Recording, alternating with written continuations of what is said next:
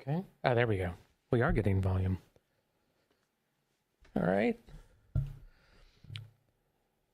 How's everybody doing? I think we're live. Let's make sure everything looks good.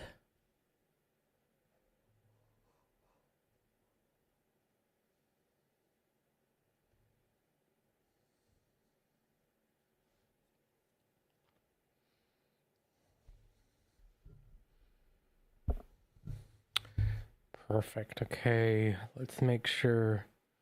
Oh, I need to adjust the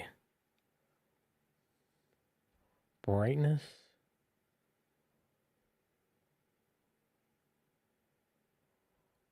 Lights are a little too bright.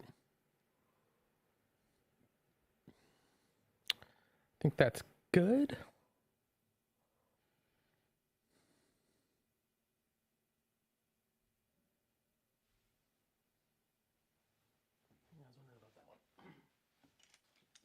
There we go.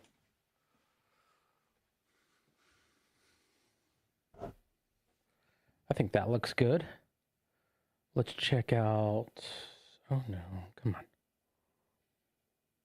See how it looks.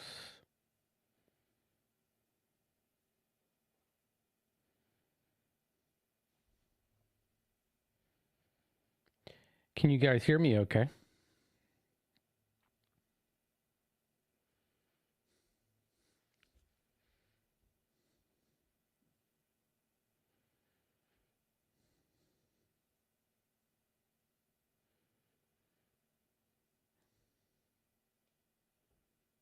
I think it looks good. There we go. Hey, Christy, how are you?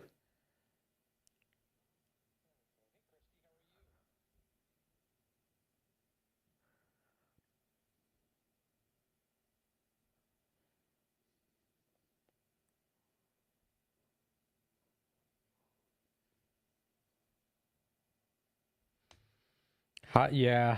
Yeah, it's actually pretty comfortable here this morning. Where we are in Georgia. It's 77 still, which is odd. It's been hitting mid 90s for a week and a half. So today's a nice day.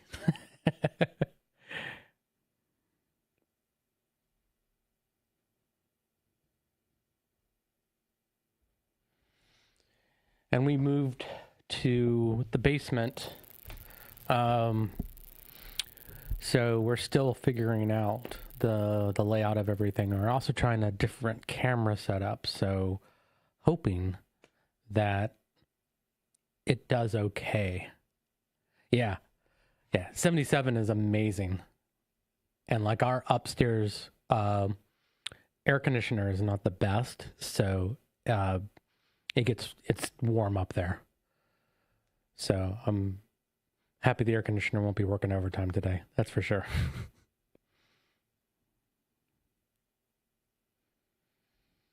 All right. I think we're looking good.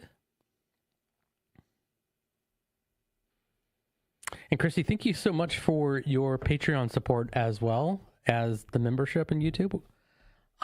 It helps out a lot. So thank you so much. I think everything looks decent.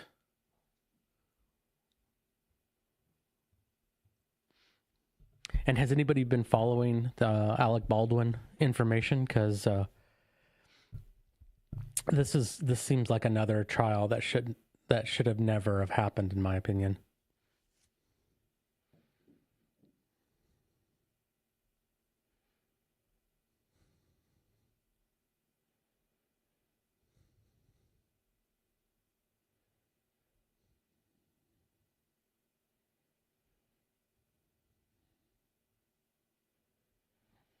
All right, I'm going to set up a couple computers.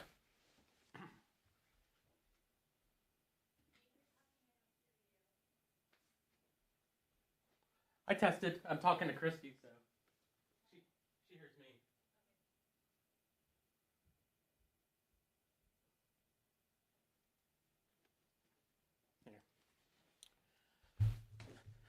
Hey, can you hear me okay now?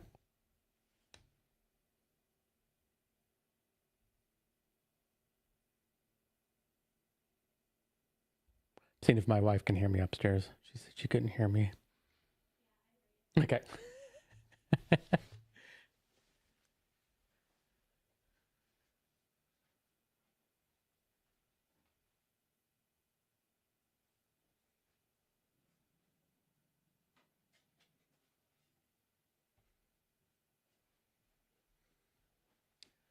Yeah, Christy. So we release a podcast every Monday morning. So and we put it out on all the different platforms. So wherever you listen to podcasts, you should hear it that way. But we do a separate release for YouTube. It's the same time period, but we are doing the video podcast on YouTube and audio only, like on Spotify, Apple, all any platform that you want to listen to podcast. You should find us there.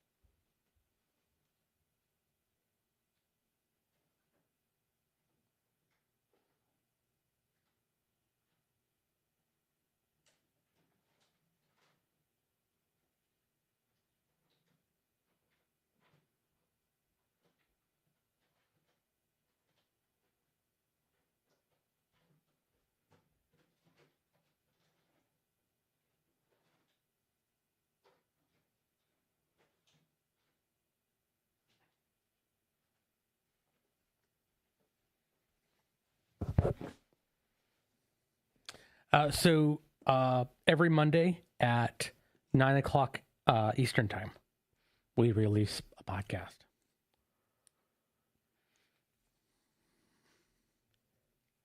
So we'll be recording one for tomorrow, and then then we usually work on the editing and stuff over the weekend, so we get it out by Monday morning.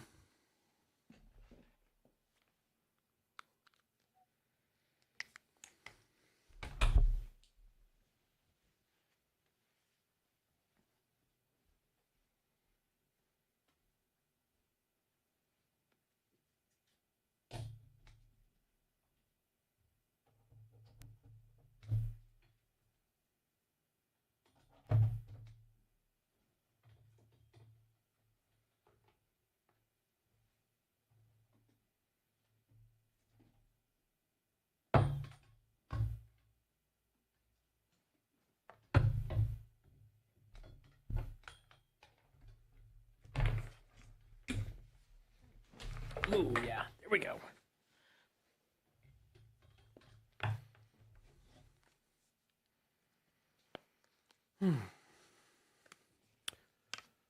So we'll see when they start. They were supposed to have started by now, but,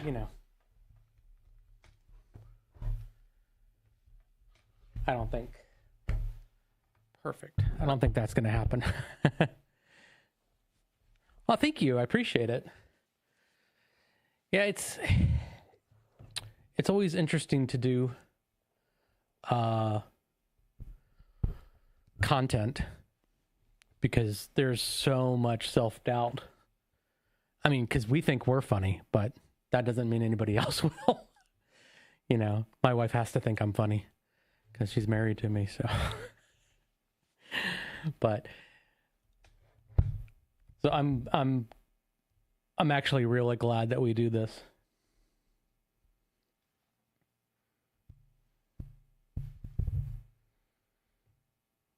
Okay. Let's get set up here.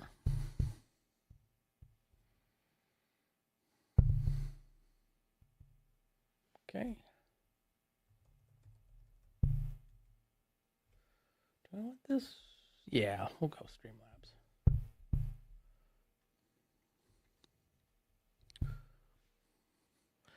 So, Christy, what's your thoughts on this trial?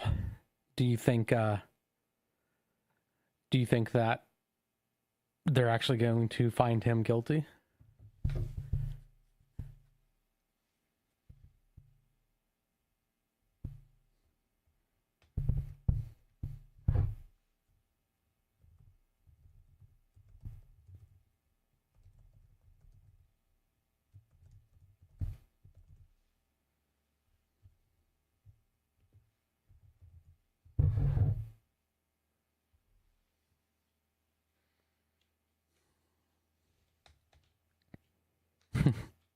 I appreciate that, Christy. Thank you so much.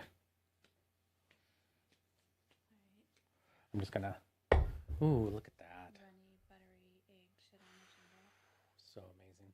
I'm gonna just eat that over there. If you wanna. I can't see the chat. Yeah, I'm setting that up Okay. there. So I got a power cable there for you. So if you wanna log on to that. Okay. But actually, you know what? Let's swap. You can grab this one since I've got it going.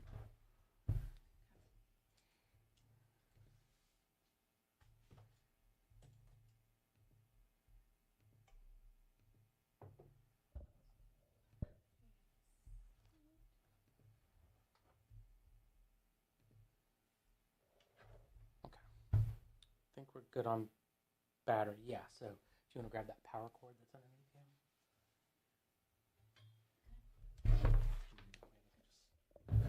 Swap it out there. There you go. Yeah. Is this chat? Yeah, it should be. There's nothing on there. Well, yeah, it takes a while to update. If it works at all. Well, I see stuff in the other background. That's Is that test. You talking about this? Yeah. That's Yeah. test. Yeah. I don't know if I trust this. Just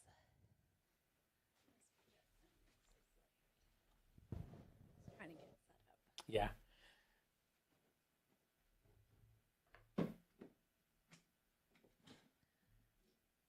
Is he live right now?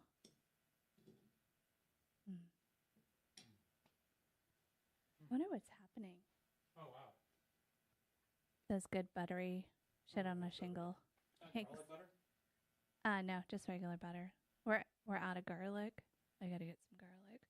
Oh, no, but the No. garlic butter. Yeah. I didn't use garlic butter. That's so good. Yeah, so I saw your message, Christy, when I was upstairs making eggs.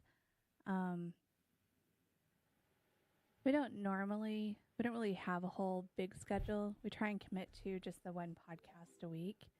But I've been feeling really depressed lately just from the job market. It's been a tough job market right now. So just to kind of pull me out of the depression, I was thinking we'd start live streaming this Alec Baldwin case.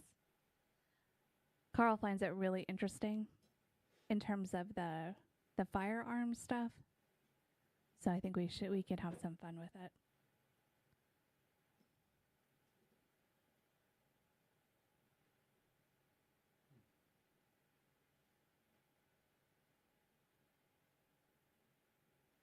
Yeah, I don't see the chat on here. Yeah, I'll fix it as soon as I can. Okay. Yeah, I gotta like squint and see far away. Yeah, Christy, I agree. I don't think he's liable, especially because earlier this week on Monday they threw out that he was a producer, so they can't bring that up. I think if they could have brought up that he was a producer, they could have implied some liability to him, but I don't think they'll be able to now. So I think it was the armor 100%. And that's probably going to be their defense, because what are they going to say? Like, she handed him the gun. Oh, here we go. Sure we can hear this.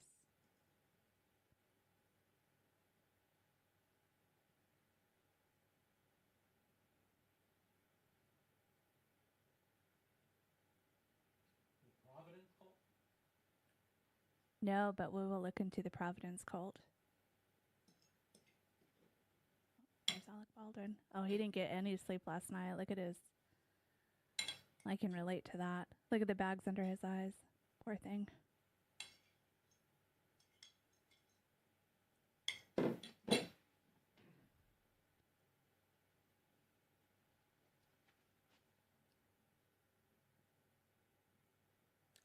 I can't sit down.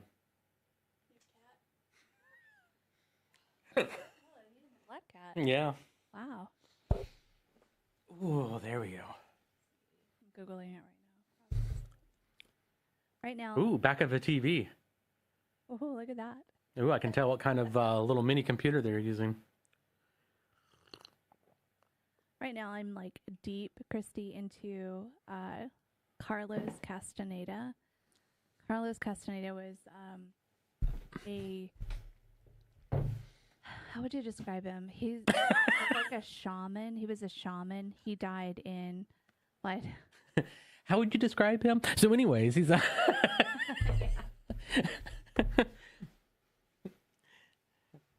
You don't like my answers.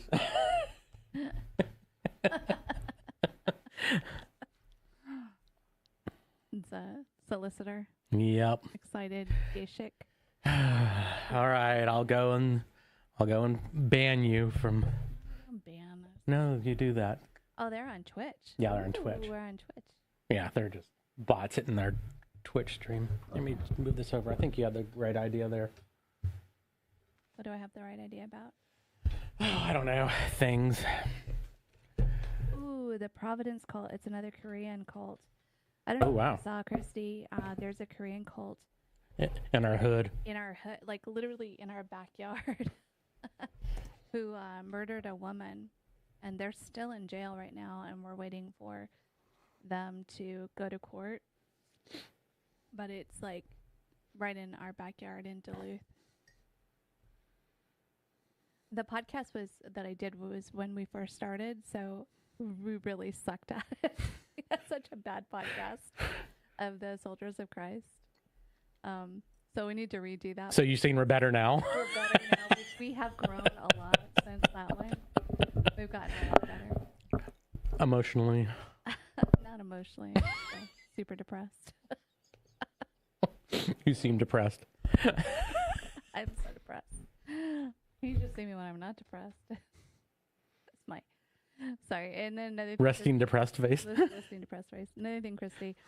The other cult, what do you call this? What were they called? Give me some background. Bryson Muir's cult. Oh, yeah. The straightway cult. Straightway. Those people have been leaving us the meanest comments. The meanest, funniest comments. You're bringing dusted muffins back? Yeah. They called me a dusty muffin. From Saturday Night Live. They specifically said, you're bringing the Saturday Night Live dusted muffin back. Dusted muffin, your host? Is that what I think they said? Yeah. I'm like, cool. They said a bunch of other really mean stuff. They were like trying to just say mean stuff. And then they kept subscribing. You're missing your day at the library job? Yeah. I mean, I get the, like, you don't know what you're talking about, that type of stuff. Like, because we don't. I mean, let's be honest. Yeah, I can really tell that. But when they're like, you're old and you're bad and you're stupid, it's like, okay. And you're too blonde. You're too dusty muffiny. Come at me, bro, right? Is that what the kids say? I don't know. What do the kids say? Probably something that we have no idea because we're old and have dusty muffins, apparently. Dusty muffins. Oh, that's a brother. That's a Baldwin. Yeah? Oh, yeah. Is that the Christian one? Remember, there's a Baldwin that's... I can't keep track of these families. He hasn't aged well either. Well, it's also, they don't bad lighting. They hadn't had their makeup and, Come on, you got to give them a break. No, I know. Stephen, yeah. Or is that Stefan? I think it's Stephen Baldwin. One of those Baldwins is like super Christian. All I know is that the guidance counselor on South Park loves the Baldwins. Okay. Because remember, they made fun of the Baldwins in the South Park movie. Probably. I don't remember that. Yeah. He's part of the, oh, what was it?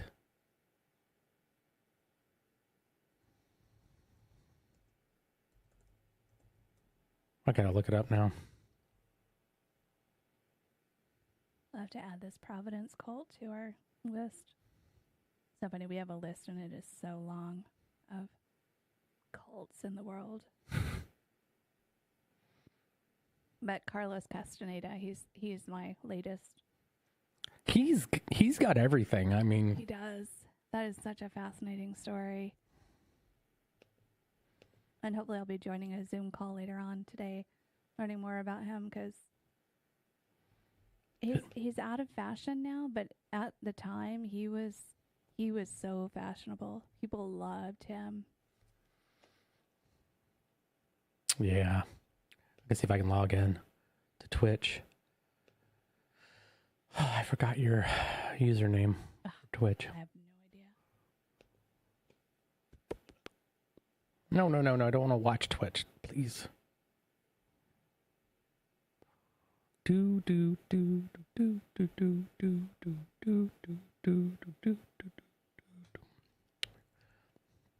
Let's see how we're doing. We're gonna go to. He does look good with those glasses, though. I really like those glasses.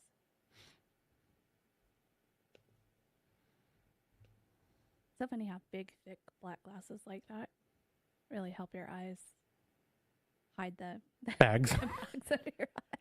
That's what I need to do. I need to put the glasses on. Oh, what do you think Stephen Baldwin's listening to? He's got his thing in his ear. Is he listening to a podcast? He's totally listening to a podcast, isn't he? I was imagining death metal. It's just like it's his way of chilling out.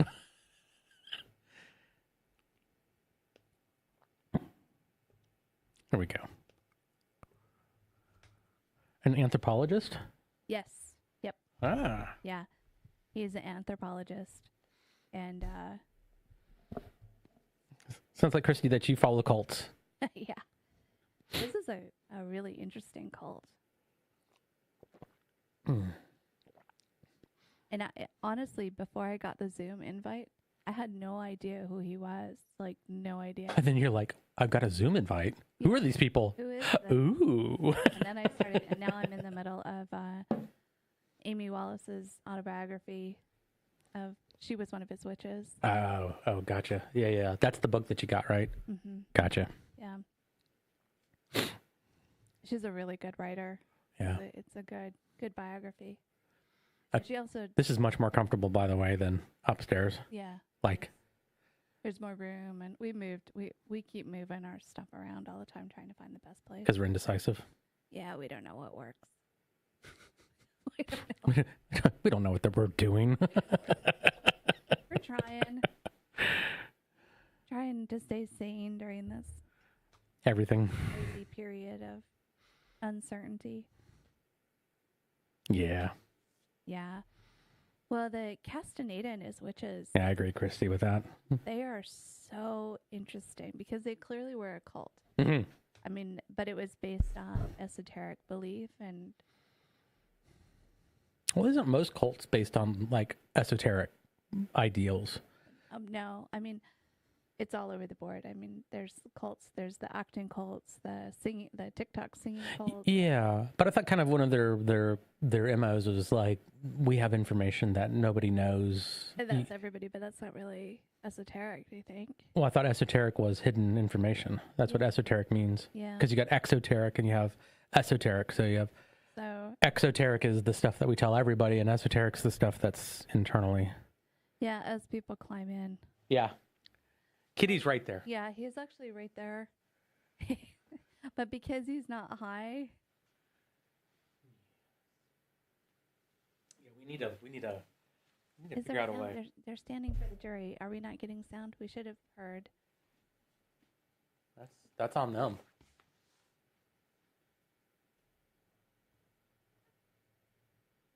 Because he did a Oh, he did? Yeah. Okay. I'll also make sure you have a good there. I'll make sure that we never slip from that. Get rid of the CC. We don't need that. They're standing. Volume's at max. Okay. Oh, that's Falcon. Hey, Falcon. Hey, Falcon. Yeah, sorry. I thought it was Chrissy that was talking. How are you, Falcon? Yeah, we have Kitty back over here. You can't really see them. I'm trying to think of I could put the table there, put that on the table. He was trying to mess up our stuff earlier. Yeah, well, that's his job. Here, let's try it. He's not going to sleep on that. No. He might. Oh, There's Kitty. Yeah, this room is a lot bigger. Oh, thank you. Yeah, we haven't gone live. I've been trying to find a job.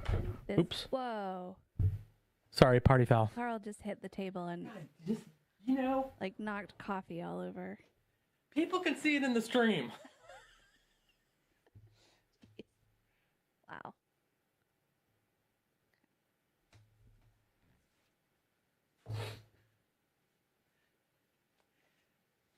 So I figured we'd do this Alec Baldwin to kind of get me out of the funk. Really, this is just to help me get out of my funk because I've been in a pretty bad funk, Falcon, for a couple weeks now. We both have. Yeah. Yeah. It's been tough. So if we do this, at least it keeps us busy, keeps us trying to keep our jokes going, keep us sane. I guess. Yeah. Sane-ish. Is that a word? Sane-ish. Okay. Okay, yeah, this is on them. Are you sure? Yeah, because I just did the test.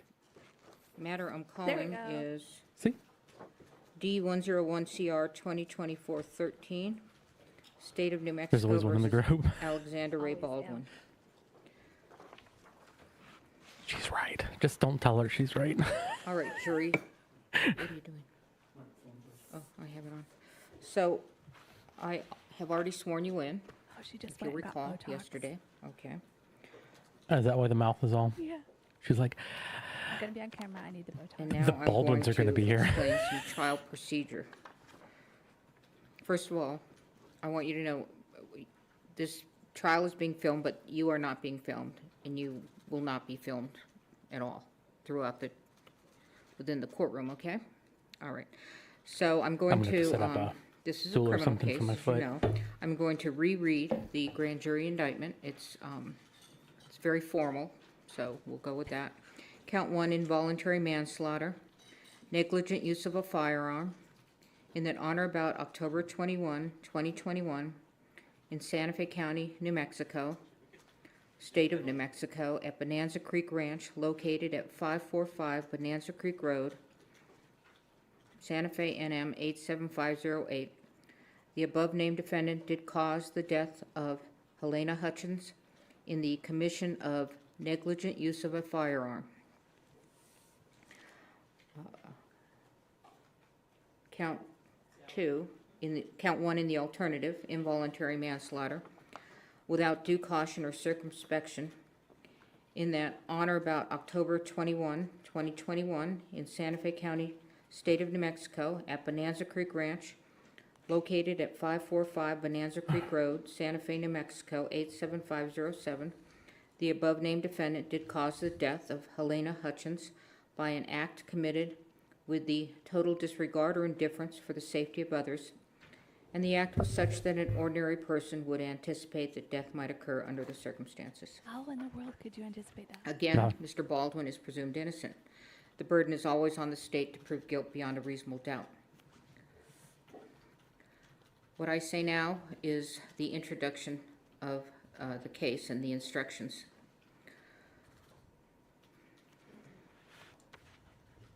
All right. Along with those instructions previously given, these are preliminary only and may be changed during or at the end of trial. First of all of you must pay close attention to the evidence. After you've heard all of the evidence in the case, I will read the final instructions of law to you. You will also receive a written copy of the instructions. You must follow the final instructions in deciding this case.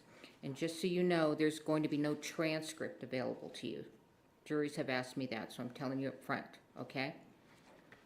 Again, the trial is expected to last 8 days, Wednesday, Thursday, Friday of this week, Monday, Tuesday, Wednesday, Thursday, Friday of next week. That's the trial. That does not include your deliberation time. Okay. The usual hours of trial will be from 8:30 to 5, typically, with a half hour for lunch. Oh, wow. No, an hour for lunch, and then a morning break and an afternoon break. Okay. Again, please report to the jury lounge no later than 8:30 unless we're instructing you otherwise for different reasons. But in your mind, you can always expect 8:30 to be here, okay? Do not come into the courtroom unless you are accompanied by my bailiff, Steve, okay? You may take water into the courtroom with you, and you can also take coffee or tea or if you have a lid on your cup, okay? We stand up out of respect for you because you are the ultimate decision makers as to the facts in this particular case. So when you come into the courtroom, you can go ahead and be seated, and then we will take our seats. And again, it's important to hear.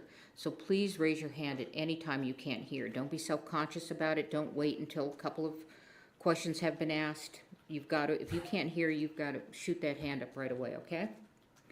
All right, this is a public proceeding, so people may go in and out. You may find yourself looking at who goes in and out, but after a while, you'll get used to it. But if there is anything that is distracting you from being able to listen and be involved in this case, please tell Steve immediately. He'll let me know, and I'll do my best to get rid of the distraction. As you know, the temperature we cannot control. All right, so sorry, we'll try to get the county in here if it plummets too high. I doubt it'll plummet too low. You are allowed but not required to take notes. I think they're talking about during global trial. warming.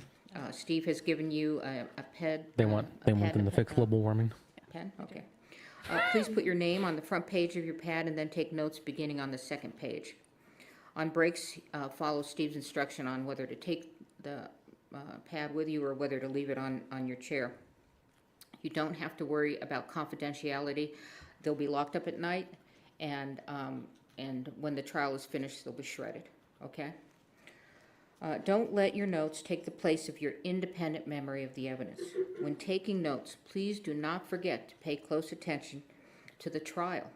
Listening and watching witnesses during their testimony will help you assess their appearance, behavior, memory, and whatever else bears on their credibility. Let's go through the order of trial for those that have That's hilarious. not engaged in a Who? criminal trial before. She's addicted to babies. Shit. A criminal trial generally begins with the Doesn't lawyers baby telling you addiction? what they expect the evidence to show. These statements and the statements made by the lawyers during the course of the trial can be of considerable assistance to you in understanding the evidence as it is presented at trial. Is there something distracting you, juror? No. I'm talking to the other one.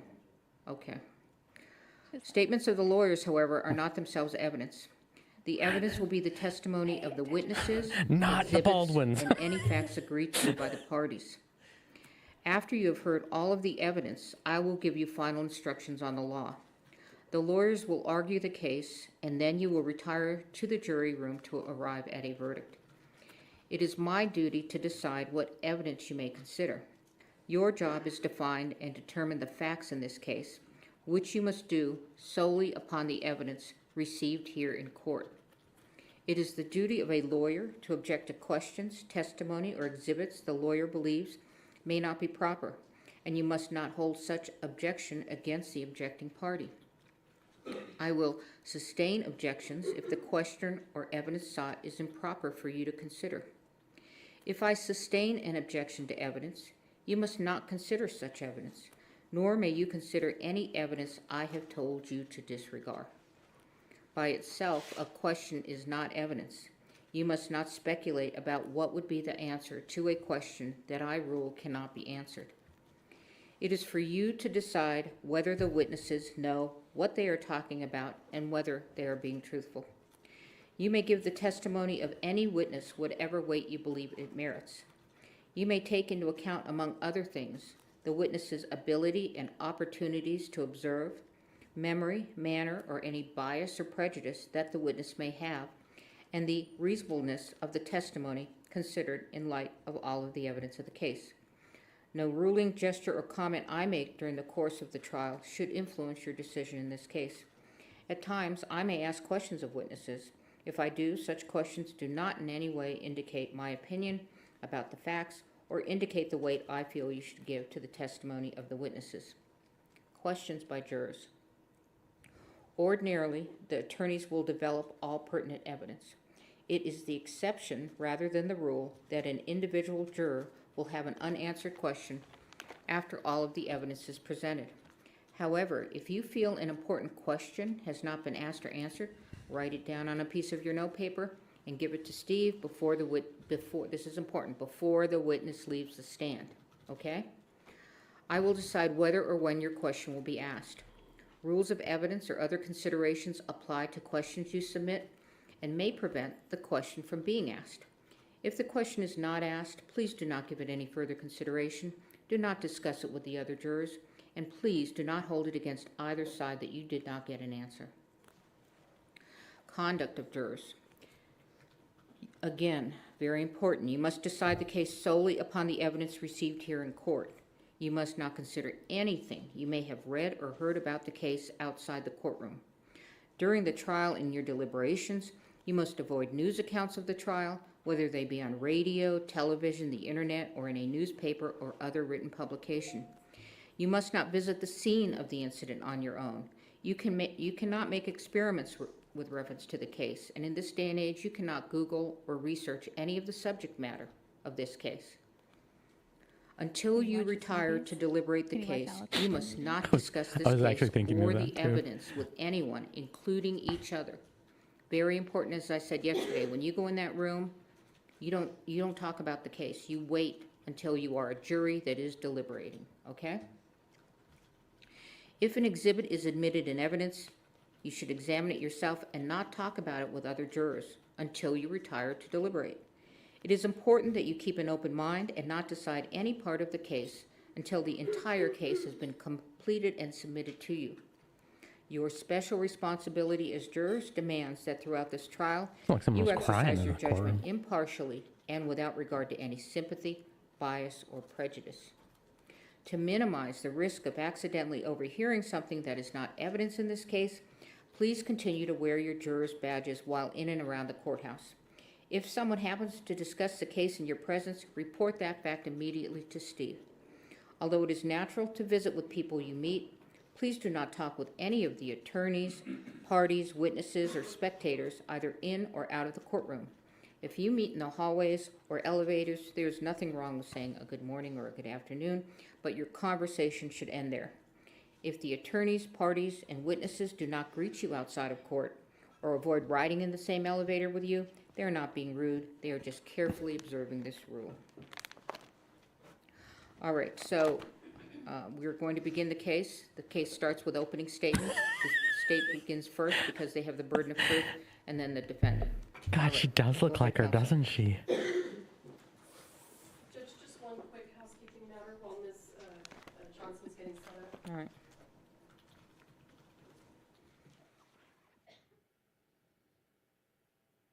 Is that woman still alive? She's a very unique actress.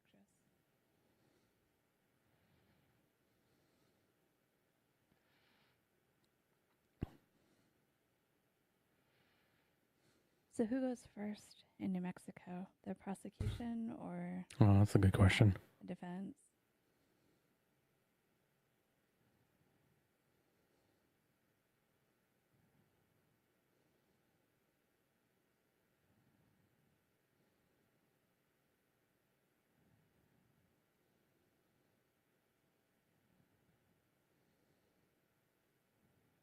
What was the woman's name in Matilda? Was it Miss Trunchbull? Trunchbull?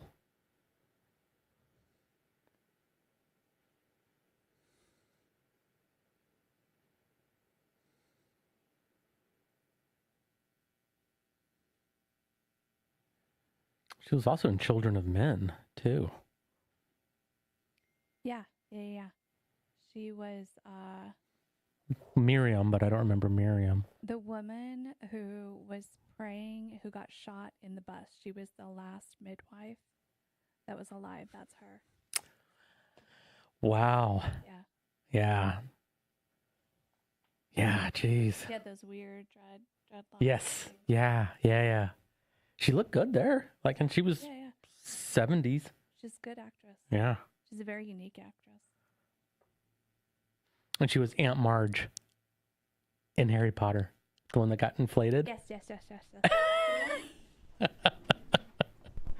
someone plays make-believe with a real gun in a real-life workplace, and while playing make-believe with that gun, So this is the violates prosecution cardinal opens first. rules of firearm safety, people's lives are endangered, and someone could be killed.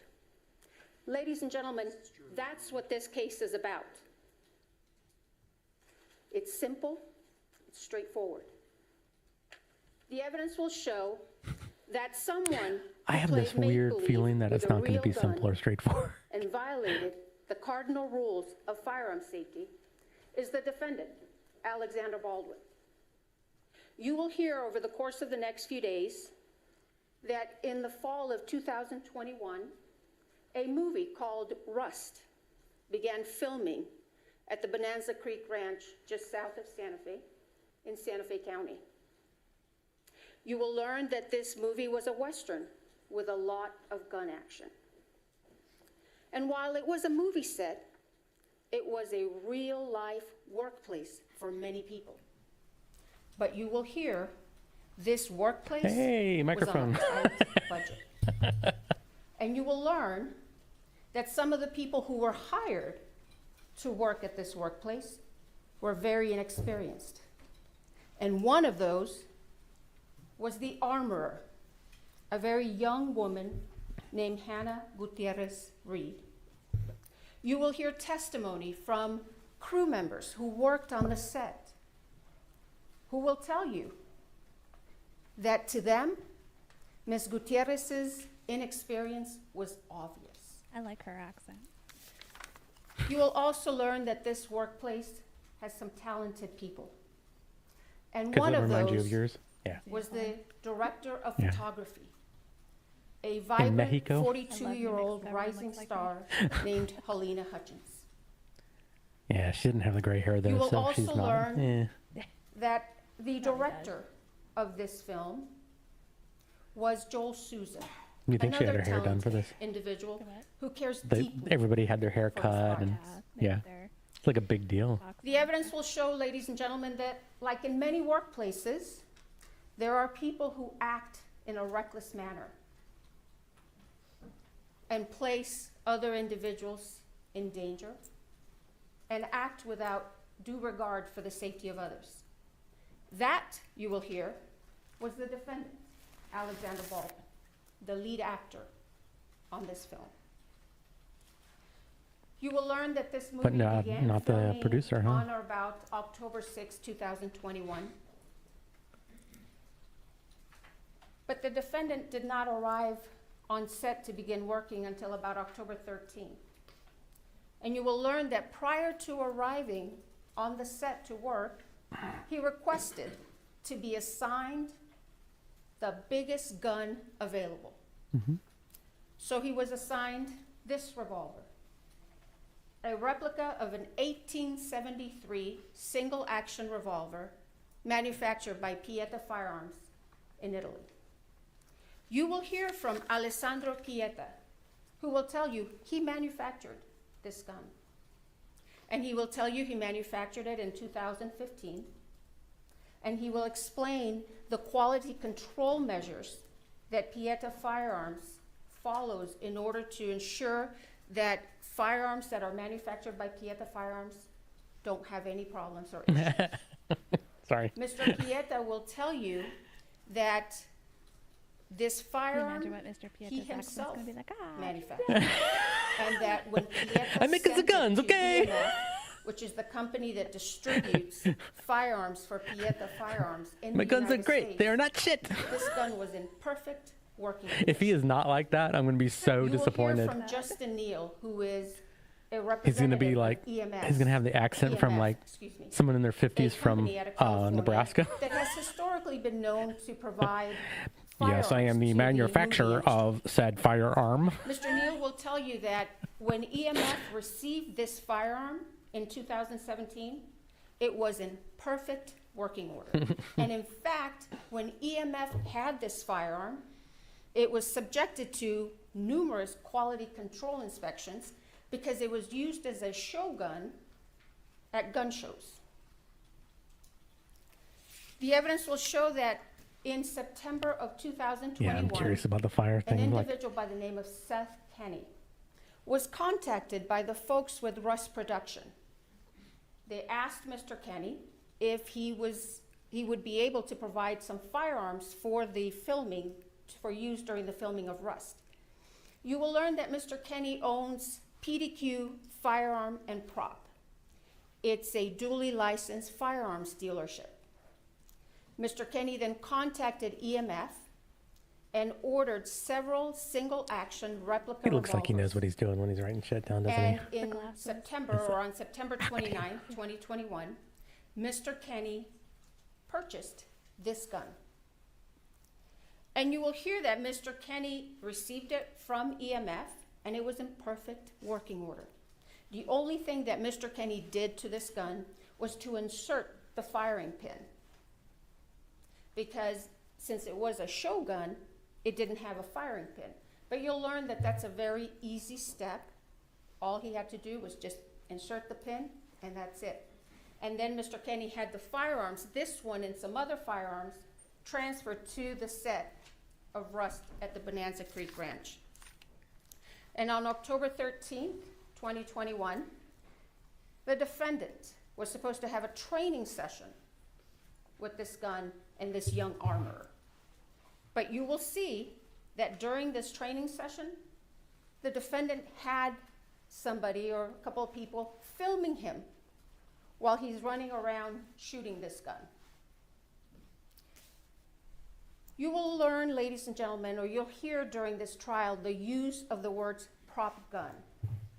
And you'll learn a prop gun is this real gun. It's not a toy. It's not made of rubber. It's a real gun.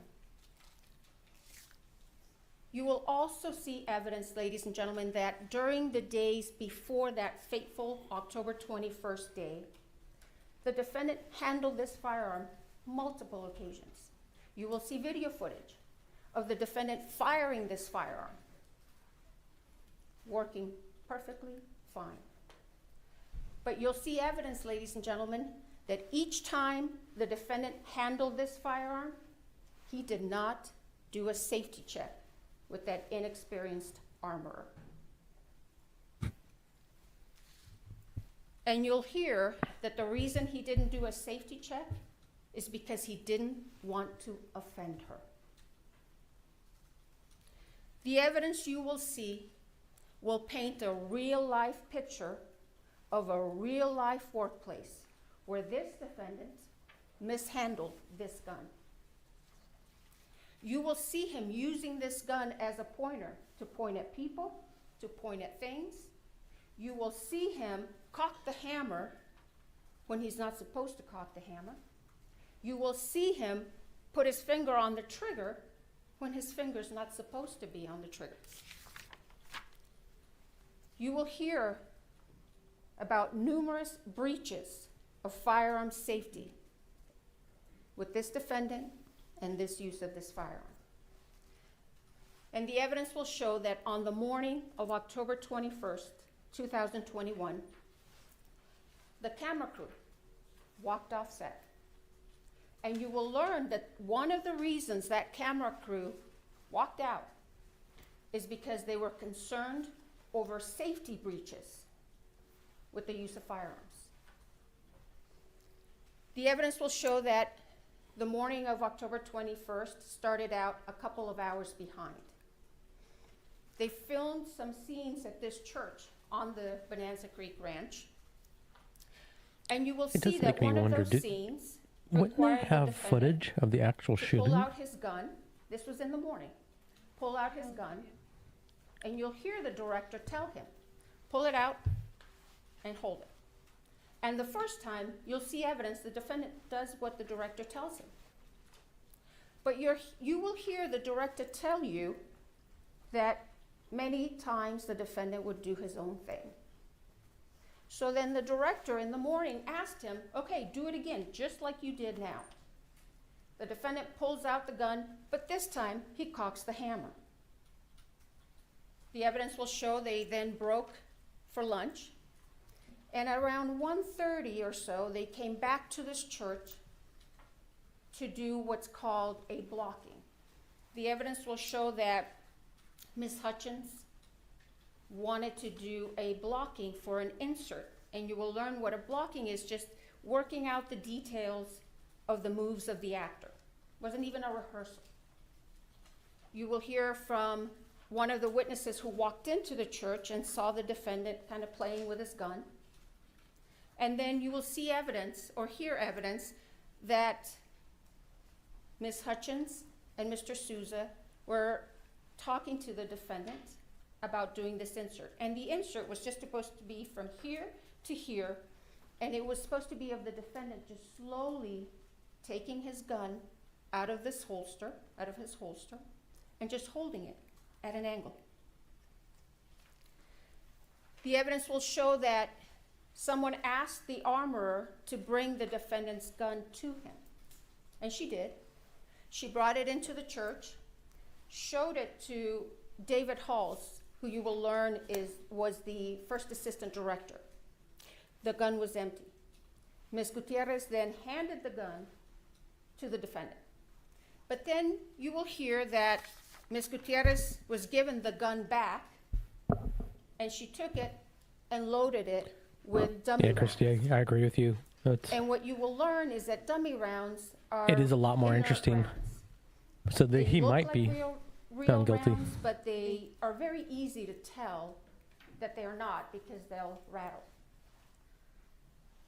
Ms. Gutierrez then went back to the church, showed the revolver to the first assistant director very fast. They only checked about 3 rounds, very quick. And they missed 1 round. You will learn that one of the rounds in that revolver was a real round. And the evidence will show that Ms. Gutierrez then handed the gun to the defendant. And what you will learn is that once again, the defendant failed to do a gun check or a safety check with this armorer. So he takes the firearm, puts it in his holster. Then Ms. Hutchins and Mr. Souza were doing this blocking.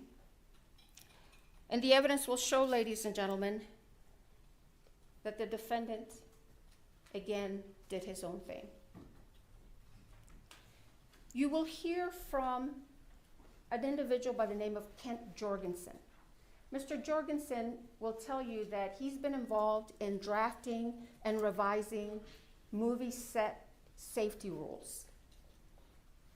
You will learn that these movie set safety rules require actors, like the defendant, to treat every firearm as though it's loaded, to never point a firearm at another person, and to never put your finger on the trigger unless you're prepared to shoot or to destroy whatever's in front of you. The evidence will show that on October 21st, 2021, after that lunch break, the defendant once again violated those set safety rules. And during this blocking, the director had instructed him to just slowly take out that gun and just hold it at an angle. But you will see that the defendant takes it out quickly the first time, points it. And you will hear witness testimony who will tell you the first time he does it, his finger is on or around the trigger. He does it again, takes it out very fast, points it. And once again, you will hear testimony that his finger was on or around the trigger. And the evidence will show that that third and fatal time, he takes it out once again, fast, Hammer's cocked. He cocks the hammer, points it straight at Miss Hutchins, and fires that gun, sending that live bullet right into Miss Hutchins' body. You will learn that this bullet was a .45 caliber round that entered Miss Hutchins' body right underneath her right underarm. It perforated her right lung. It traveled through her spine, lacerating her spinal cord, and then it exited on the left side of her back. That bullet then went into Joel Souza's right shoulder, and it came to rest in his back, from where doctors removed it once he was transported to St. Vincent's Hospital here in Santa Fe. Yeah. You will learn, ladies and gentlemen, that Miss Hutchins did not have the same fate. You will see the aftermath of the shooting, and you will see medics frantically working to save Miss Hutchins, to stabilize her, to transport her, to airlift her to UNM Hospital. But the damage from that bullet was too much. Miss Hutchins succumbed to her injuries and bled to death. The evidence will show that meanwhile, after the shooting, the defendant began to claim he didn't pull the trigger. The evidence will show, ladies and gentlemen, that's not possible. You will hear from Mr. Pieta himself, who will tell you that gun will not discharge without a pull of the trigger. You will hear from firearms experts who will tell you that gun will not discharge without a pull of that trigger. The evidence will show that law enforcement officials arrived at the scene on October 21st after the shooting and immediately took this gun into their custody. Then later, they asked the FBI for assistance in processing this gun for forensics and examination. You will learn that the gun and some ammunition that was taken from the set and from PDQ arms were sent to the FBI for analysis. You will learn that the gun first went to the DNA section of the lab, where a DNA analyst found the defendant's DNA on this gun. And then the gun was transferred to the firearms and tool mark section. They found of the DNA lab, of him on it? where a firearms examiner examined this gun very carefully and closely. Bryce Ziegler, who is the firearms examiner for the FBI, will tell you that when he received this firearm, he first examined it. He didn't see any defects, didn't see any modifications. He tried and he checked the hammer in the 3 different positions, cocking positions. He checked the quarter cock position, fine. Checked the half cock position, fine. Checked the full cock position, fine. And when he held it in the full cock position, you will hear that hammer held until he pulled the trigger. You will also hear that Mr. Ziegler test fired this gun 12 different times. And each time, that gun fired as it was designed. Each time, when he pulled that trigger, it fired. And he will tell you that not once So the did this lack of gun modification malfunction or is discharge important. on its own. But that goes back to the arbor. Now, the evidence will show that because the defendant had been claiming that he didn't pull the trigger, Mr. Ziegler suggested one last test to the Sheriff's Department. Mr. Ziegler told the Sheriff's Department that he could do what's called an accidental discharge test. He obtained authorization to do this test, and you will hear that he left that test for last because that test could potentially damage the gun. Mr. Ziegler went forward after he received this authorization and conducted the accidental discharge test. And you will hear, ladies and gentlemen, that during that test, a couple of the internal components of this firearm damaged. You will hear that the trigger sear and the full cock hammer notch were damaged during the accidental discharge testing. The evidence will show, however, that before this accidental discharge testing by the FBI, this gun functioned and worked perfectly fine.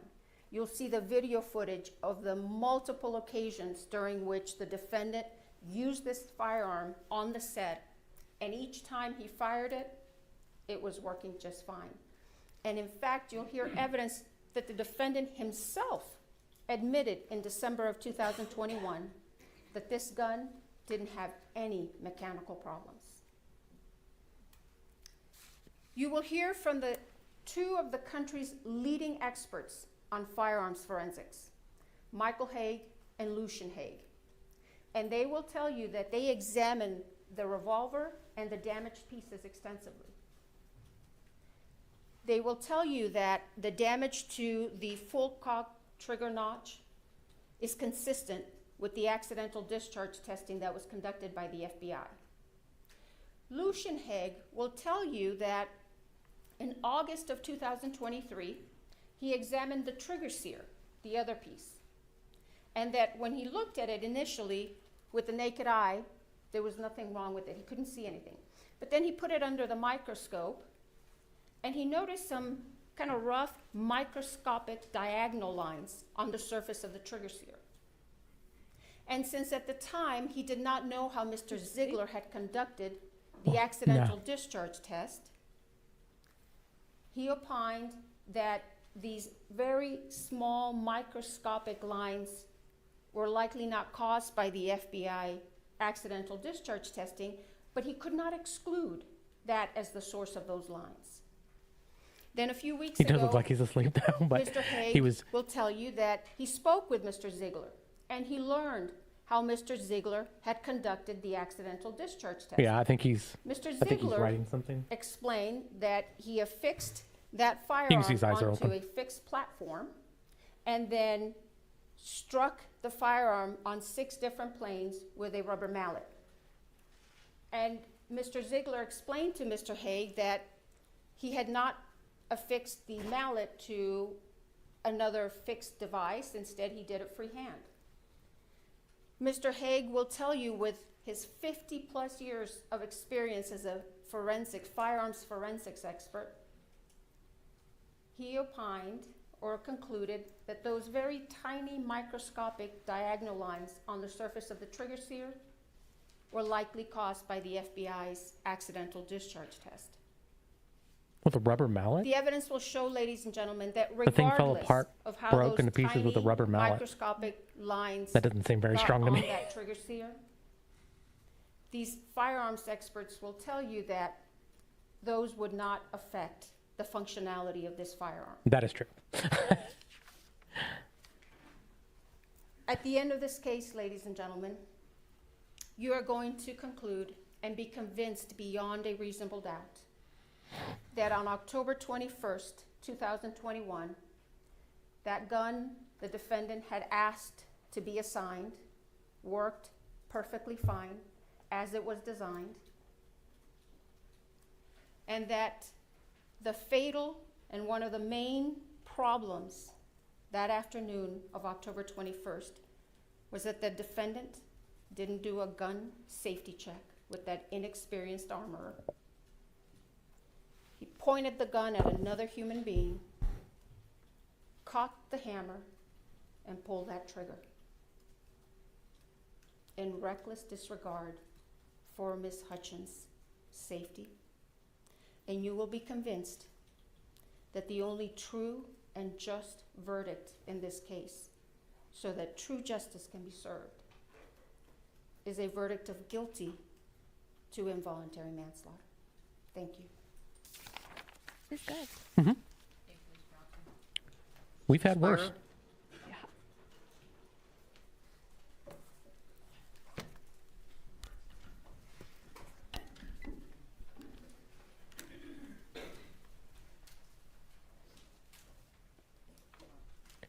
Just going to be like, look at Mr. Baldwin. How could he have shot anybody? Yeah. Just look at him. Just look at him. Look at his glasses. He's innocent. Look how he's not falling asleep. go. He's staying awake. The whole He's working on Sudoku.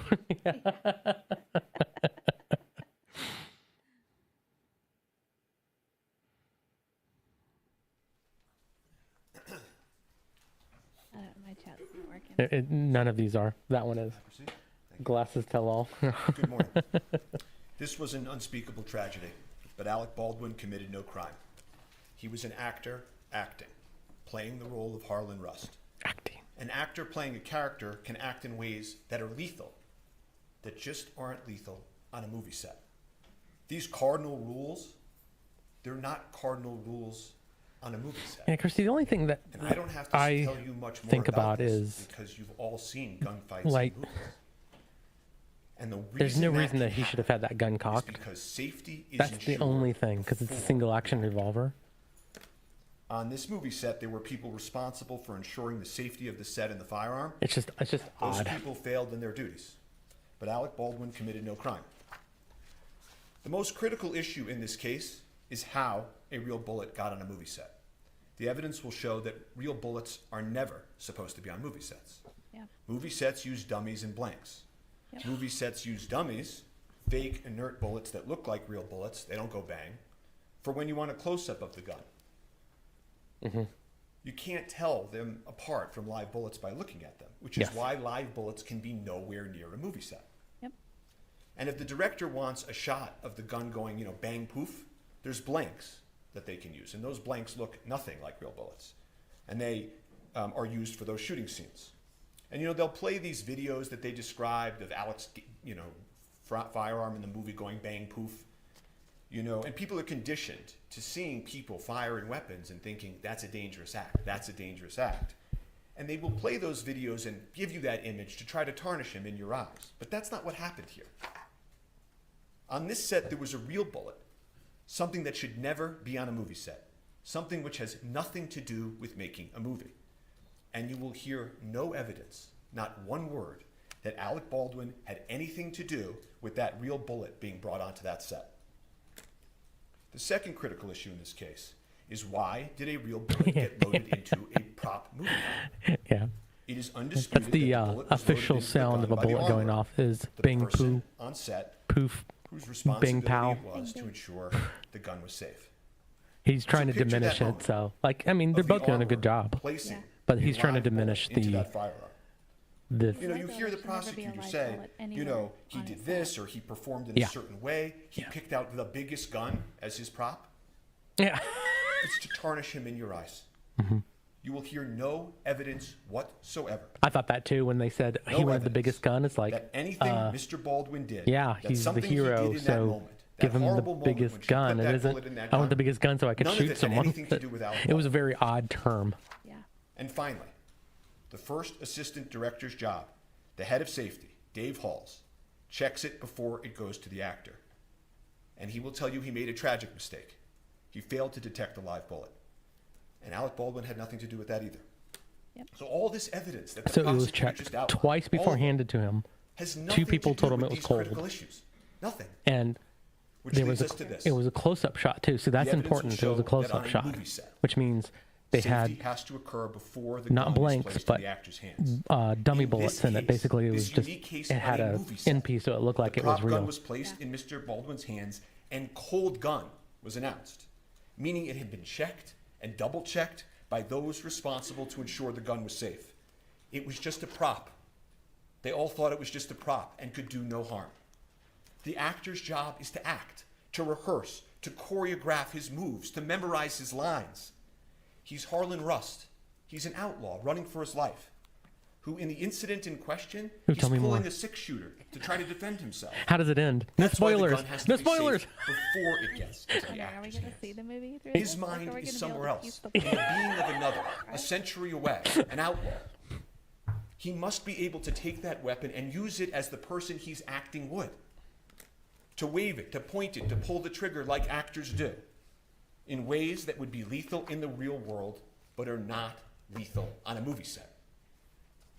And I'm going to show you that scene now before lunch. Oh, And if we could just play action.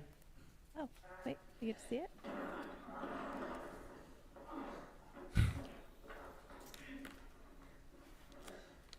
Oh my goodness.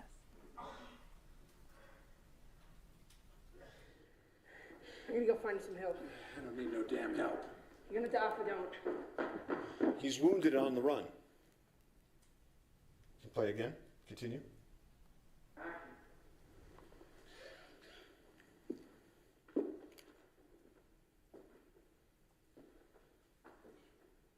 Is that the law? Arlen Rust. Need you stand up nice and slow. Toss any weapons you have. He's gonna be Yeah, that's He's on the correct. church Because yeah, pew you can. bleeding. His So from hand the front, gripping you can revolver. see the He would defend ends of the himself bullet. against the men And a lot of moving. movies make gaffes where they, Play. like, for safety, they don't put bullets in even dummy rounds in a gun, and then you can see that the chambers are all empty. There's a close-up shot. Yeah. So Where Elena Hutchins was. Arlen Rust. Need you get up nice and slow. Toss any weapons you have.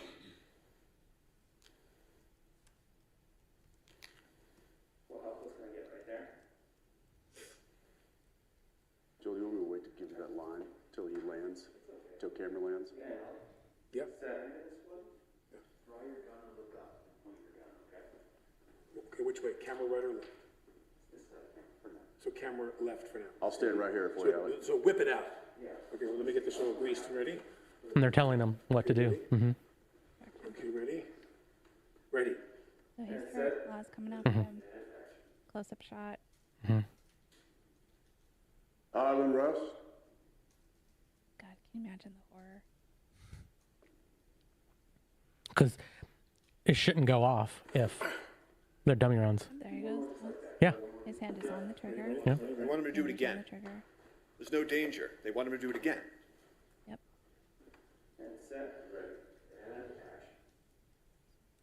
Man, it's like the scenes Arlen make, Rust. like building anxiety because Yeah. Does it again. Then the third time. Hands on his fingers on the trigger. Nice. so that's the practice.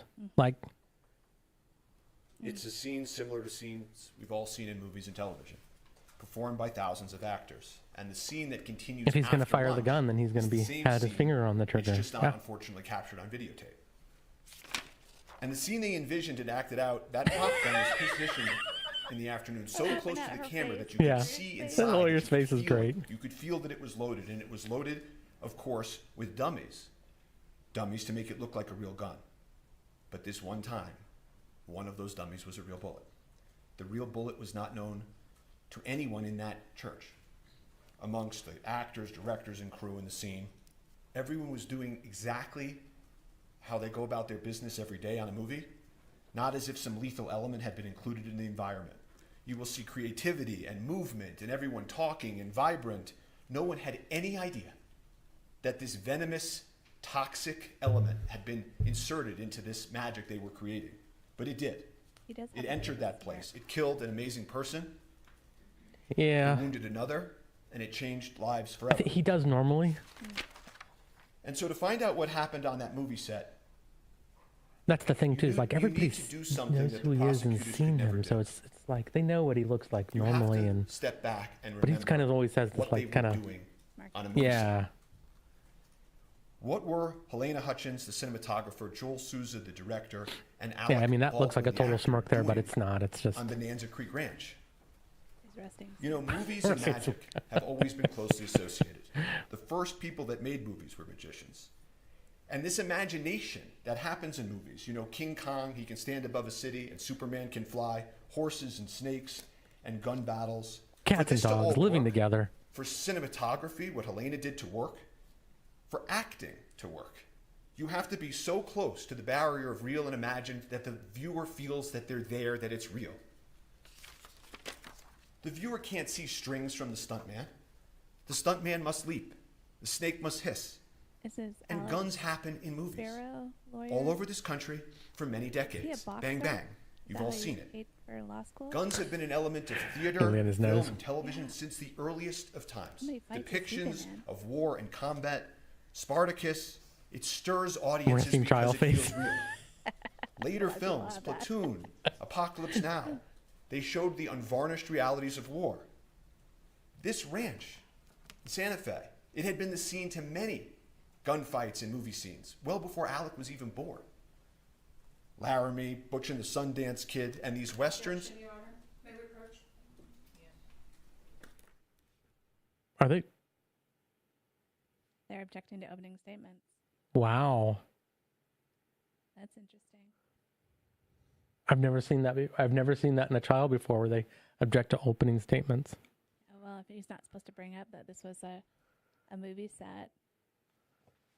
What? It was a movie set. It's obvious that it was. I don't know. That's a weird one. The evidence will show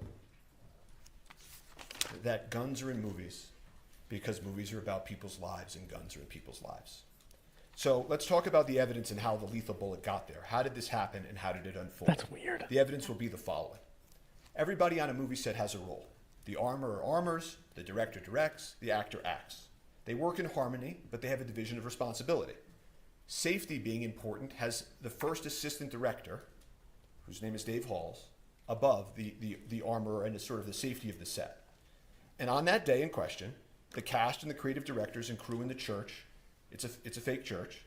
Their actors are not in their normal clothes, it's costumes. There's debris falling from the ceiling, it's fake debris.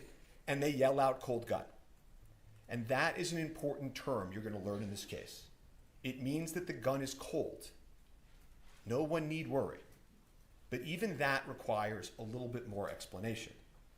Cold gun doesn't mean no live bullets. There are for sure 100% no live bullets on movie sets. That's unimaginable. Cold means you don't even have the fake blank poof.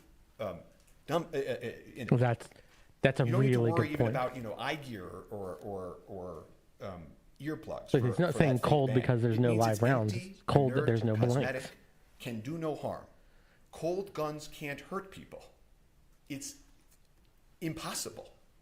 Literally impossible for a cold gun to hurt somebody. You could hurt you more by dropping it on your foot. And that's why these artists are carrying on in their art. Cold gun, all clear to go. And the armorer on this set hands a prop gun to Alec, like she had done times before, like people have done with him in movies for a generation. And he's there. He's in the movie set church with his movie set gear and his holster, and he takes his movie set gun. And he's deeply focused in that moment on his character. The artists, the crew members, they're moving around him. Again, no eye gear or earplugs, nothing to protect against. They carry on. They practice. They rehearse. They take a lunch break. Some folks leave, some don't. They continue the scene. Dave Halls, the head of safety, is actually practicing the movement so they can frame. They can frame the footage that will happen after lunch. And the prop cold gun comes back. The prop cold gun comes back, cold gun. They call it again. Same gun, again, safe. The first assistant director, Dave Halls, head of safety for the entire film, a man with decades of experience, comes and takes the additional step and inspects the gun. Verifies again, cold gun. Everyone relax. Go back to focus on the making of a movie. There's nothing in the gun that can hurt anybody. And Alex sits on that pew. And the creative directors, the crew, they're moving around him, in front of him. And Harlan Rust, he begins, like the prosecutor told you, rehearsing, acting. This is a completely mundane, uneventful, routine act on a movie set. On a movie set. And so everybody carries on. Nobody fathomed, imagined, foresaw any possible danger.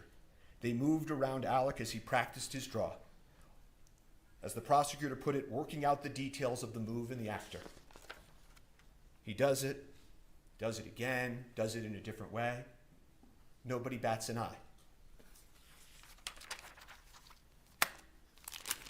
And they will tell you that the investigation revealed that Baldwin was practicing drawing and pointing the weapon of the scene with guidance and instruction from Helena Hutchins and Joel Souza.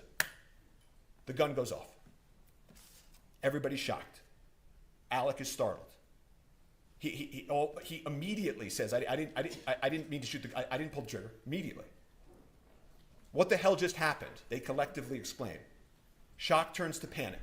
911 is called.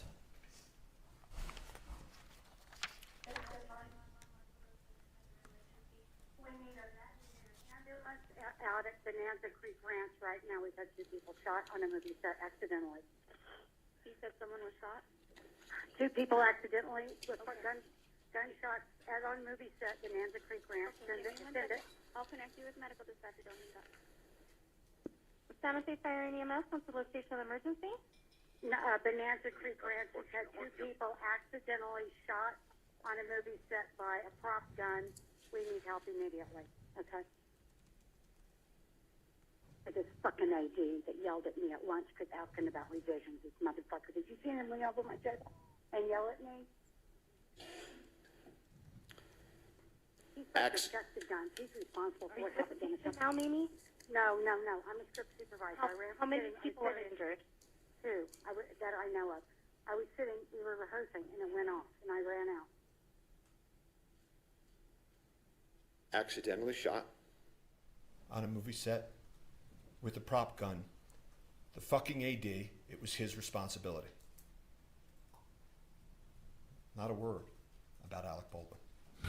While they're en route, police, EMS, cast and crew are outside trying to figure out what happened, frantic, talking to those responsible for the prop and its safety. The armorer is yelling, sorry. Hall's the first assistant director is panicked. The prop master, Sarah Zachary, I don't know exactly where she is at that point, but they check the gun feverishly. They take the ammo out of the gun. They look at it, what the heck happened? They go back to the prop cart that houses the ammo. They're touching the gun and manipulating the gun, emptying it. They go and move some stuff off the prop cart, trying to figure it out. Sarah Zachary, the head of props, will tell you she threw some stuff out. And eventually, of course, EMS and police arrive pretty soon thereafter. And Helena Hutchins and Joel Souza, the director, are transported to the hospital where Helena tragically passes away. And I'm not going to be asking questions about her condition after she was wounded or the medical interventions that followed. Her injuries, the efforts to revive her, are not in dispute in this case. The evidence will be there. The prosecutor may present some of these emotionally charged images, but we're not going to be asking questions about that, and it's not an issue in dispute in this case. You jurors are allowed to ask yourselves whether or not that should be the focus or the focus should be the evidence. So police enter the scene. They have lapel cameras. Thank God they have lapel cameras. You want to see what happens? The evidence will show you can play the videotape. Want to see if they take the right gun? Play the videotape. Want to make sure what the people said or did, they're remembering correctly? Play the videotape. And so they immediately recover the prop gun and they secure it. That's off to the side. And the reason that you preserve things in the moment is so that you know what existed in the moment, the evidence in the moment, the people and the witnesses and what they said in the moment. These folks, the members of Rust, they'd never been through anything like this before.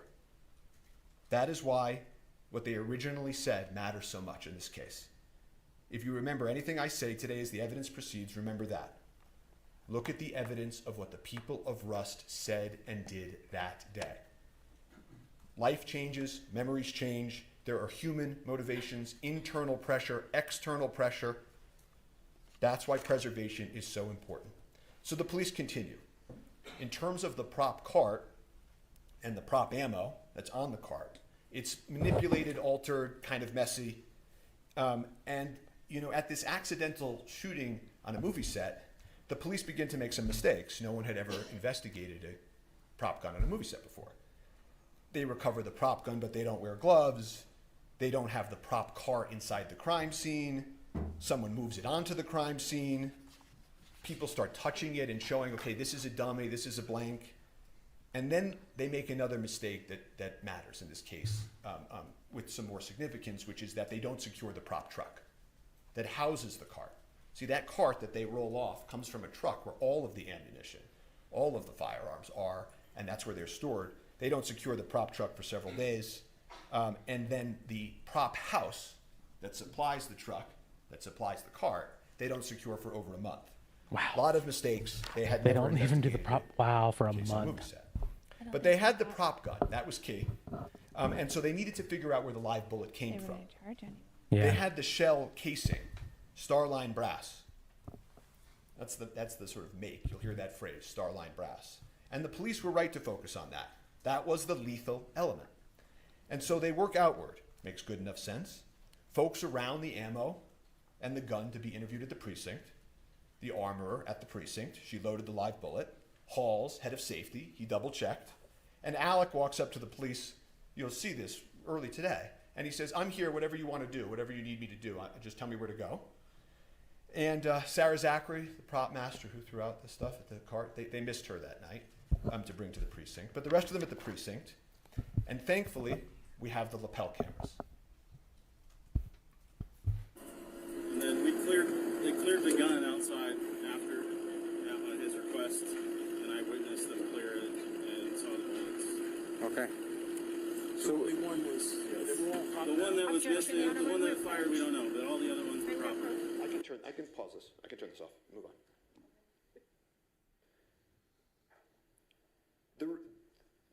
That was just a quick snapshot of the scene. Let's approach This is, Ms. Johnson? They consented to the exhibit.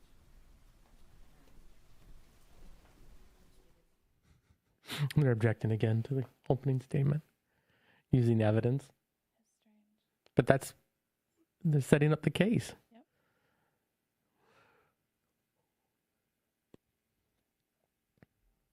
We lost a subscriber. Yeah, saw that. Somebody from the cult. Probably. Trying to figure out like where the subscriber list is.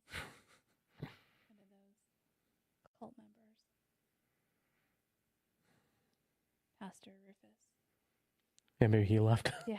Like, isn't that what I thought you people were?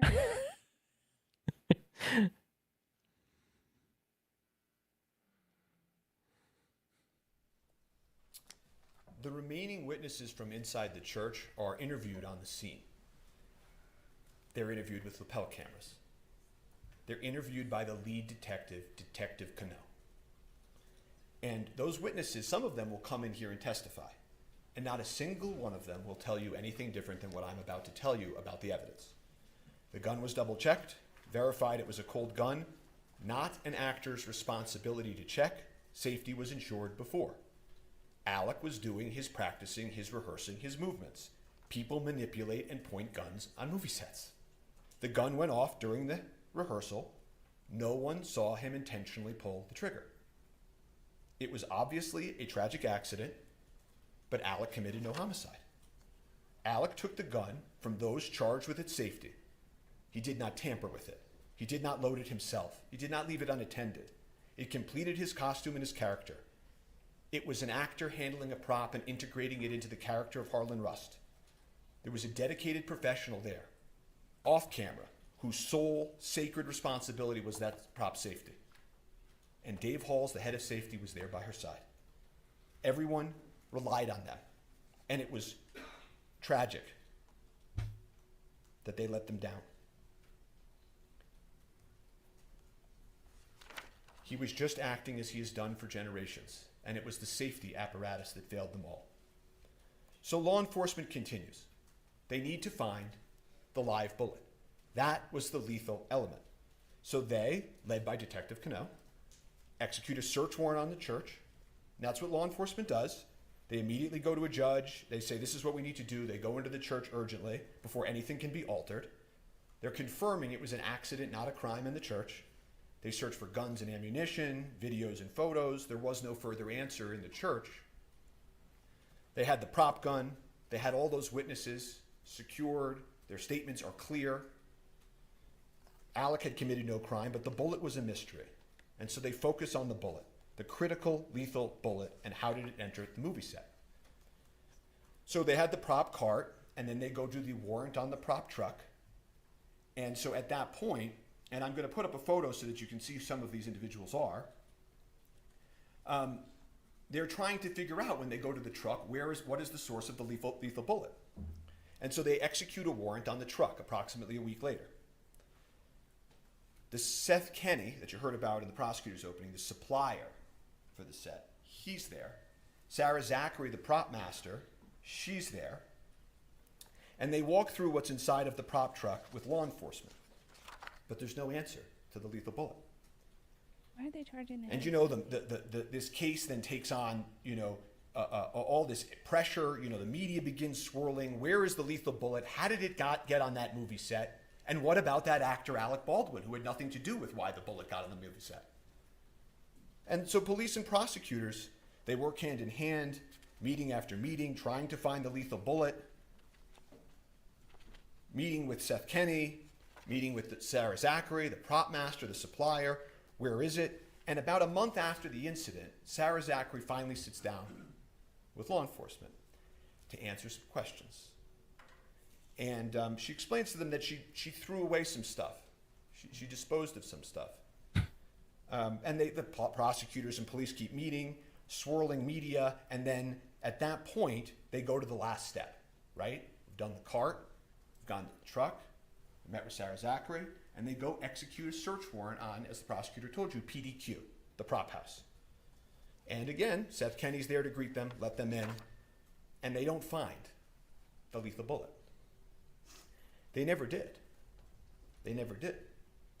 And as things roll into police and prosecutors, cell phones and photos and forensics, looking for this shiny object, they found another shiny object. Instead of trying to find the source of the lethal bullet, they focused on Mr. Baldwin. But Mr. Baldwin was like every other actor. He goes bang bang in movies. He's told when guns are cold or not. He rehearses and acts as his character. Safety proceeds before the actor. Once the actor has the prop gun, he can handle it however a person he's acting as would. A properly cleared gun can't hurt anybody. And so they told you about some of the things that Alex said in the statements that they will take or picked out a few lines from. But he won't tell you anything different, that he took a gun loaded and cleared by the armor and the AD. He made motions with the gun as he was rehearsing. He didn't intentionally pull the trigger. The gun just went off. And he does say, I didn't have a problem with the gun before. And this idea, that they said that he didn't want to check because he would offend them, in this moment, he's been doing this for 40 years, the evidence will show. And he has habits, and there are also SAG guidelines that tell actors what to do and what not to do. And the SAG guidelines don't tell actors to check the gun. You will see them. That's not the actor's role. And so I guess the point that they're trying to make is that why in this specific moment he doesn't break his habit of 40 years and check it differently and sort of insult them this one time.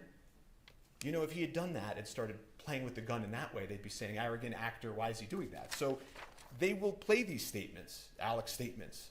You're going to hear a man in shock and grief, a father, an artist, worried about his family.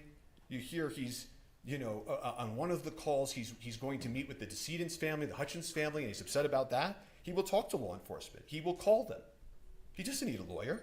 He didn't commit a crime. He will call them and offer to meet and speak over and over again. And ask anyone in the acting world. Actors know. Actors rely on armorers and point guns and shoot guns. The Armorers Act, what they did is clear and proven. The head of safety, you will learn, took responsibility for his verification failure. But Alec committed no homicide. So law enforcement didn't have a homicide case against Alec Baldwin, but they changed the question. You heard the prosecutor tell you about this. Did he pull the trigger? Did he pull the trigger? Did he intentionally pull the trigger? And if he did, of course, that would only make his statement incorrect, right? That would mean he would have misspoke, been incorrect. And I want to stop for a moment and just tell you, because you're going to hear a lot of testimony, expert testimony like the prosecutor told you, about the gun functioning imperfectly. Did he let the hammer down when he cocked it? Did he hit the trigger? Did he, in a calculated manner, as the prosecutor made a motion, fire the gun like that? And when this issue is discussed, it's easy to sort of pull yourself into courtroom land and away from a movie set. On a movie set, you're allowed to pull the trigger. So even if he intentionally pulled the trigger like the prosecutor just demonstrated, that doesn't make him guilty of homicide. He did not know or have any reason to know that gun was loaded with a live bullet. That's the key. That live bullet is the key. That is the lethal element. But again, as the prosecutor told you, if they could prove that he intentionally pulled the trigger and he was imperfect, imprecise, wrong with what he said, then maybe you take that and you say he's lying, And if he's a liar, he committed homicide. And so what they do is they take the prop gun.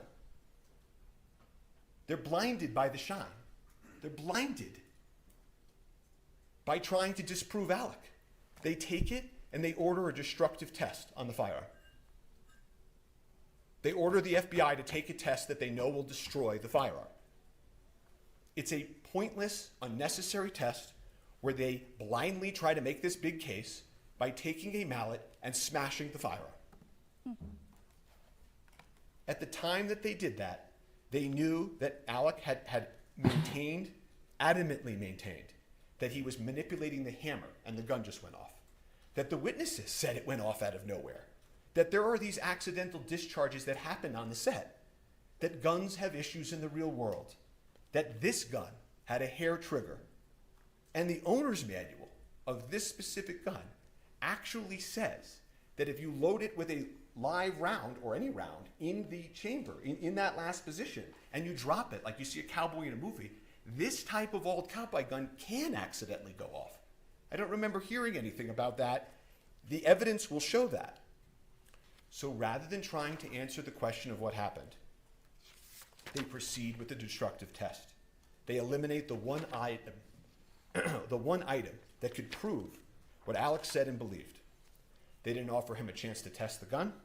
They didn't take the gun apart before they broke it and destroyed it and look at its inner workings. They didn't turn on their videotape. They just destroyed it. Can't ever be tested in the same condition it was in that day. Won't ever allow Alec to show his truth. And the destruction of this gun that you will hear in this evidence is symbolic of this entire case. Because the officers will tell you at that point, they weren't really investigating anymore. They were trying to disprove Alec, to get Alec to have this day. And so after the destruction of the firearm, they hired. Typically, I go, yeah, that's what they all say, but pick up the pieces. I keep remembering hearing about and this. The state retained Lucian Haig. They're charging him. They drop the charges. They're charging him. They drop the charges. They're charging him. He's never seen anything like this in his what's going on with this? They conducted and then they're like, oh, we dropped the charges and we're going after the armor. I'm like, okay, that makes sense. And it's like, nope, he's back up for charges. I'm like, were other okay. correct tests that they could have done to prove whether or not it could have accidentally discharged. None of the experts can test the gun in the condition it was in on the day in question. Why? Not because of something that Alec Baldwin or the crew members of Rust did. They were all clear. The gun just went off. But because of something that law enforcement did. And they deprived him of that opportunity. However, Lucian Haig will tell you that in his analysis, he did find modification that he thought likely pre-existed the FBI testing. And what that modification means and how it impacted the gun is hard to perfectly know, of course. But it was a modification on an important part, the critical part of the firearm. And it was important enough for them to put into a report and to write a new opinion about. They felt this revelation had to be sent to prosecutors, and they maintained that position, that this modification was a matter of import for almost a year. And then a few weeks ago, before trial, they just took it back. They just took it back. You will get to see the circumstances of that take back. That is weird. How far they would go for the shiny object. They never solved the question of the lethal bullet. They destroyed the gun, and all they were left with is Alec Baldwin and the movie they intend to put on. But because they never solved the lethal bullet, they eliminated the prop gun. There will not be one witness, not one shred of evidence in this trial. That's the weird thing, saying that they offered him a plea deal and then withdrew it. With a live round. Yeah. So they can't prove. They can't prove their high-profile homicide case. So they will proceed to then, here and now, tell you about other things, other evidence that you will hear that has nothing to do with what happened in the church on October 21st. That the movie said as a whole was improper or anything. That they hired the wrong armorer, I think I heard in opening. The evidence will show that the armorer was hired by somebody else, trained by somebody else, had done gun scenes on Rust with somebody else before Alec even got there. She was the daughter and the apprentice of the most famous and well-respected armorer in Hollywood. Yep. And she had just left serving, being an armorer for Nicolas Cage on another Western. Then they'll come in and they'll say, but what about the movie guidelines? You heard about Mr. Jorgensen and the movie guidelines. That one of the protocols wasn't followed. Or there was a set safety issue about something unrelated to this. Like these movie guidelines on a set or the things of Navy SEALs and NASA. The guidelines were followed. They followed the safety guidelines. Actors don't check the weapons. Safety is ensured by dedicated personnel. So they will say, but there had been accidental discharges on the set, that guns had fired accidentally prior. Not related to Alec, by the way. But again, that's the people we looked at. Hannah Gutierrez-Reed's fault, Sarah Zachary's fault perhaps, Dave Hall's fault, faults, workplace issues. Some of them will end up, and you will hear the witnesses in this case, many of them have brought civil lawsuits. And you'll hear that, in those civil lawsuits, they're presenting evidence to try to meet a burden, not a criminal beyond a reasonable doubt homicide trial burden, but they're going to try to prove their cases in civil courts. Oh, I don't know. And that's where faults and accidents are, at worst, 99% worked out. Not here. But you'll hear these members of the Russ crew come in here. They'll try to make sense of this for you. Some of them have sued. Some of them are in grief. Some of them are in grief and have sued. And part of this grief they feel, that everybody feels, is understandable. And what they will do is they will tell you, if only we had had a second armorer. One of them will say, if only Dave Halls had checked better. If only the camera hadn't been right there and Ms. Hutchins wasn't leaning over the camera. If only I myself did this. If only Alec did that. This is natural, their testimony. It's part of the human condition. It's part of grief. Objection, Your Honor. That's a good point. None of them knew. Yes. Wow. She's objecting to that's part of grief. No, it was probably something earlier that was said. She's objecting. I've never seen people object to opening statements before. Yeah, but this is really only the third trial we've ever. Oh, yeah, but that's still 100%. As I was saying. Witnesses in their grief will look for reasons to try to make sense of this tragedy. Oh, that's hilarious. But again, none of them knew or should have known about the lethal bullet either. Maybe No one had any idea that it was on that set or in that gun. In that world, they were all in it together. And you will hear that none of this other stuff has anything to do with those two critical questions we started with. Why there was a live bullet on set, why the armorer placed it in the gun, and of course, why the head of safety failed to detect it. None of it speaks to whether Alec knew or should have known those things. He didn't. No one on that set did. It was not foreseeable. You will hear that word from the witnesses and from eventually the instructions. Foreseeable. This was anything other than foreseeable. And they must prove beyond any and all reasonable doubt. Maybe she watched John Pryor in Operation. Total indifference to human life, that death might occur. Yeah, I know. He's They're an actor. withdrawing the plea deal. That's so. It is He's an weird. actor. But here we are at a homicide trial. And so they will pull witnesses, and witnesses will be cross-examined. They will push themselves to the edge of truth and beyond. These things about, Alec didn't notice this or Alec didn't notice that. I want to make sure that you're clear on something that the evidence will show. He had been filming on that set for a handful of days. The evidence will show he had just gotten there. It's not as if he had been there for months and months and noticed things and failed things, and he had just gotten there. You don't notice every little thing when you start at a new place and when you're in the character of Harlan Rust. But they will push forward. I do. And they I will notice have everything. gaps in the evidence as well. Don't expect you to be hearing and for them to call the first AD head of safety. I don't know if you'll be hearing from the lead detective, Cannell, who investigated this case. The lead detective. Or the sergeant that supervised him, Sergeant Zook. I don't think you'll hear from Mr. Schilling, who was the lead investigator for the prosecutors. And so as you hear this, you jurors can assess about that gap of evidence. And there's one thing that I can tell you will not hear also. You will not hear from an actor or an expert in acting And so they will play the videotapes of Alec Baldwin, the actor, acting. They will show you perhaps over and over again him in shooting scenes. Bad Alec shooting a gun the wrong way in a movie scene. They will try to get you to picture that and forget that this was a movie set in the first place. And you will see actors in a Western acting. And your mind might go to your favorite gun scene in your favorite movie.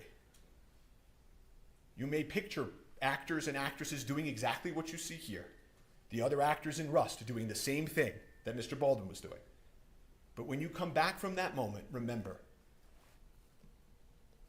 this is a homicide trial.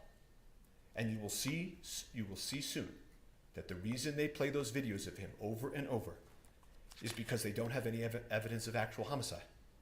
And you will learn the truth. Not a day goes by when we don't wish Alec had saved her life. But never, the witnesses will tell you, in the history, is something that an actor has done. Intercepted a live bullet from a prop gun. No actor in history. No one could have imagined or expected an actor to do that.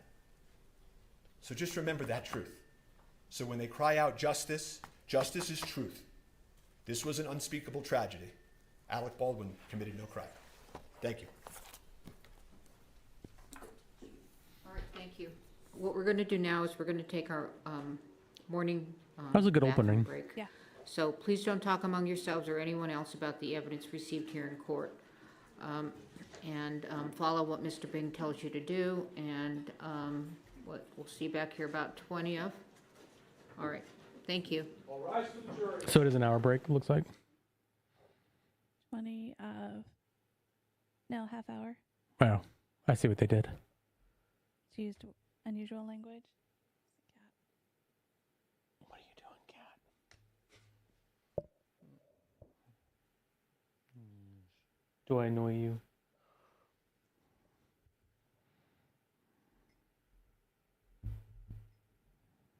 Are we going to get a ceiling fan? What are we going to get? Outside of the building? What is it this time? The back of that monitor? Yeah. I don't want that. Ceiling fan.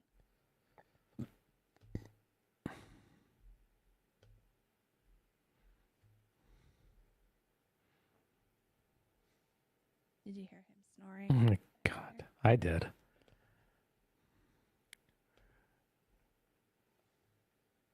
You're loud. So what are those civil lawsuits? Can you Google that? Yeah.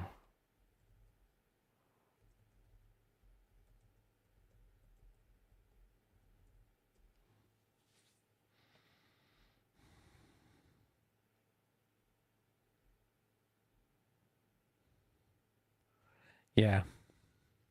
So, I think it might have that they settled out of court in October 2022. The terms finalized in March provided for completion of Rust and payments to the Hutchins estate, including insurance funds and a portion of the profits. So, No, it's just the seal. All right, I gotta go. You could stay on here. I'm gonna go feed kids. yeah, I'm hungry again too. All right, Can you feed me? Feed me. we'll be right back.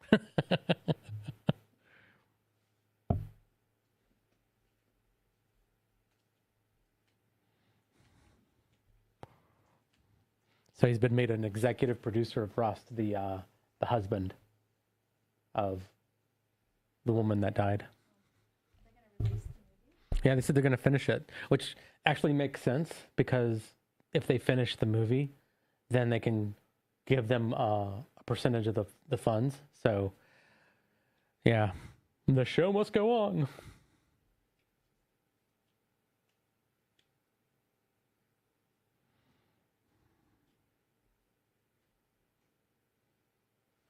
Oh, wow. Okay. So, Nicole?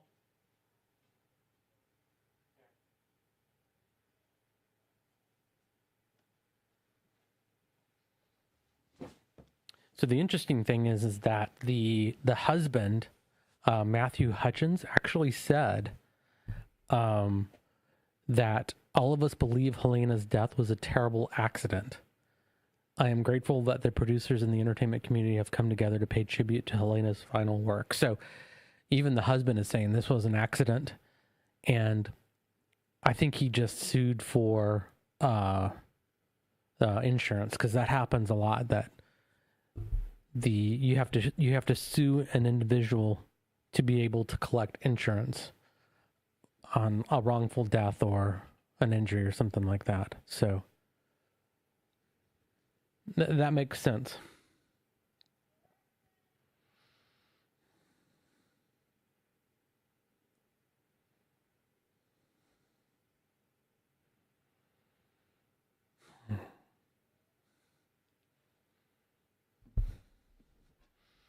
And while we're waiting, I'm going to try to get the chat to work. So if there's an issue, I apologize.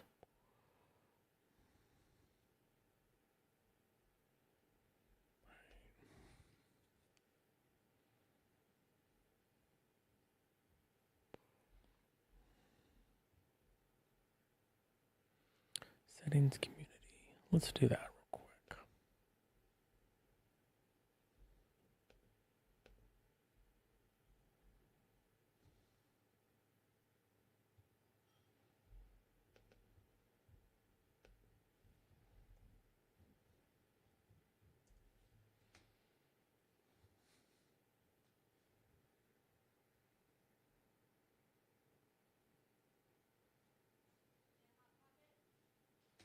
For me? Yeah.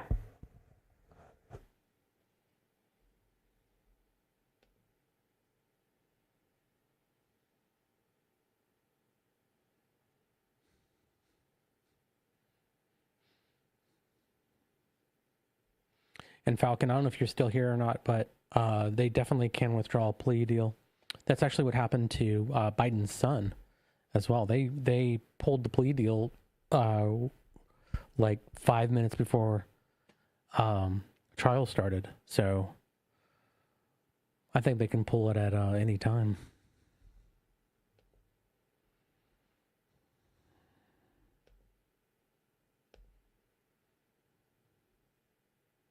Okay, so that is set.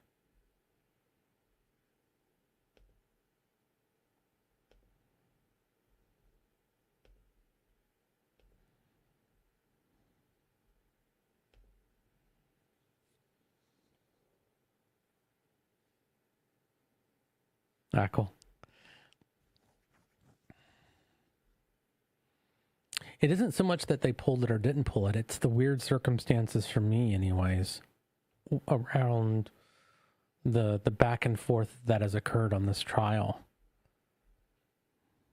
It's almost like that there's, like within the DA's office, that there's like fighting of whether or not to charge the trial or not. That's the way it feels to me. Again, that doesn't mean anything, but it's just very, very interesting.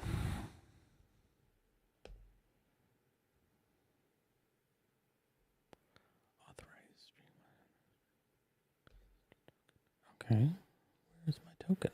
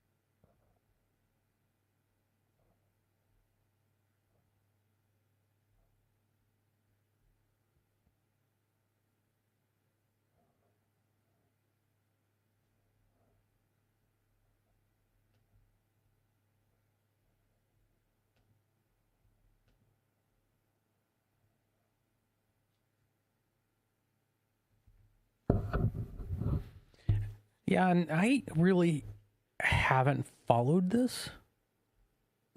Like, it just interests me about what is occurring with it. Like, it'll come up in, my feed and stuff like that, but it's oh,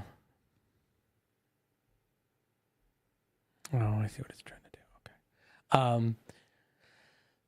And it's more of it's just interesting that it has gone up and down so much. Like, and I have to like double check myself because like you would think that sorry, I'm looking for things as I go. You would think that it would be pretty clear, right? Like we're going to charge him, et cetera, but it seemed to be like almost every day for a while that it went back and forth. And again, this was just what I would see in the news.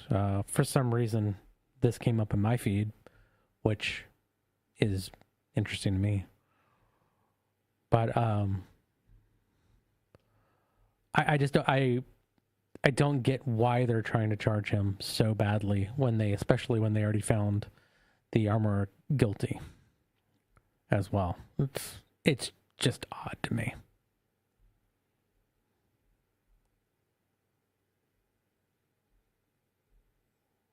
Okay, that's not there.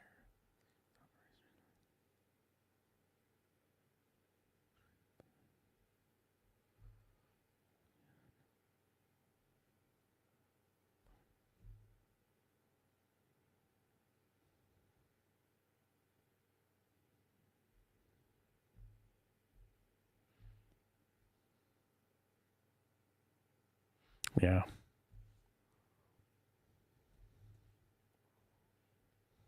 But I guess it's also the Karen Reed trial too. Like I that one's kind of more decisive. Like there's enough evidence there, but it's come on. Why is this thing not working?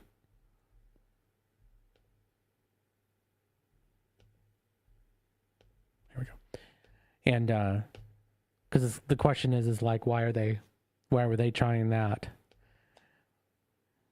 Especially after the latest that they found out that the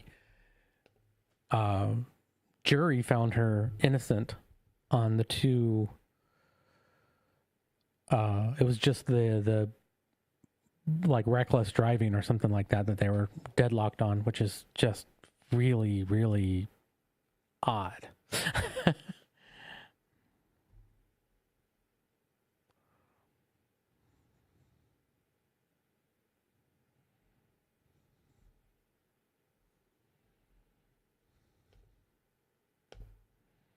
All right, let's see if this works. I'm hoping this does.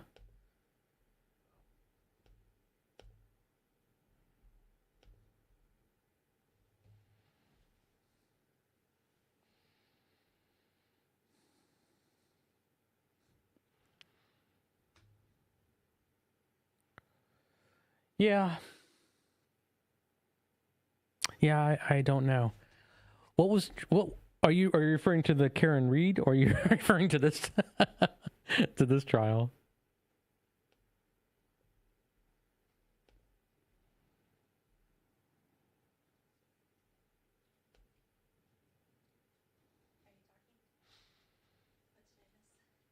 What's that? What I missed. And they're just talking about we're trying to figure out like why would you even Prosecute? Yeah. Yeah. Yeah. That's always been my question. Why would you prosecute this? It doesn't make any sense to me. And it just kind of puts more danger in the insurance company because now the insurance has to go up. Well, right, and it's also too is okay, this is if they find him guilty of this, then all movies are going to have to change across the United States. And I honestly, yeah. I assume that, Chrissy, I just wanted to verify. So I actually think that if they find him guilty, they'll stop making movies in New Mexico. Oh, really? Yeah. Why? I mean, why would you come back?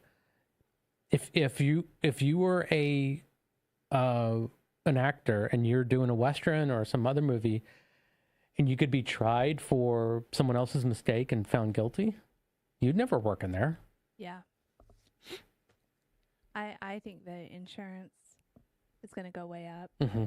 Maybe this will make people more, but it's just cyclic, right? So things go, people get more safety conscientious for a couple of years and then it goes lax again. Well, what this reminds me of is the Crow shooting. Right. No one got charged in that one. Yeah, but it was avoidable. Oh, totally. Just as this was avoidable as well. That one was a real fluke accident, though, because he got killed from a blank. I don't know if that was avoidable, though. Like, it wasn't the armor. Like, this clearly was the armorer. Everything is avoidable. That's the issue, right? Is that these mistakes, they all are avoidable. And that's what his attorney, I can't remember his name, Spiro something. Mm-hmm. That's what he said. He's like, people are going to get up on stand and say, I wish I would have done this. I wish I would have done that. Yeah, but that doesn't mean anything. None of that means anything. That's what he said is like part of grief. But yeah, that's a conversation that we've always had, though, is if Brandon Lee was still alive, what would he be doing? Yeah. Because he was such a good actor. Yeah, absolutely. River Phoenix is another one. If Brandon Lee and River Phoenix were still alive, I don't think Leonardo DiCaprio or Keanu Reeves would have. Joaquin Phoenix. I think Joaquin Phoenix. Not as big. Not as big, but I think he would have. Because Joaquin Phoenix is like one of those weird method actors. So. I thought you were going to say meth actors. Yeah, that too. River Phoenix was in the Children of God cult. Yeah. And Joaquin also. Yeah. I did know that, actually. Yeah, I don't know. It's like all of it is weird to me, but like I think the thing that gets me on this one is if let me go back a little bit. If you do everything right, someone can still wind up dead. Yeah, on a movie set where you're doing stunts and things like that. A lot of stuntmen, not a lot, but stuntmen have died. Yeah. And even a blank with nothing behind it can still kill you. Right. As well. Randomly, yeah. No. That what I'm saying is like, so his was the a piece of the metal from a previous blank was in the chamber. And then so when they put that in, the force of it pushed that little piece of metal out, and that's what killed him.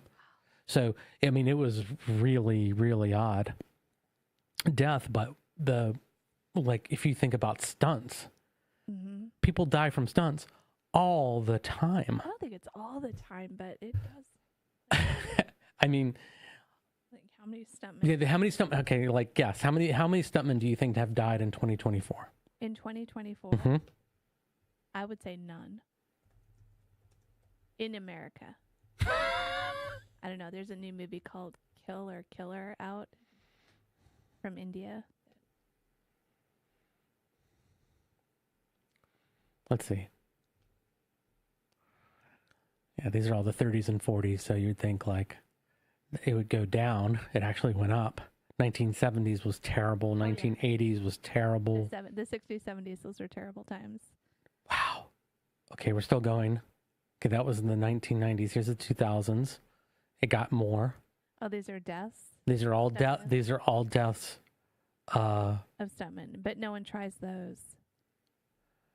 I'm sure that there's a lot that goes on in the background, Yeah. Falcon said, I can't really see the chat at all, but she was thinking. So like, here you go. Since Rust, that's 3. Rust happened in 4, 2022, right? 4, so.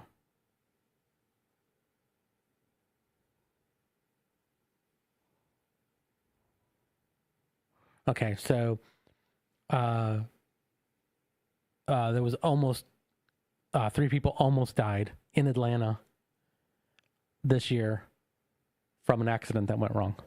But they didn't die. Came The close. helicopter crash. That's what Christy said in the helicopter crash. Oh, yeah. Twilight Zone one was, that was the worst one. Yeah. Yeah. And what was so bad about that one was the fact that he had to have the children. So, and the family members were literally watching. Did the director ever get tried for that one? I don't remember that one either. Him being completely off the rails crazy. Yep. I need to go check on Yeah. So Wonder Man, someone died from the catwalk that fell. That was 2024. And that was a stuntman.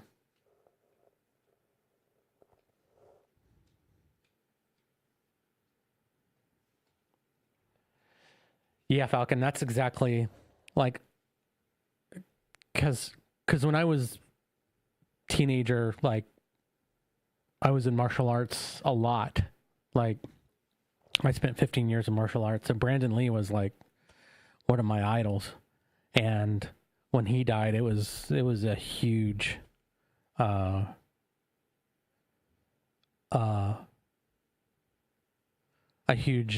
for me. So, but I mean, even now, like looking back at The Crow, that's just a freak accident, you know, just this one was more avoidable, but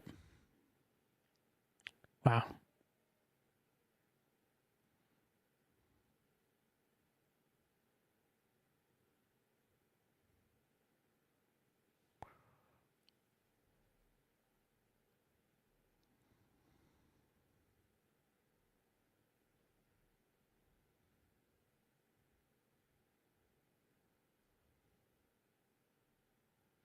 It's just crazy how many people have gotten hurt on films. I assumed it was major, but it's a lot more than I thought. Okay, why are you not logging in?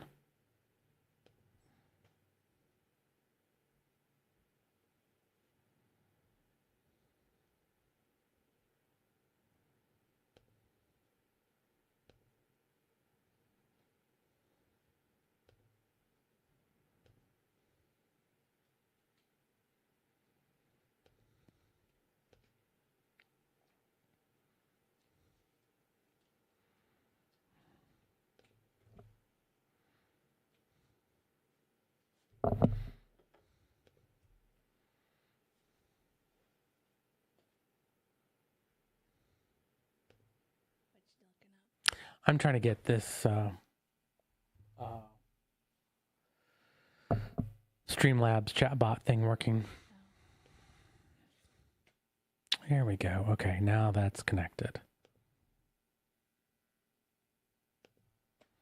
It is because I can't like see that far away. Me neither. I'm having issues with that. I mean, I'm actually looking over there. I can see it over there better. Yeah. Okay. Well, I looked on the subscriber list, and Pastor Rufus is still a subscriber, so Nice. maybe it was Sister Ya that subscribed. It's just Sister Ya that subscribes, unsubscribes, subscribes, unsubscribes. I don't know. It's all weird to me. Ooh. Okay, this is kind of cool. I might mess with this a little bit. Apparently, this can go into OBS as well.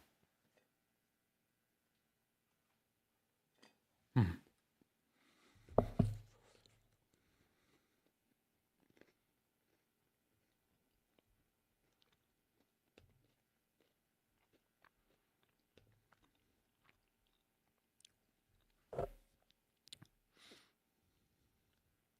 see if I can get to, because if I could just see the chat on here, it's really all I care. Yeah.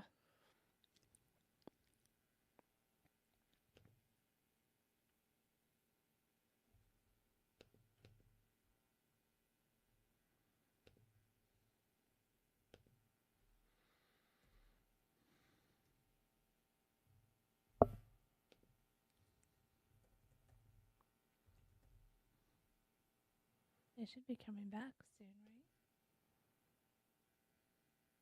She said 22. No, she said something completely that made no sense. Yeah, I know. 20 of? 20 of.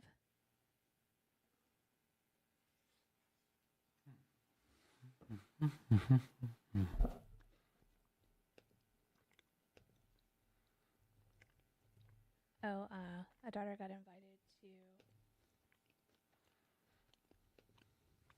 a lake party. Oh, really? Yeah, When? her rich friend. No, when? There, the 16th. Okay. Is she going to go? Yeah, she wants to. Good. Looks like we're back.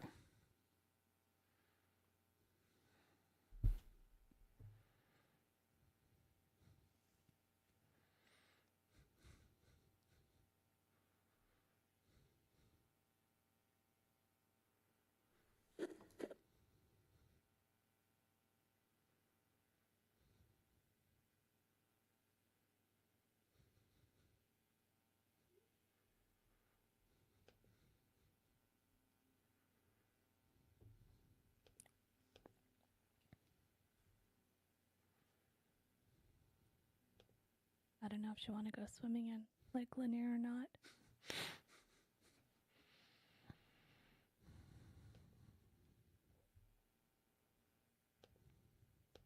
To tell her all the ghost stories. Don't do that. Don't do that. Other than you just want to keep her from... No, I want her to go.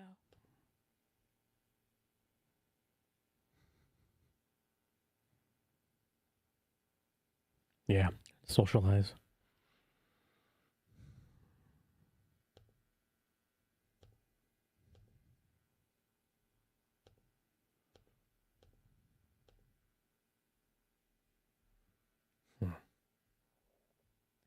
It is weird that it just stops working.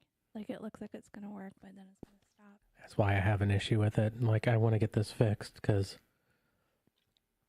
I don't have that issue on my account. Weird. Mm-hmm.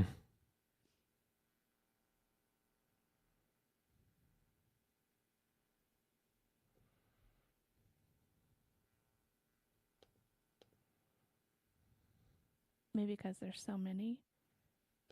So many what? Like, I've got it up here, you've got it there. No, I don't think so. I mean, I don't think so. It doesn't mean anything.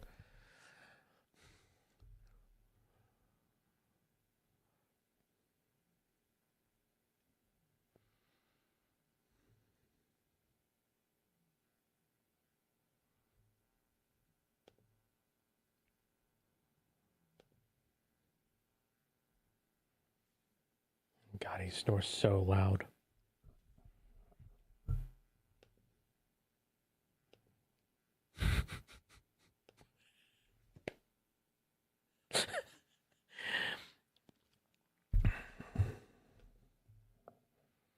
Wait, isn't that famous lawyer in the... right there? I don't know. In the pink shirt? In the jacket? Yeah, it's kind of like an orangey pink color. Wonder why she's there. Yeah, that's her.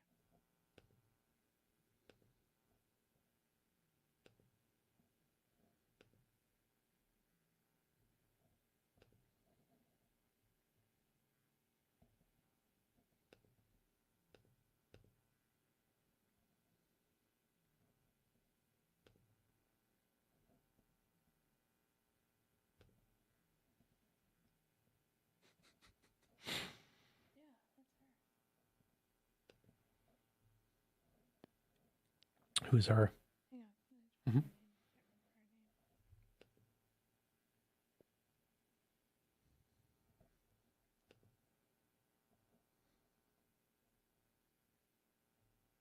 Gloria Allred. Name sounds familiar. What is she? She's a famous women's rights Ah. lawyer. Gloria Allred Rust.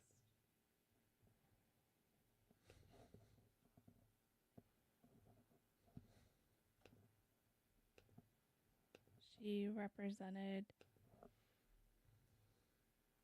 the family to sue Alec Baldwin. Yeah, that's one thing you missed. Is in the civil lawsuit. So, I don't think. I think they sued Alec to get the insurance money Mm-hmm. on her death. Yeah. Because the husband said, I don't feel Alec was guilty and that this was a freak accident. That's what he said. Yeah. And he thanked everybody for honoring her name by completing the movie.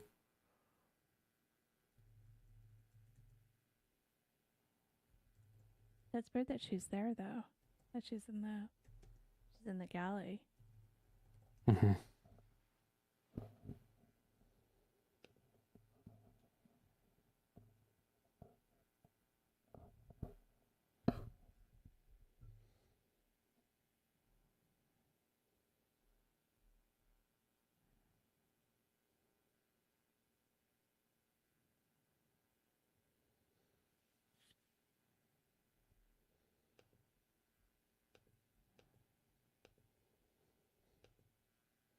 Oh, there we go. What are they doing? Are they sidebarring? I don't know. I'm going to send a test message. See if it goes through. Hey, there it is. But I don't see it on mine. Yeah. Well, we might have to share this.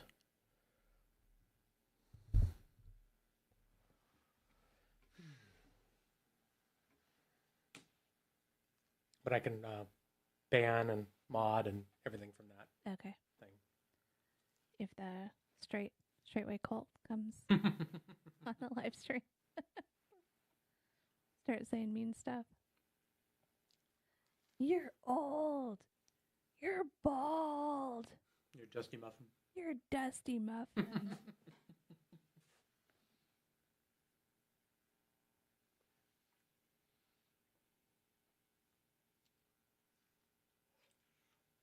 Such a weird thing to have happen, to have a cult come and mess your analytics all up. I try to. Yeah, try and mess your analytics up. Mm-hmm. I guess this is the first time it's happened, but it probably won't be the last time where a cult comes after us. All right, so next question. What's your favorite Alec Baldwin movie?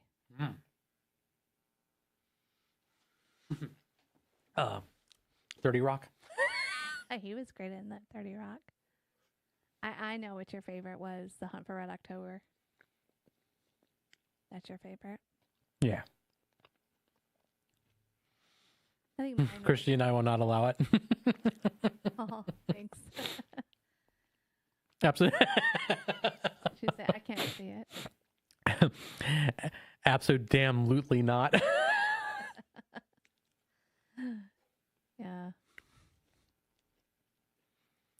Out of all the cults that we've covered, I think Straightway might be the scariest to me.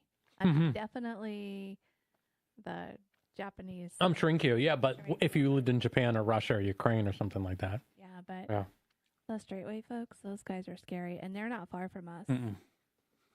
Pastor Dal is close to us, and he's scary. Yeah, I agree. He's like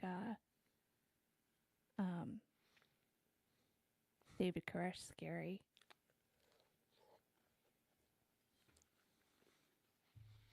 Do you think people like that study other cults and where did they go wrong? And I don't think so. I think he's just all about control, and I don't think he studies any other cults. that's interesting. You chewing right into the microphone. It's ASMR.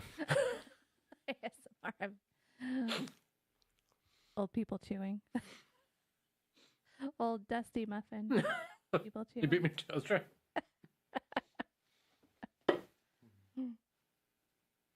Fine. I'll sit back here.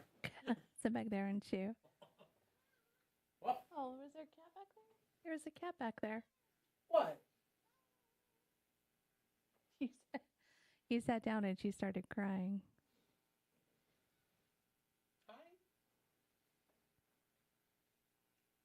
Okay, what's her name? This is She found a little spot. Miss Johnson. Here.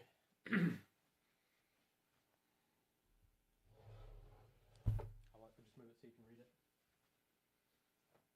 Yeah. He's got to keep his strength up. Is that Miss Johnson's intern? fun. Yeah. I bet she's tough to work for, though. Yeah. She's probably demanding. She's a demanding boss.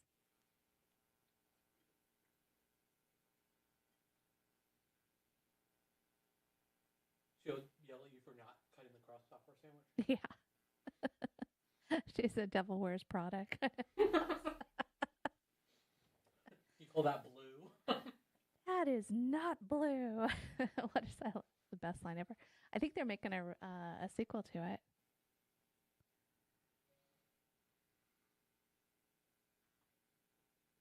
Yeah, I figured that's what it was, Falcon. Got to keep your strength up. So what I'll do is That's like, we'll switch computers again. doesn't work at all. And they'll try and fix this one. Oh, look, there's the other cat. Hey, Mia.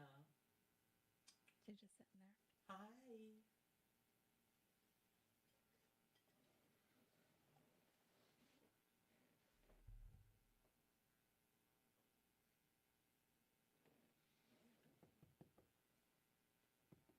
Does this view that you have, it doesn't show how many viewers you've got? Yeah, it does up at the top. Sure says the red. It says online.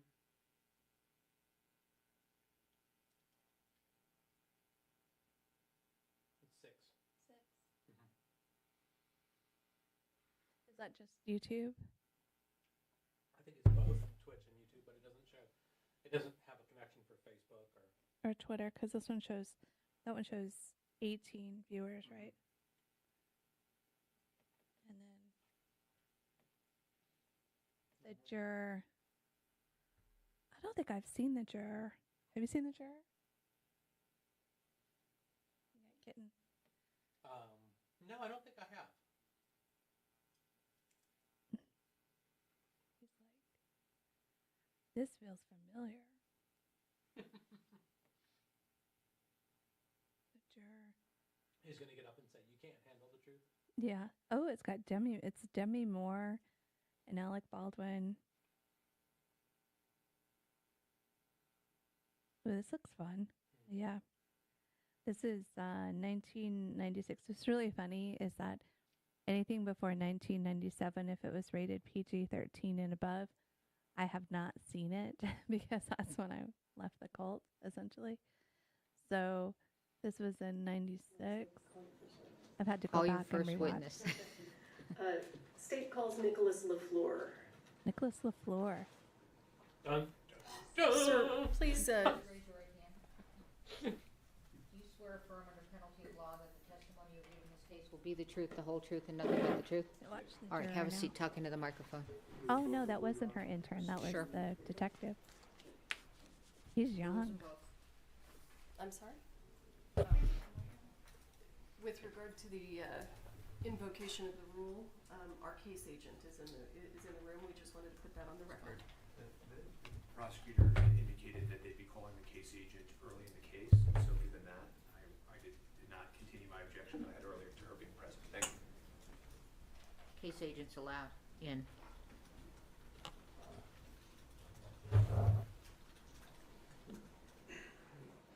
Sir, state your name and spell your last name for the court record, please. My name is Nicholas LaFleur. My last name is spelled Lefleur. Easy for you And to how are you spell. currently employed? The City of Santa Fe Police Department. And what do you do there? Police officer. How long have you He's been gonna get employed at fan the mail city of after Santa this. Fe? 2 years. No. Can everyone hear Officer LaFleur? Okay. And prior to working for the Santa Fe Police Department, did you work anywhere else? Yes, ma'am. Where did you work? Santa Fe County Sheriff's Department. And how long did you work at the Santa Fe County Sheriff's Department? About 2 years. And were you on duty How does that- on October 21st of 2021? Yes. Did you receive a dispatch He does look. call? He has like one of those faces that looks like he could be Can you tell any us age. what you received and what you did? A call came in that there was someone shot at a movie set. Unclear who shot, how many were shot. I happened to be the closest person cool. to the call and arrived on scene first. I like Court TV's doing that. Mm-hmm. So when you arrived on scene, when you say first, were there other law enforcement officers there? No, not at the time when I got there. Were there any other first responders present? There was some fire personnel and what they called the scene medic for the movie set, I guess. You said a scene medic? Yeah. Okay. So when you, let me ask you, when you receive a call for a shooting, what's your primary concern? Priority life. And what do you And mean to when make you say priority life? Make sure whoever needs help gets help, and that the threat is stopped. So they shot Alec. And when you arrived on Too soon. the scene, and where was it? Bonanza Creek movie set, I guess. It's quite a ways off the interstate. Okay. And what county and state is that in? Santa Fe County, state of Mexico. Okay. So when you arrived there, give us an idea of what you saw. What was going on? It was a big, old, like cowboy western theme, like city or town. There's a bunch of people running everywhere, bunch of cars, bunch of people pointing. When I got there, people were pointing towards a church, and I got out and I attempted to grab my medical bag and went in and saw. Hang on, I'm gonna stop you there. Approximately how many people were there on scene? I don't have the direct number, but there was more than 100 people. Have you ever been called to a shooting where there were 100 people already on scene? No. Did that present any specific challenges for you? Yes. Explain to us what those challenges were. Just there's a lot of moving parts. You just got to take it one piece at a time. See who's hurt. Make sure that one, that nobody's continually getting hurt, and then two, the person who's hurt, medical attention is being given to them, and then go from there. Okay. And when you arrived on scene that day, were you running your body-worn camera? Yes. The state moves for the admission of State's Exhibit 4. No further objections, Your Honor. Am I? I want to just make sure I'm connected. I'm ready to play it. Permission to publish? Was you going to recognize it first, or are you satisfied with the foundation? Yes, Your Honor, we've consented to both lapel videos today. That's fine. Okay. So you may publish, this is States 1? 4. States 4. How do I get the monitors to come on? Ryan's going to do it. Okay. You know how to do it? Go ahead, do it.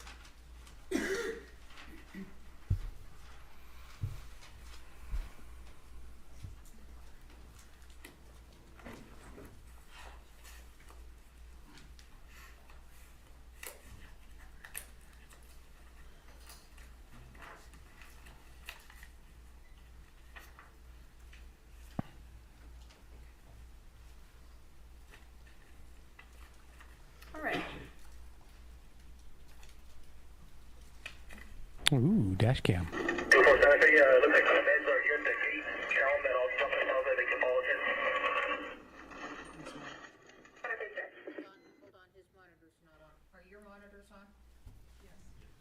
This one's not. It's on, but it's green light. Green light's on. Go get the Well, can he redo it from here while he's looking? Or do you want? Sure, the monitor won't just come on? He's got to get the adapter. Go get the adapter. Okay.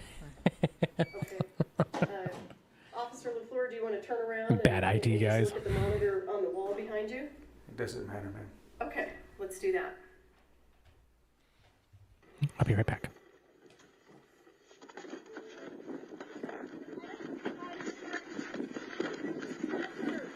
You got your atomic kit? Yeah, I'm trying to get it out.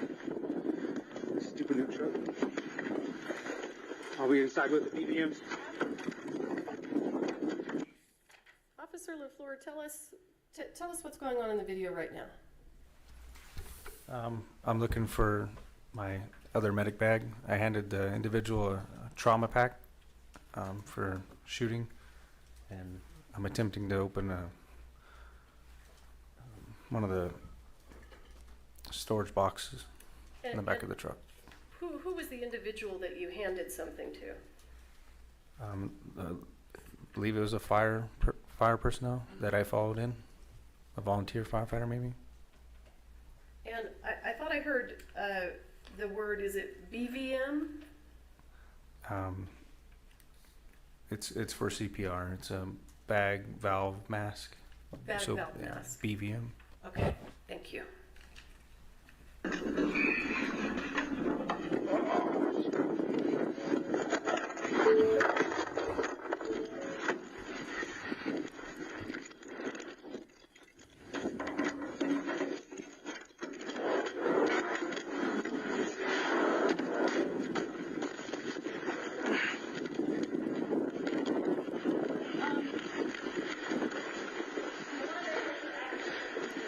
Damn it.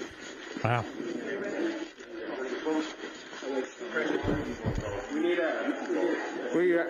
A seal. You have a seal? A seal? A seal.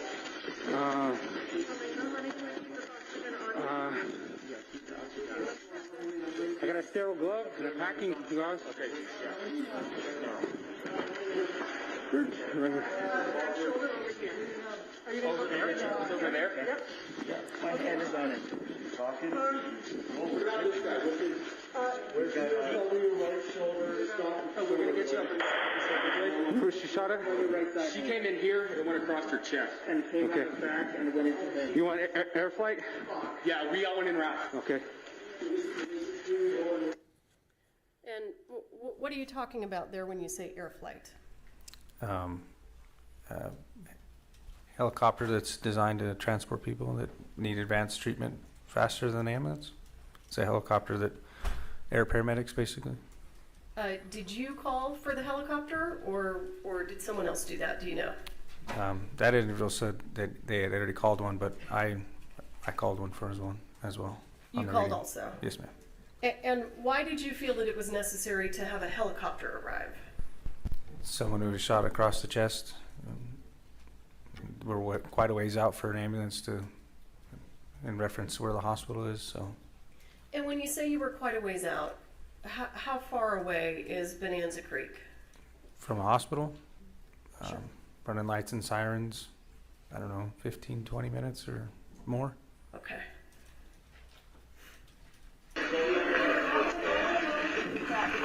.32 Santa Fe, one female shot in the chest, male shot in the stomach, requesting air flight.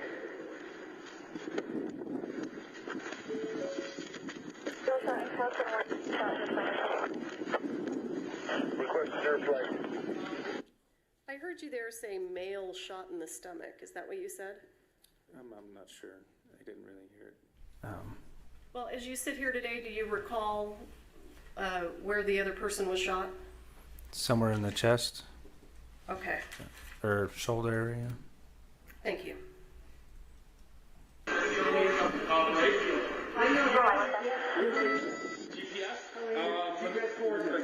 It's okay. I got you right here. 2432, how many people yell out there? 32, I got just Santa Fe medics.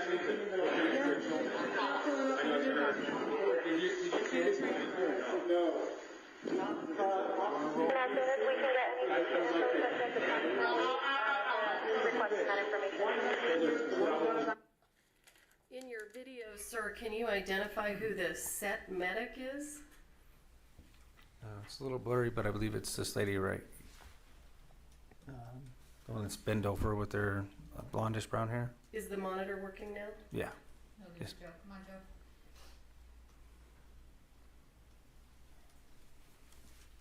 This monitor is working now. Oh, it is? Yes, ma'am. Okay. Do you know how to touch it to put it? There you go. Thank you. I appreciate you. You can go ahead and She's remove that. condescending.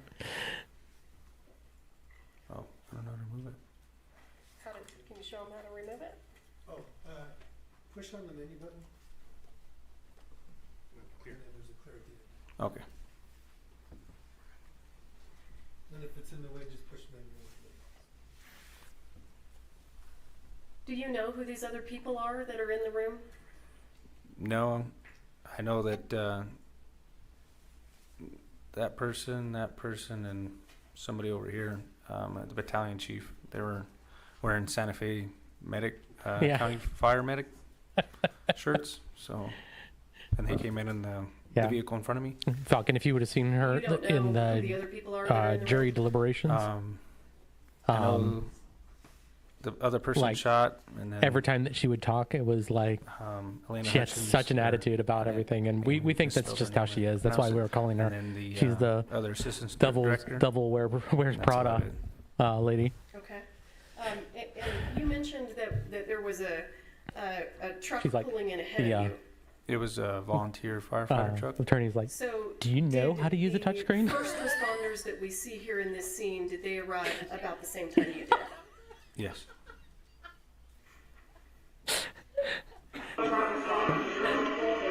I do not operate touchscreens. It's against my religion. Elderly male and young female. Yeah, I agree with that, Christy. Like, it's difficult to watch right now, so.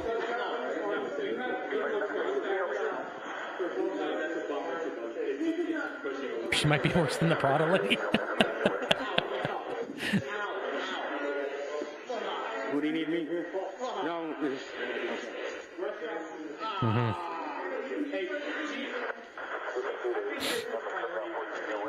You want a BBM?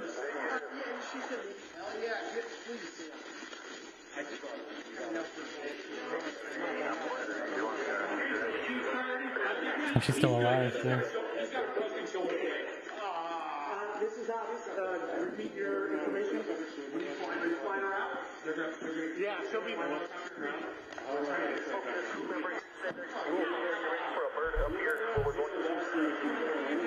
I don't know.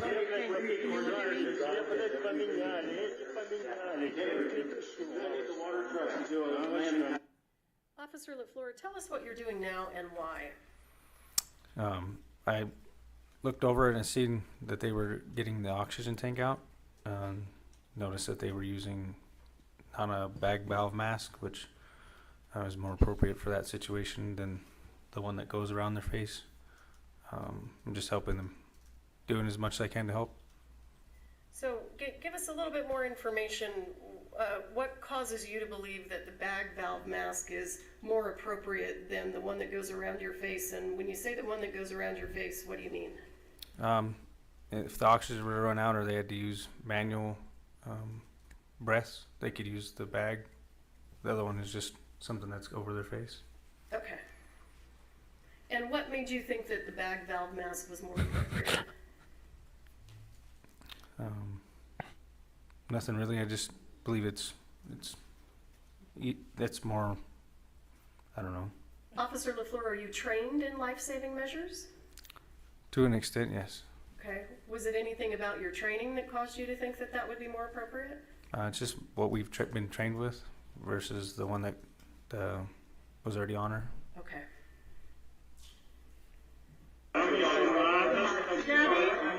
Gabby, will you just make sure nobody else comes in? Yeah, we got air. Do you have ears, ma'am? Do you have stethoscope? Yes, they're in that bag. Right there at the top. Purple? Nope, at the top. This year. Helena. Is anybody allowed to go with her in the helicopter? Yeah, no. Helena, deep breath. Deep breath, Helena. There you go. Deep breath. Deep breath, Helena. Deep breath. Be okay. Good girl. Good girl. There you go. Good girl.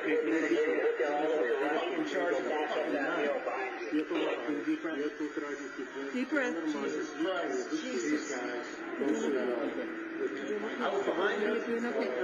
Entrance is here. Exit's back here. Okay. You guys pack it? No. What do you guys need? I just need another dog tag. Dog tag? Something for pressure. I'll take a big one. This one? No, this one's good. This one? No. This one? Pad, you have an app pad? Underneath the right shoulder blade, the top area coming through. All right, thank you. I just need something big. Thank you. You got a stretcher? Not me here, no. Okay. Let me help him get the stretcher. I'm assuming too that this is not the first time that he's had to rewatch this if he went to the civil. What are you doing now? Just trying to stay busy, help clear the way for the stretcher. The ambulance is here. Here's priority number 1. Okay. Let's start clearing all this stuff out of here. We get everything in here and get it out. All right. Yeah, we got air flight en route.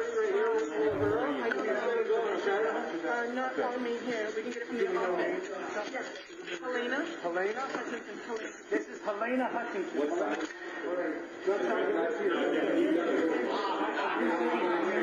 On this side,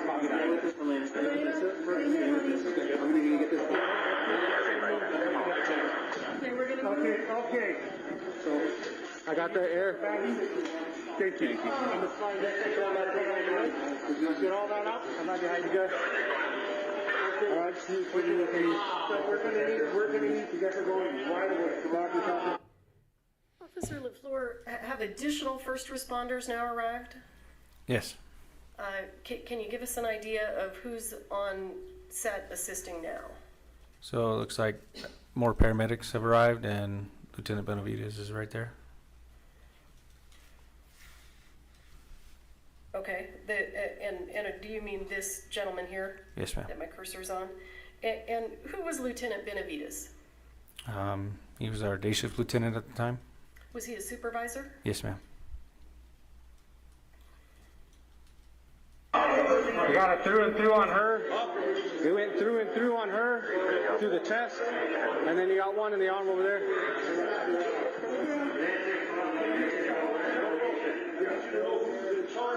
Everybody stop what they're doing right now. This is a crime scene. Okay, everybody stop. Whose voice is that we're hearing? Lieutenant Benavides. Okay, roll it back. Roll over to the other side.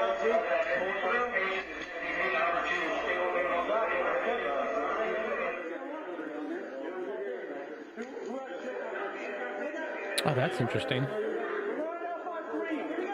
Christy's nephew works for a company that does real-time weather forecasts for medevac flights. Yeah. I'm assuming because if the weather's like slightly bad, they're not going to do medevac because, yeah. That's actually a cool job. Like hyper-local weather forecast.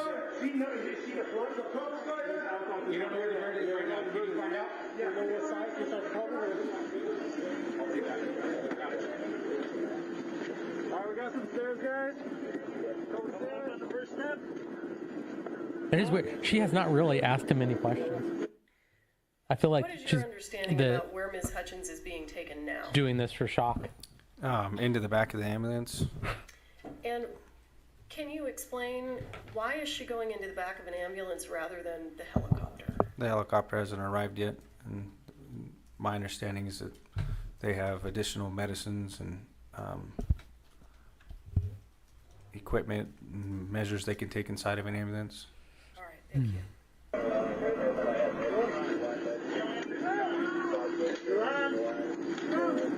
Disconnect there. You got it? Hey, can you take over that?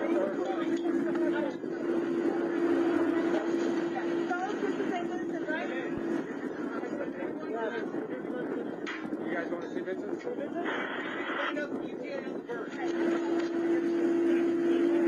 32 Santa Fe, what's ETA on the bird?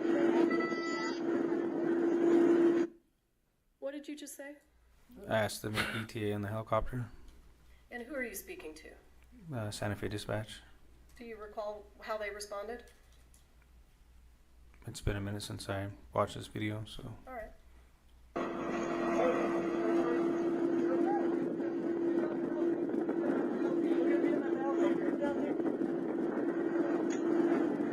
We got the bird right here.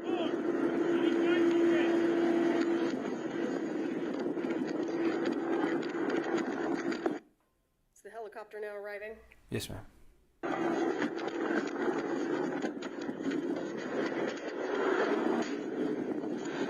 What are you doing now? Appears I'm grabbing crime scene tape. Why are you grabbing crime scene tape?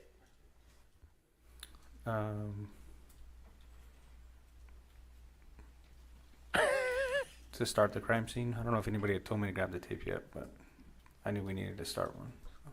You felt that you needed to put up crime scene tape. Yes, ma'am. Or somebody may have asked for it. What's that? I'm sorry. Or somebody may have asked me for it. I'm just not too sure. Okay.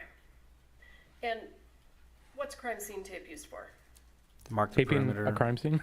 or the inner perimeter of essentially a crime scene which they want to tape off and only allow certain people in and out. Okay.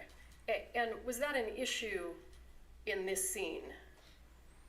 The crime scene? Well, cordoning off the crime scene, was that an issue here? Yeah, it was a unique situation because of the you can't really tie crime scene tape to nothing. So I think in one point they actually used our patrol units as to tie the tape around and go to the next one. And why is it important to cordon that off?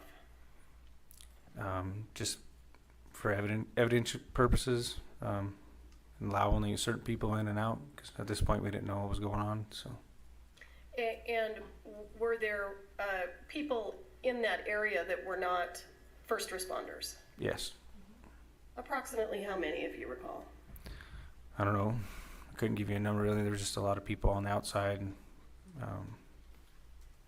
that I hadn't seen originally inside the church. So. Okay, and did you know who those people were? No. Okay.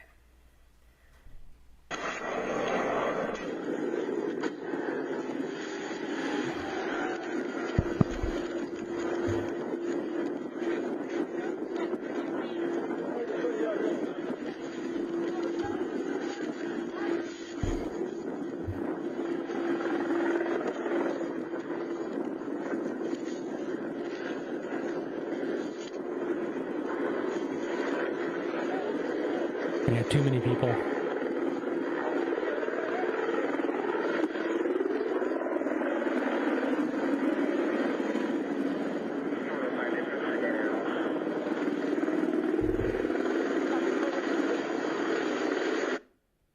Do you see this person here in the gray shirt?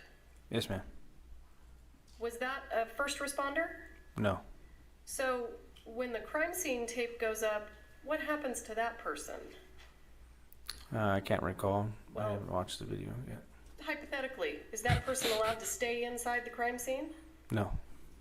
Okay. Who are the people that are allowed to stay inside the tape? Medical and for first responders. Okay.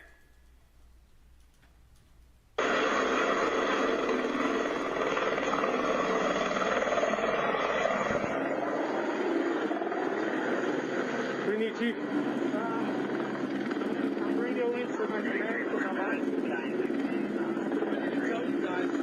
This was in the middle of a shot, and I have live ordnance on the ceiling up there. It's safe. Okay. But it is here, right above here. Okay. Right there, that's... Okay. And if you get to the point where you say you want me to move... All right. I'll my guys. Okay. Where's the bird? It's right here. Okay.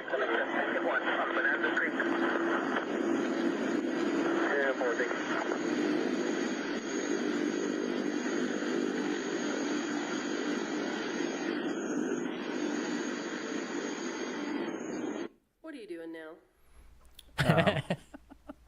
I talked with the paramedics inside the ambulance. weird man. And they asked me Yeah, where she the does. helicopter She does. was. I told him I was landing, and he asked them to bring the the paramedics to them. So you're bringing the paramedic from the helicopter to the ambulance? Yes. All right.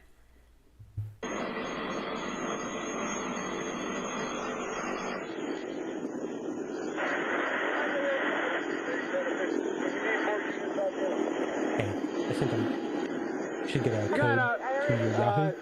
Approximately Twitch. 23-year-old I need female that. in the back of the ambulance right now. Gunshot underneath the right arm. Went through all the way to the back left. Can you carry this back for you, sir? I got it. You got it?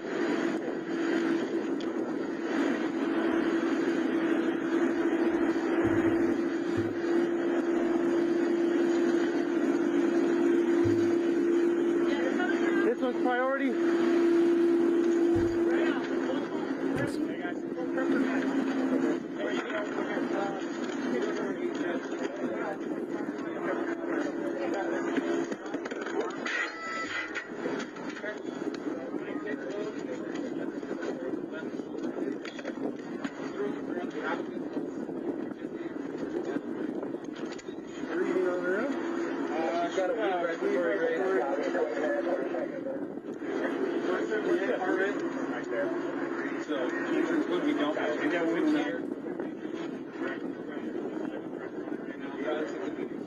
Guys, just get a couple IDs. They're not sure whether they're IOs or not. Here, grab the IO stuff. Can you open your eyes for me? Yep. I have to work on the IO and then come around. Yep. That's it.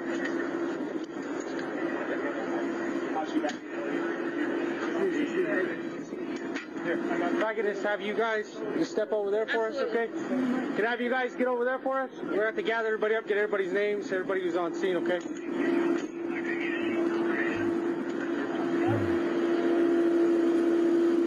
What are you doing now? Just trying to think what's next. I think I'm putting one of the pilot's headgear inside the ambulance on the other side of the door. Why are you telling those people to move? Just to start to gather people up, because they're just standing around the church where the said incident Had happened. nothing better to do. Why didn't you do that when you initially got there? Just went in and made sure that medical This guy seems that people were really receiving medical treatment. unsure what's. He's then- super young and Yeah. he's on national So we go with television. I mean, go with the flow, see what it could do next. Are you trained to take action to save lives before moving witnesses around? Yes, ma'am.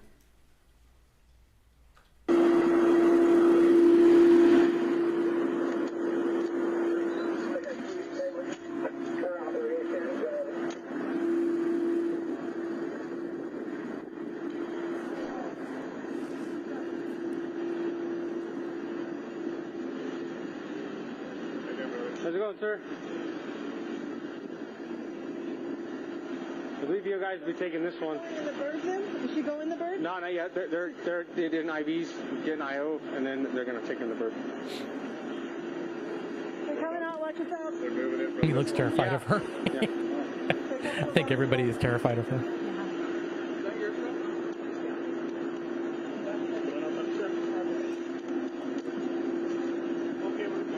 And whose jacket is that? Joel's? Okay. It's got his phone. Be careful, it is bloody. Okay. It's got his phone, it's got his other stuff in it. Okay, well, we're gonna just keep it here. So, he was. His phone? Officer LaFleur, this woman who is speaking right now, she's not a police officer, right? No. Was she employed with the fire department? No, she was their set medic, I'm guessing. When you say set medic, do you mean she's the medic on the movie set? Yes, ma'am. Yeah, he was wearing it. Why? Where's his phone at? I don't know.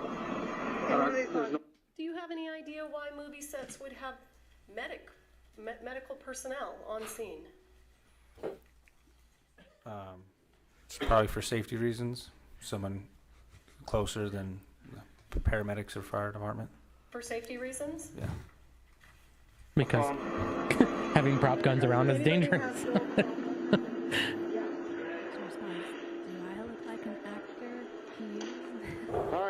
Why would you ask me that question? I just Why need did your you not IDs, send me these? and then have you guys step outside and wait for the investigators to get here. Yeah. Okay? Like, as someone who knows Cool. the industry, not a beat call. Any idea who these guys are? Just more people involved with the movie set. Movie set employees? Yeah. Is that your impression? Yes, ma'am. I don't do impressions, ma'am. And who's the props guy? Who's in charge of props? She has green and purple hair. You can't miss her. Okay.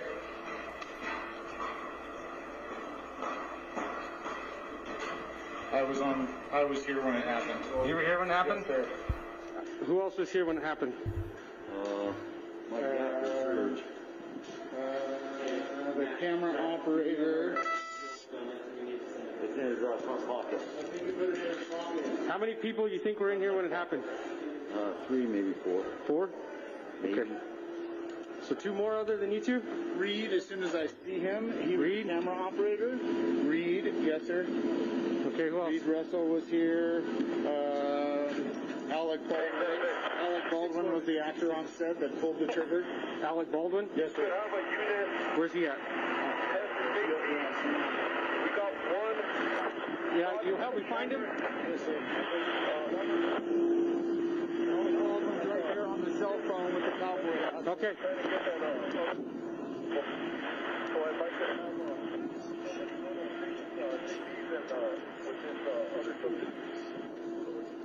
How's it going, sir? My understanding, you were in the room when someone was shot? holding the gun, yeah. Okay, alrighty. What do you need? Well, I know your name, so it's Pursuant to the stipulation, I'm going to go ahead and jump ahead. Very good. You can jump ahead. We don't I want to make sure want to show you how helpful he was. Yeah.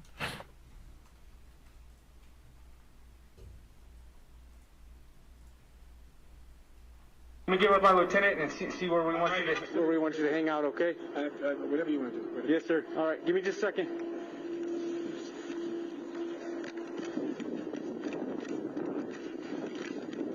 LT.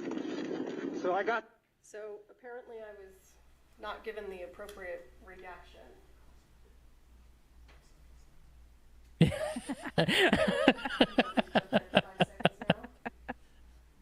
What? As you said, whatever you I need. need to know what to do, or I just press play. What do I do?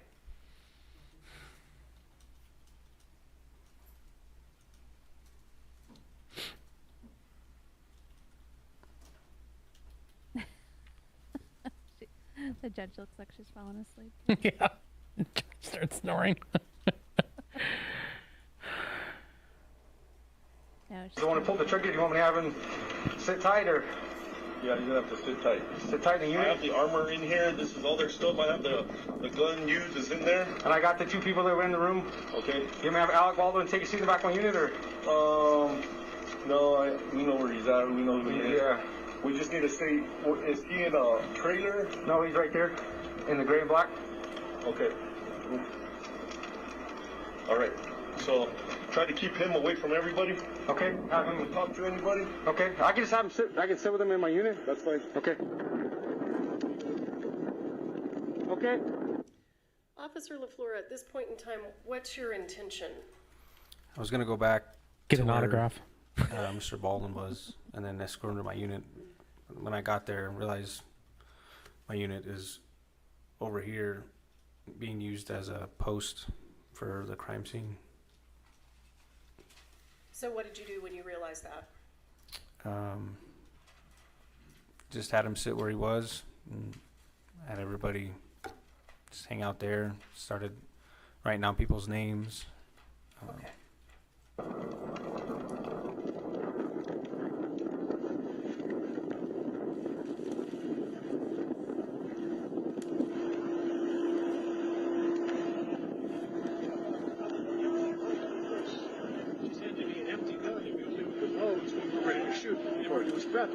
Earplugs, everything. All right. What are these people doing? Seems like they're talking about what happened. Now, as a law enforcement officer, is that How something do they that object? concerns He you? doesn't know what they're doing. Why isn't the defense Yes. objecting to this? And why? Why does that concern you? They could be. Maybe they think she's One dumb. person could be telling them what they saw and mess up what they have to say what they saw. So it could essentially coerce testimony, I guess. People would say the same thing because the other person said it, rather than saying their own opinion or own view of what they saw. Okay. Their own truth. Mr. Baldwin, who's the director on scene? The guy that was shot at the shoulder. The guy that was shot? Okay. Where is he now? I think he's in the ambulance. Do you guys have a production car? Or? There's an AD. His name is Dave. I'm waiting for you right now. I'm happy to stay right here and do everything that he's. Well, my lieutenant just wants you to stay away from everybody and not to talk to nobody. So I was. Wait right here. We can wait right here and have everybody step back, or we can wait in the back of my patrol unit, but I prefer to not put you there, okay? Alex, you want something? You want water or something now? I want to find props to get a cigarette. So, why did you let Mr. Baldwin sit there instead of putting him in some vehicle and separating him from the other witnesses? Like I said, my unit was clear across being used as a post, and just because I didn't know what we had right there, came to maintain cooperation with people involved. Well, it sounds like you gave him an option. You let him choose, is that right? Yeah, he wanted to stay right there, and figured if I could keep him there, I didn't see a big problem with it until later on when people were talking and whatnot. And did you give Mr. Baldwin instructions about whether or not he could speak to people? I did tell him to stop talking. And did you give instructions to the other witnesses that were around? I didn't tell them, but I told them that he had to sit there and not talk to nobody. Okay. I got one. What do you got? You got medium? Marble medium? We'll take it. So you don't want us to go Hands are shaking. Try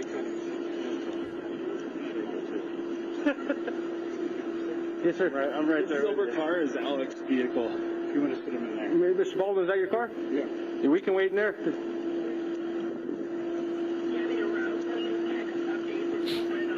don't want me to stay here? We can wait in your car if you want to. I can't smoke in the car. Oh, okay, okay. Yeah, we can wait. Hang out right here then.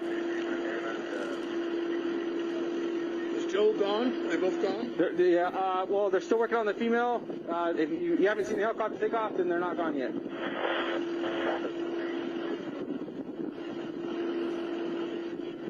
If you know Officer LaFleur, why hadn't the helicopter taken off yet? I don't know exactly why, but my guess is they have to stabilize the patient before they can put him in the air. Why are they not objecting In the to air. this? Okay. He doesn't know. Yeah. He said, if I had to guess, no. Yeah, That's objection. I would have. But they might have a reason for it, too. I've also heard, too, like, lawyers that object constantly are... people don't trust them. Yeah. Because you're just like, you object to everything that anybody says. You're just trying to hide the truth or whatever. So he's probably picking his battles right now, is what I'm imagining. Why are you just standing there? Just standing with Mr. Baldwin, allowing him to smoke a cigarette, making And sure. why is it important for you to be standing there? Essentially, he's detained, not free to leave, so I'm there with him.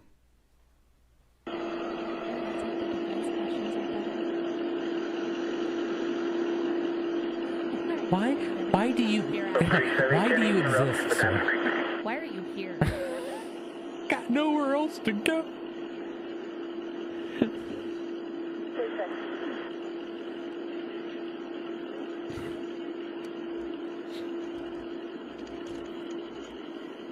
Alec Baldwin, you probably haven't had a cigarette in years before this. Yeah.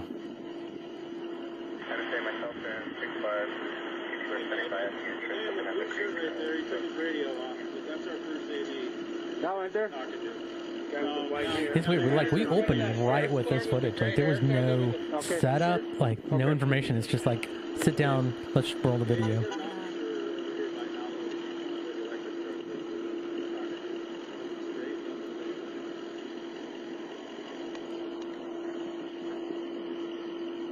Yeah, I agree. Why do you have these two gentlemen standing over there that we can see? What is there something important about them?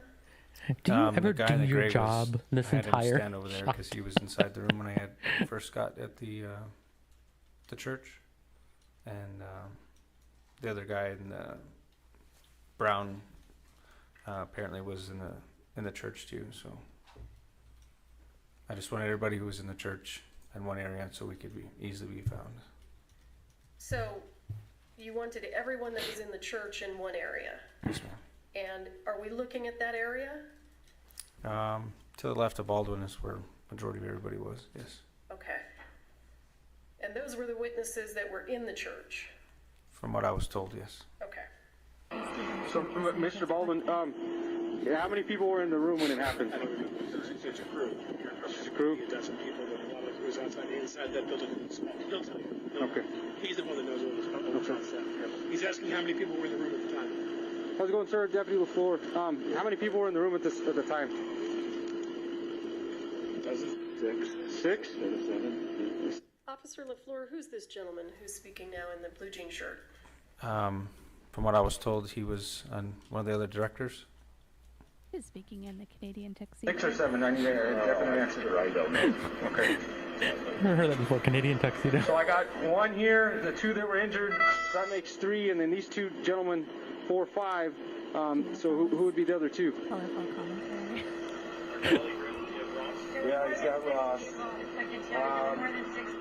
More than 6? Supervisor, I keep track of the narrative and how many was where. I can tell you who's in the room. Okay. Were you in the room? I was at the door. You were at the door? Can I get your Yeah, ID? see, and that's what Christy's saying is that Do you know whether or not the they're person asking in these the questions jean in front of him. shirt was inside They the really church should have and separated witnessed him the out. incident? Yeah.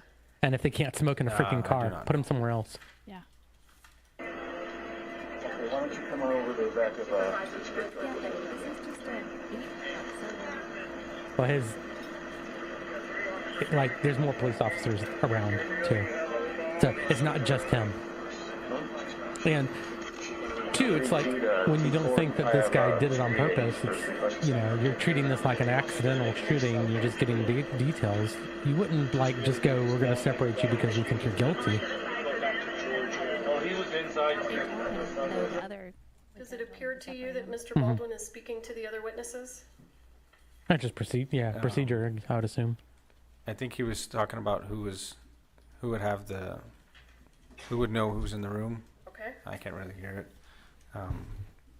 And then apparently the guy's son was working there as well. Okay. Is this an ideal way to separate someone from witnesses? After looking at it, probably not, but that's what happened. You're I at like the door? it. Do you have an ID on you, Do you sir? think he's just done with this?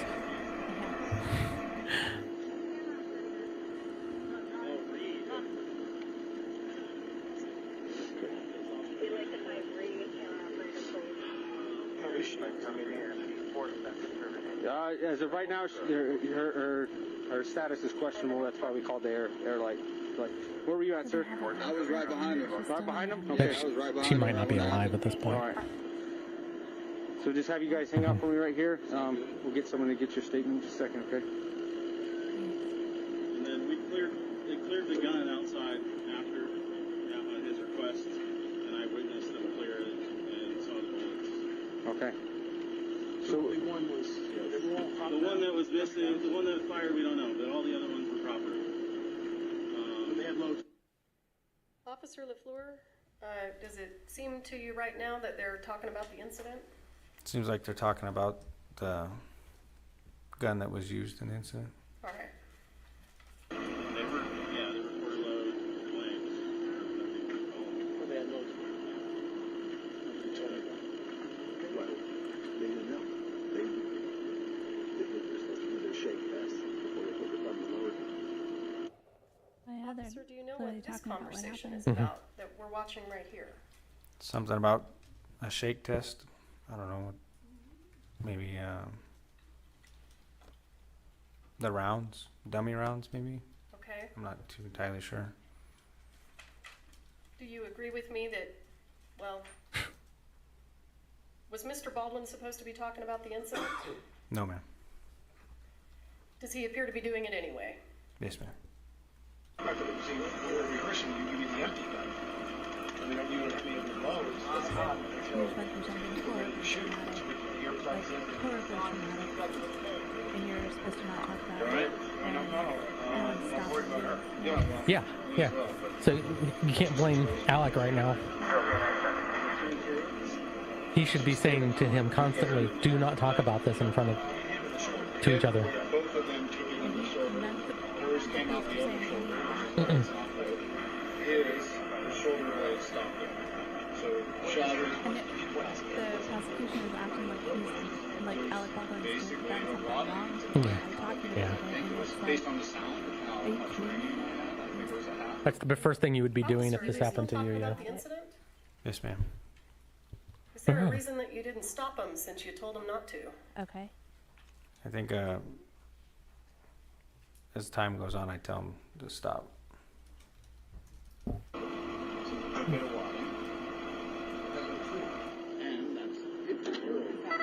Okay. So who knows what else is in the room? My other hand. You were in the room? Effects crew. Okay. Can you get your ID, sir? That's what I said. I think there was more than 6 or 7 guys. I think it was about 8. You see this gentleman over here on the left? Yes, ma'am. Any reason to believe he was inside the room at the time? I'm not sure at this point. Okay.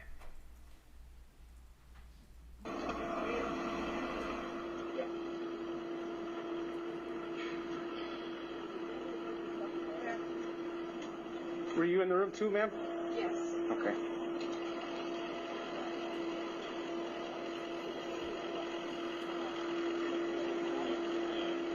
And where is Gutierrez in all this? Did they separate her and they're talking to her separately? Yeah, because the other officer was like who's in charge, and so he got the name. Because I'd imagine at this point there's like probably 3 or 4 officers on scene. But it just, you know, these kind of things are not clean and orderly, and you're just trying to make sense of everything. And if you had just been through something so traumatic, you're not going to remember this little details that an officer tells you. Yeah. As soon as they're allowed to. So they'll stabilize both. And then once the sheriff says you're good to go, they'll let them go. It hasn't left. Yeah. So she basically they're trying to stabilize her vital signs enough for the flight and administer any kind of narcotics or anything they need, blood thinners, that may be. Then they'll load her up in the helicopter and they'll fly her there. I believe the other ambulance is on the other side, and he seems to be doing better than she was, so they might drive him in an ambulance. I heard him wave off the other car, so. Where did they put her? He went out and took her out and took her, right? Both of them took it in the shoulder. When I was up with Joel, I didn't see nothing on it before they put me out. He just went over. Yeah, I ran out. He came back and accused me. I was helping him. I didn't see nothing. I was asking if he was all right. He couldn't hear me. You and him at the trauma hospital. Still at St. Vincent's. They're both trauma ones.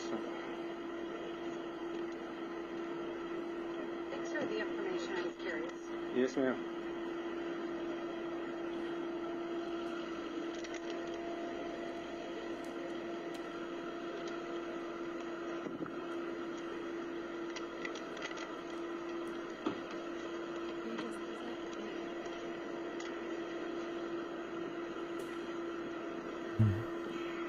Like you was holding it together, holding it together. And just Yeah. Yeah. I'll just step away and come on. Yeah, no problem. I got more out.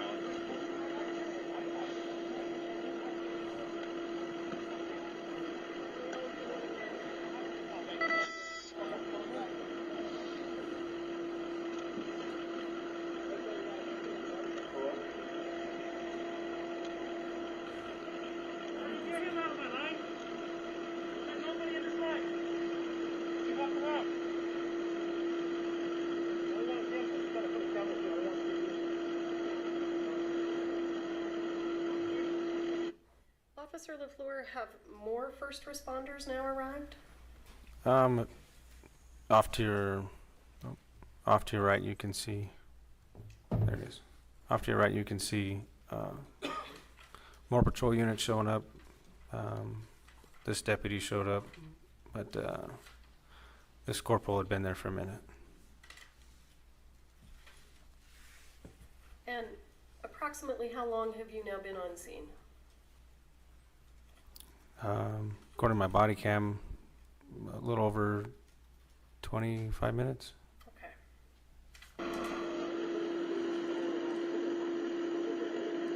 Hey, Corporal. I got 7 people there in the room when it happened, all their IDs, so. Okay. Just get it all brought down. I'm not sure what the CID's come out for this. It's okay. At that point in time, what was your understanding of how many people were in the room and witnessed it? I believe I said 7. Okay. Do you know whether or not that turned out to be true? See your foot. Yeah.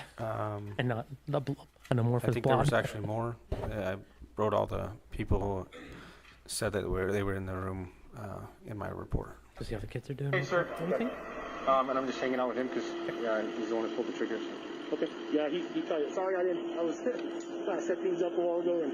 Do what you're gonna do. Whatever you're gonna do.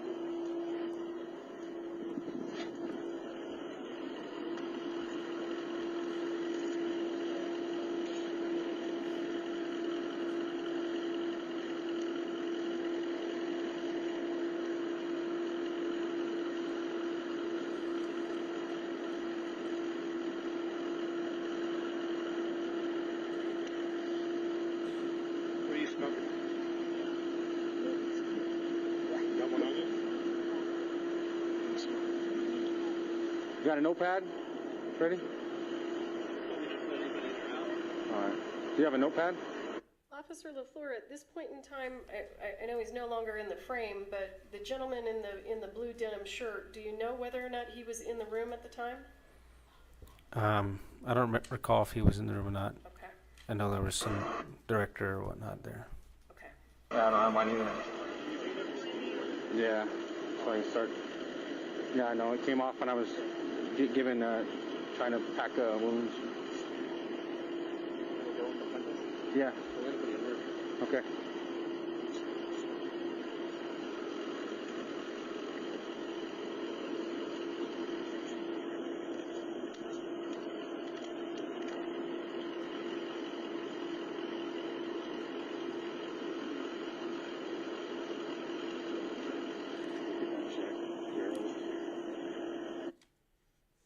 Officer LaFleur, does it look like Mr. Baldwin is speaking to a potential witness?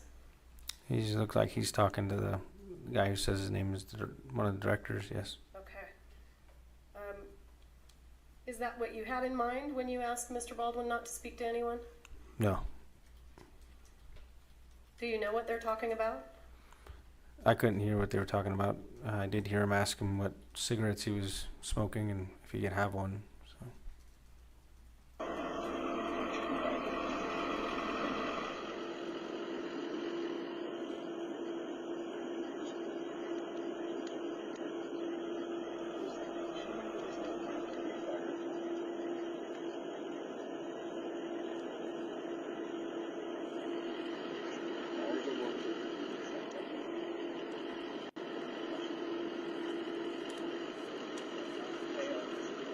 Careful, he has a bunch of loose cards in there. Oh, geez. All right. Or do you want to just tear some pages off? No, because I'm going to be writing quite a bit. Everybody was in the room. I mean, I have my phone on me. Yeah. It's all right. I'll just, yeah, all right now.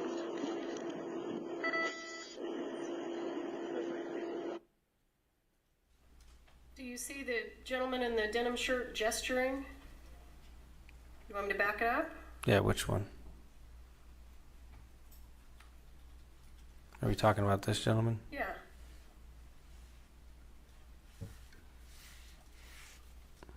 Do you know what he's gesturing? No, it looks like he picks up his hand. Now that you play it back, it looks like he's shaking his hand. seen him do that previously? No, not until just now. I thought you testified earlier about a shake test. The gentleman was talking about a shake test, Okay. but I had not seen the director do it until reviewing the footage now. Okay. My eyes aren't always exactly where the body cam's pointed, so. Absolutely. When you tell people not to talk about the incident, do you have an expectation that they'll follow your instructions? Yes, ma'am. Does it look like they're following your instructions? No, ma'am. Okay. Officer LaFleur, I'm going to stop the video there. What else did you do on scene that day? I helped essentially just wait with other witnesses, I guess, or people that wanted to give a statement or they needed a statement from at a different location. It was their base camp is what they called it. So you needed to take statements from people that were at another location? Is that what you said? No, we took people from essentially where we had them, and they took them down to their base camp, and that's where they started interviews. And the people that you take to base camp, are those the same people that we see here in the video? I believe so. Those people, and I don't know how many people they ended up interviewing.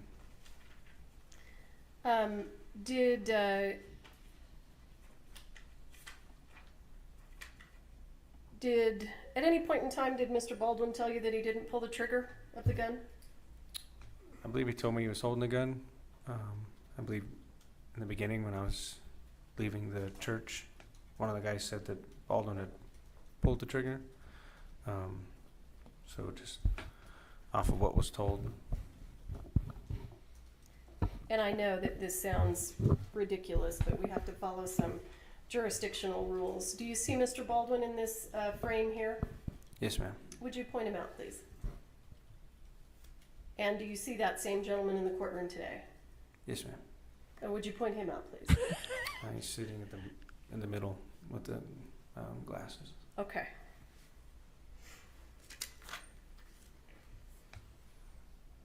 Anything else that you did of import that you can think of that you think the jury should hear about? I think that's about it. How long were you on scene, if you recall? From when I got there was, I don't know, about 10 hours maybe or so. I was there until dark. You were there for 10 hours? Yeah, until they were done interviewing people. A long day. Mm-hmm. Is that typical? It is if that's what they need to be done, so. Okay. He does have this attitude that she's just asking stupid questions. Yeah. Your Honor, just for the record, we would ask that the record reflect that Officer LaFleur has identified the defendant. Yes. Thank you. I'll pass the witness. Pass the witness.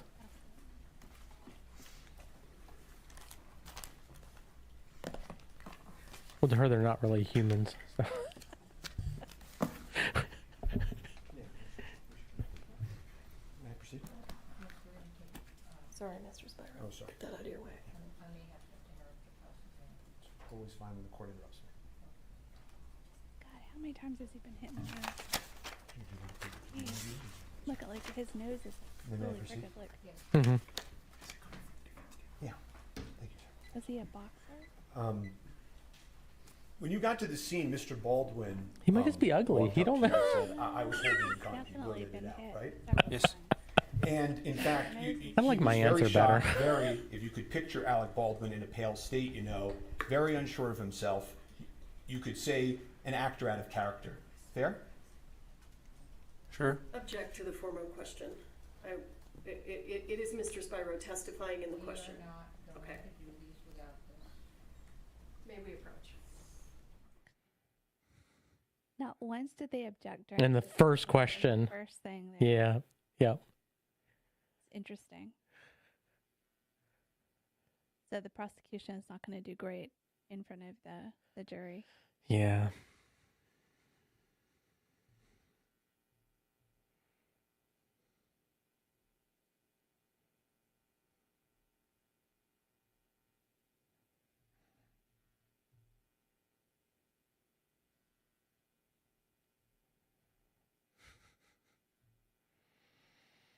Mr.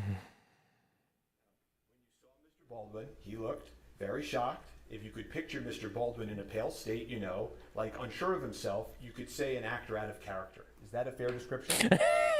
Sure. And he said to you, I'm here, whatever you want to hear, right? Yes.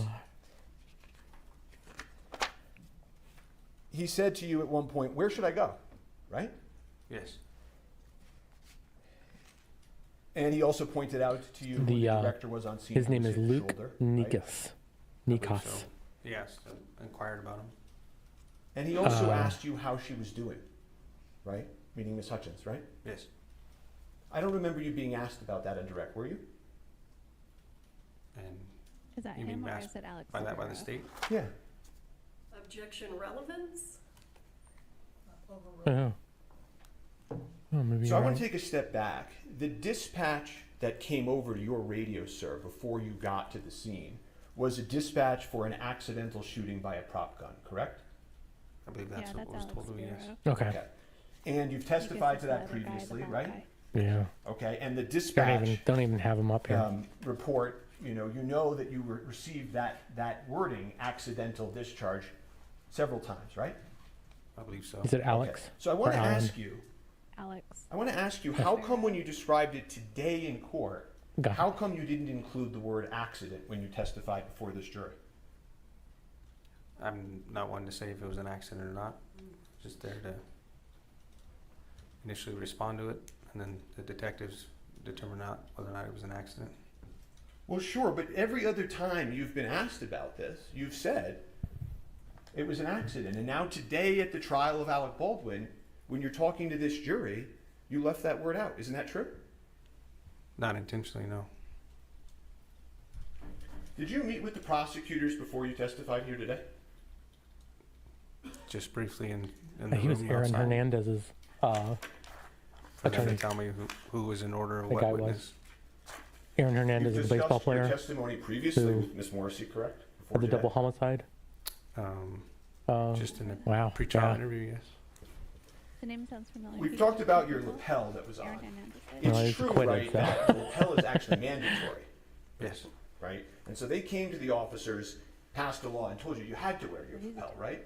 And then Hernandez's And the way murder it was works is it then proceeds- reinstated It secures in 2019. all of these Whatever. statements, and when you're done wearing it for the day, you go back to the station, you log it in, and then it exists, right? Essentially, yeah, but it's more complex than that. It uploads on itself. Oh, it self-uploads so that it maintains itself? Yes. Okay. And you then talked a little bit about the securing of the scene, and you talked about crime scene tape going up, right? Yes. But as you just told this jury, at the He's time also you don't know defended whether this Elon is an Musk. accident or not, right? Yes. It's not like a crime scene So tape he's- is some evidence of a crime, right? Whether good it was lawyer. an accident or a crime scene is still essential. And you've been very candid that you made some mistakes at the scene, right? Yes. And that you've learned since then about some of these mistakes, right? Yes. You've said He hindsight's was hired 20/20. by the family of Don Right. Lewis. Yes. And About you can Monday morning Don Lewis quarterback was decisions, but you made them in the field, Tiger right? King. Yes. The guy that And disappeared. you've said that based on your training And everybody thinks that she experience, killed you him. know that Oh, really? if Yeah. witnesses are left to speak So to each other, he even they has can like taint each other's memories, right? Yes. And sometimes was that's crazy. incidental and accidental, right? Yes. And sometimes it's purposeful, right? Depends on who's there, yes. Well, if you were with somebody and somebody was talking to you about the 911 call, right? And they kept saying to you over and over, it wasn't an accident, it wasn't an accident. And then you testify and you leave out the word accident. That could be an example of taint, couldn't it? Sure. Sure. And also, non-witnesses can taint people's memories too. You agree with me? I guess. Well, at one point in your testimony previously, you had said that there was a lawyer on the scene that was talking to some of the people that were on the scene. I believe so, yeah. Okay. And if that lawyer told somebody on the scene, I think your understanding is that could have tainted their view of their memory, right? Essentially, yes. Mr. Baldwin never asked to speak to that lawyer, did he? I'm not to my recollection. And then you went on and you said, that you had told Mr. Baldwin not to speak to the other witnesses. Do you remember that testimony? Yes. And I think you were asked approximately 5 times why Mr. Baldwin was disobeying your orders. Do you remember that testimony? Yes. Okay. But in the lapel video that we just saw, you're not going up to Mr. Baldwin or these witnesses going, get out of here. Get out of here. I'm an officer. You got to separate. You don't do that, right? Nope. Yep. And also in that video, you can see a lot of these people are coming over to Mr. Baldwin, right? Yes. One of them comes over and shakes his hand, right? Yes. Have you ever seen that in all of your experience? Somebody commit a homicide and everybody and all the witnesses are on the scene, circling around the person, shaking his hand and talking to him about what happened. Have you ever seen that in your entire career? No. And then you went on to say, well, you didn't put him in the cruiser. You didn't put him in the cruiser because your cruiser was being used. Was I guess the reason that you gave? Was that, did I understand that right? My patrol unit was being actively used as a post on the other side of the field for a crime scene. When you say a post, you mean like it goes somewhere else and you put the tape around it? Is that? The side mirror was wrapped around with crime scene tape. There were also another dozen officers on the scene that day that had police cars if they wanted to put Mr. Baldwin in it at any point, right? Mm. Yep. Okay. And in fact, Mr. Baldwin later on drives himself to the precinct and goes and speaks to the police, right?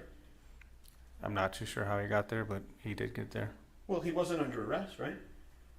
Not to my knowledge, no. And so you use this word detained when Ms. Morrissey asked you Relevance is your bitch. detaining Mr. Baldwin. Do you remember that question? Relevance is your bitch. Isn't it true that even today, years later, no police officer has ever arrested Mr. Baldwin or detained him in a police car? True? I don't know.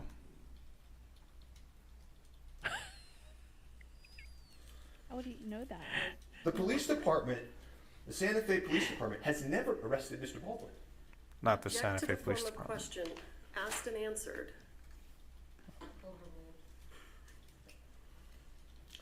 And one of the things that you do as an officer on the scene is you observe demeanor, right? Yes.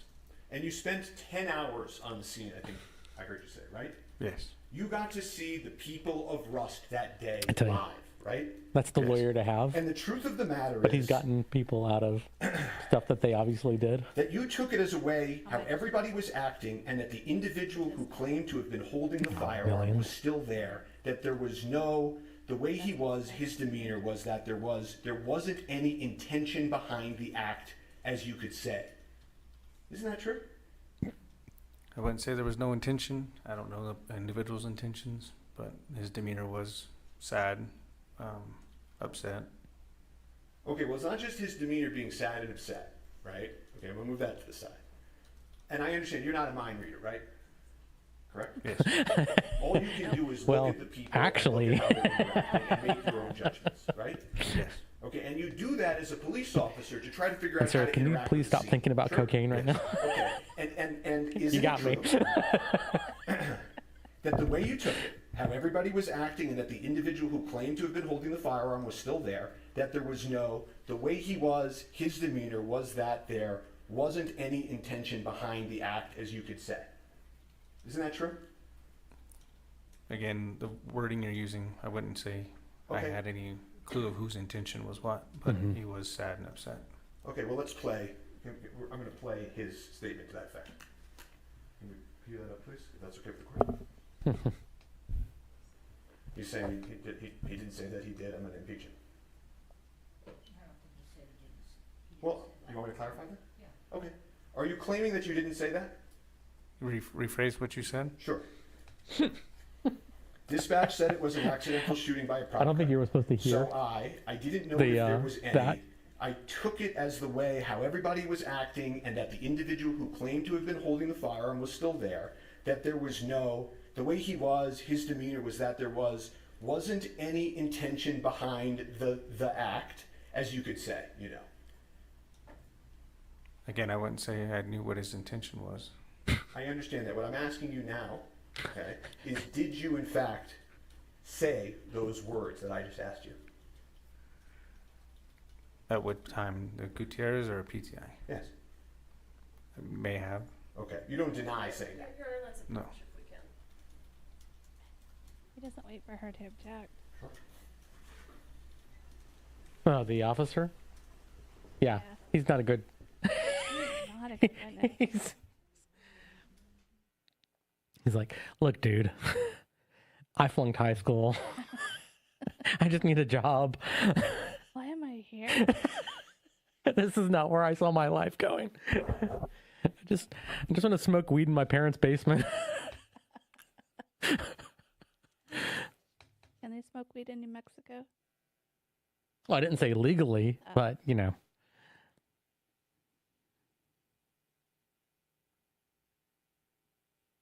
I just got a barrage of emails saying that I suck.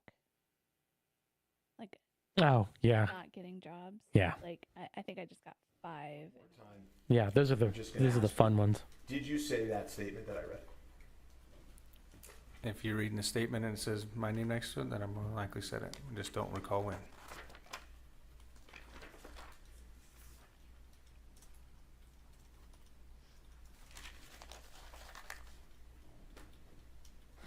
And one of the other things that happened that day that I don't think we've talked about is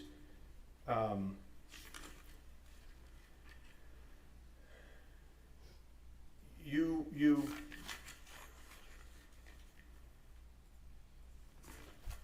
spoke to a witness who told you that a woman named Sarah was crying and shaking and going through the bullets and saying, I don't know how it got in there. Objection, hearsay. I'm asking the witness if he had that information. He's making the statement, the hearsay statement is coming in.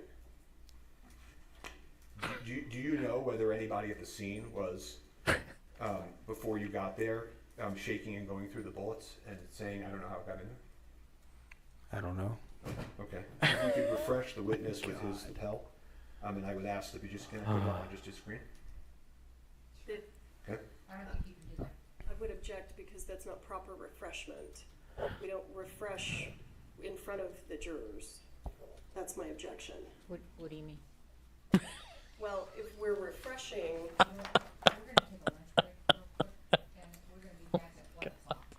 Even the judge is like, what do you mean?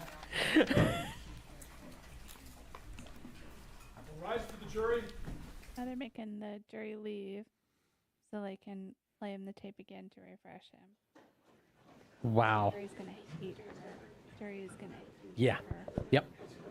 She is doing Because her. every time, you can see it on the guy's face, the other lawyer. He just had to smile like. Because they didn't object to anything. Was that? See what I said? Saying hearsay, hearsay. It was hearsay all across Constantly. Yep. the board. They must know this. They must have done some good jury analysis. On her too, and how she's gonna react on everything. So, yeah. Yeah, Falcon. Where was that sass earlier? Yeah.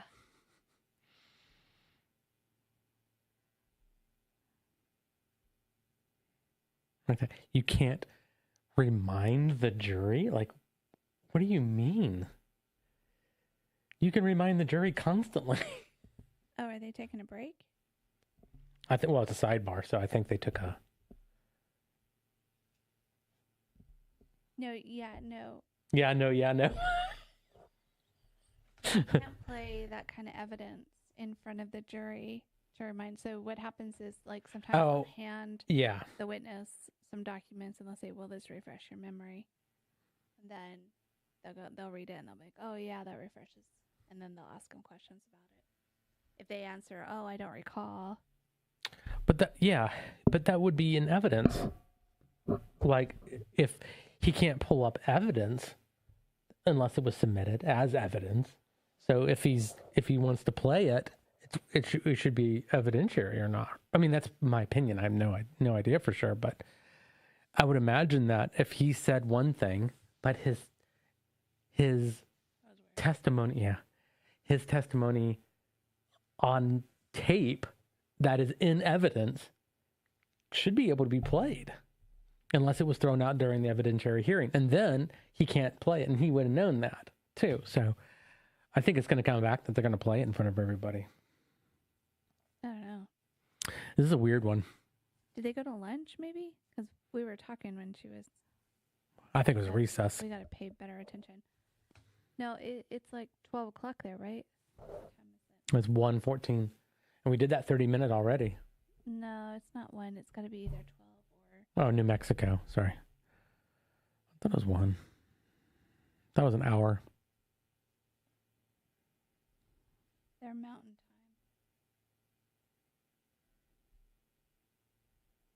Yeah, it's 12:15 right now. So the original one was just a 30-minute break. So this could be an hour. An hour break. I thought they're only doing 30 minutes. I don't know. She was very unclear when she said. I still like that response from the judge, which is like, what do you mean?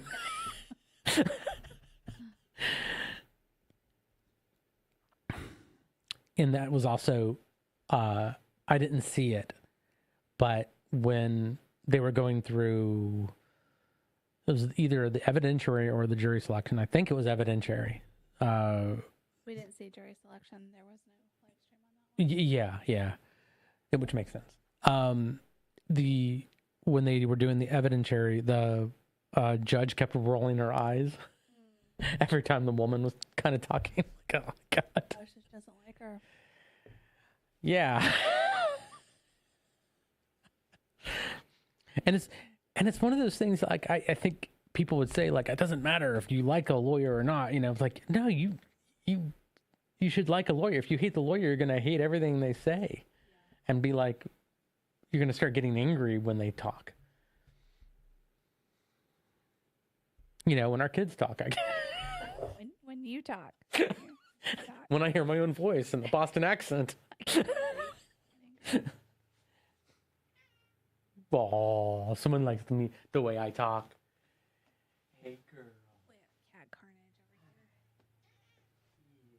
Well, I think they went to lunch, so I guess it's a good time for us to take a break, and then we will come back. You want to?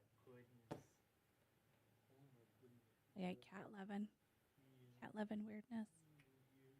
What? What are you doing over there? You know, we don't get Mia loving that much.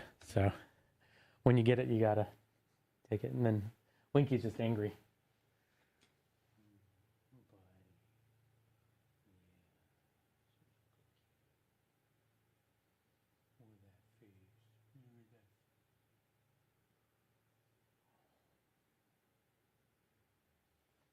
Okay, break time. Break time. Break time. We will be back. Yep.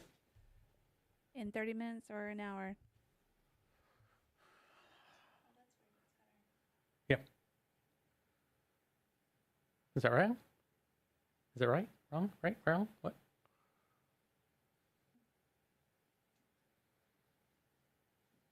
All right, see Christy.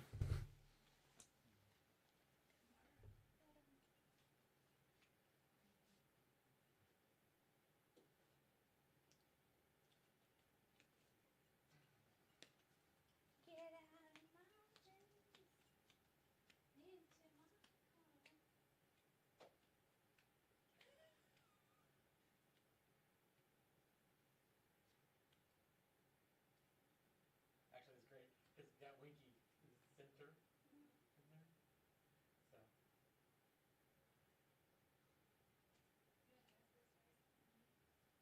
don't think so.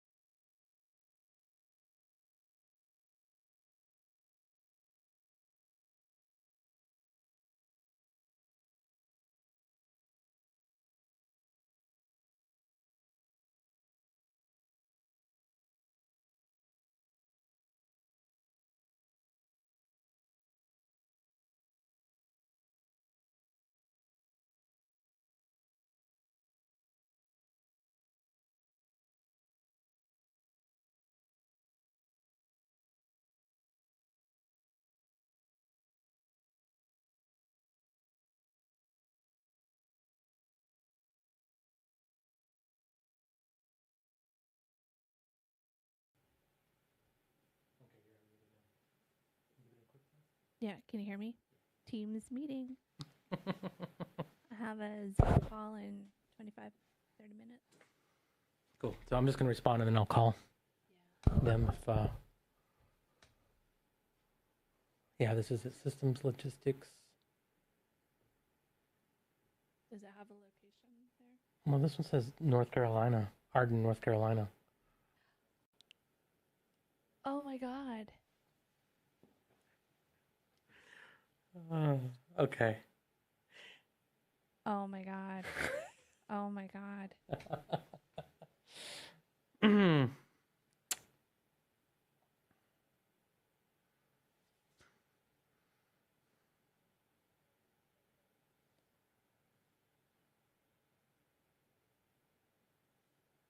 Oh, it's us. What is that noise? Where's the sound? What is that annoying grating noise I'm hearing? All right.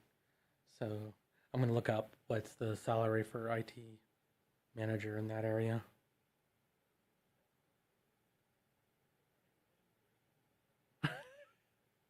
Oh, how awesome. I could get a job as like a bartender at Highland. I don't even have to, but yeah. You could do whatever.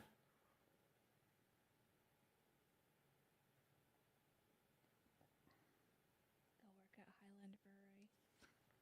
Just want to go drink there. Yeah. Excuse me.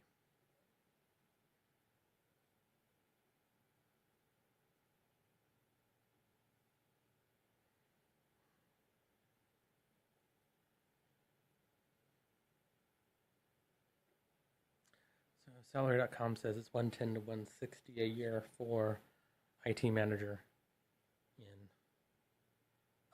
Asheville. Yeah. So I would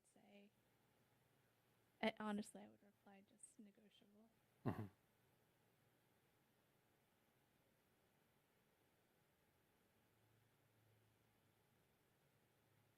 Glassdoor says it's about 100.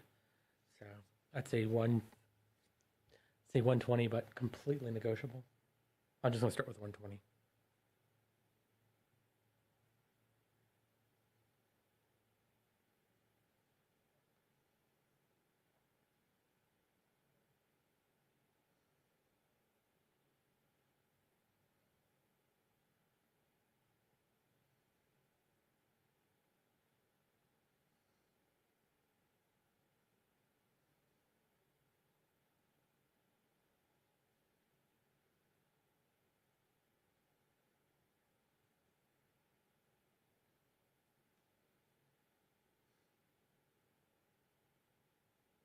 I'm just going to say range. I'm not going to say negotiable because if I say negotiable, they're going to negotiate. If he comes back and says anything, then I'll talk about that. Mm-hmm.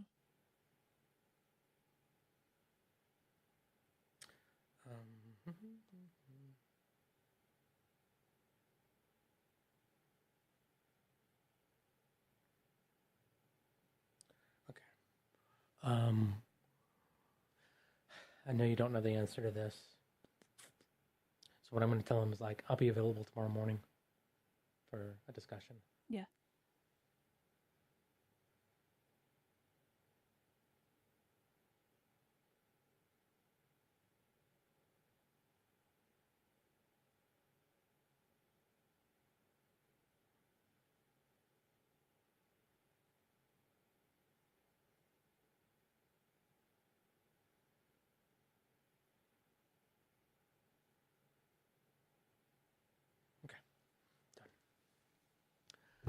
Okay.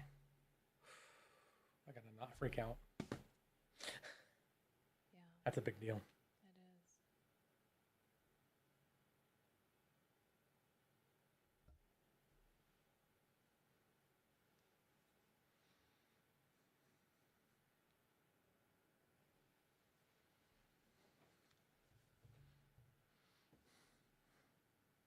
So I think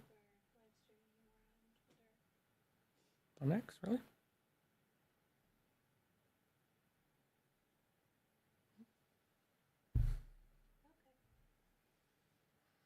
It says there's 14 people watching. Yeah, it's so weird. Mm-hmm.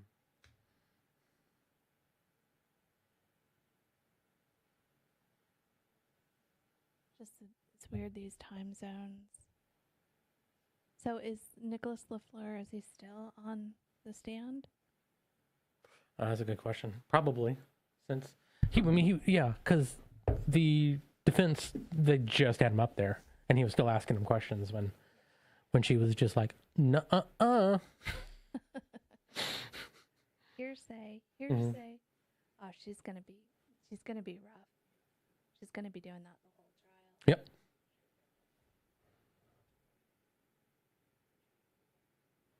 I gotta turn that.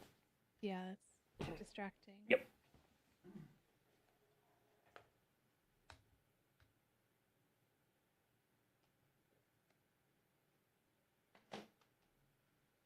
As the list of film and television.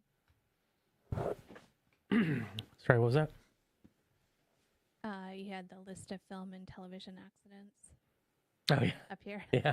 I was like, what is that?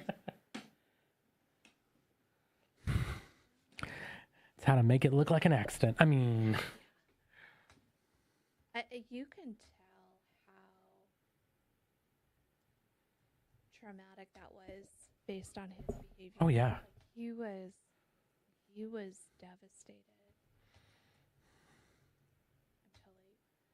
What did your grandma say? Putting the horses before the cart.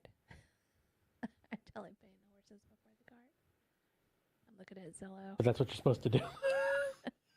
Put the cart before the horses. There you go. There you go. Put the sea lions in the. I hate sea lions. I do.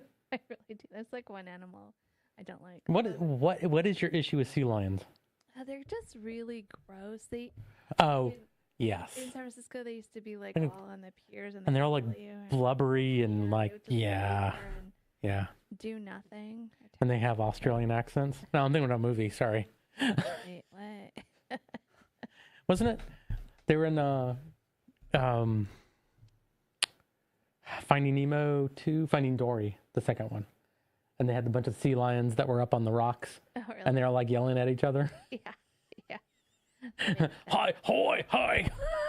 That totally tracks.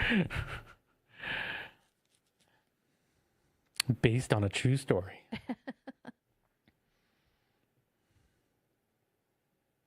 You're talking about buying up a piece of property for nothing and homesteading it like the Italian, like in Italy. We're not going to find that in Nashville.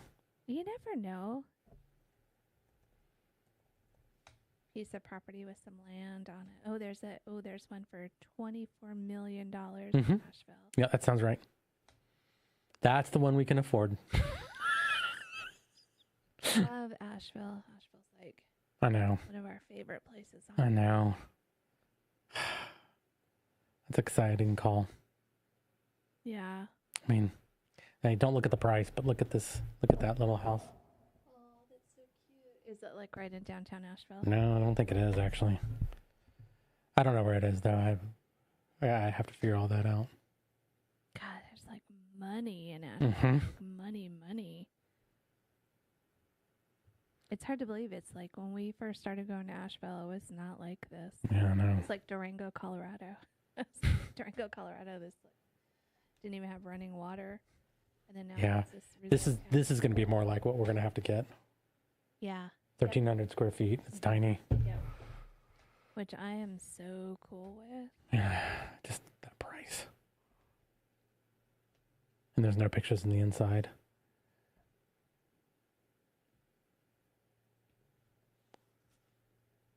So, here, let me mute this real quick.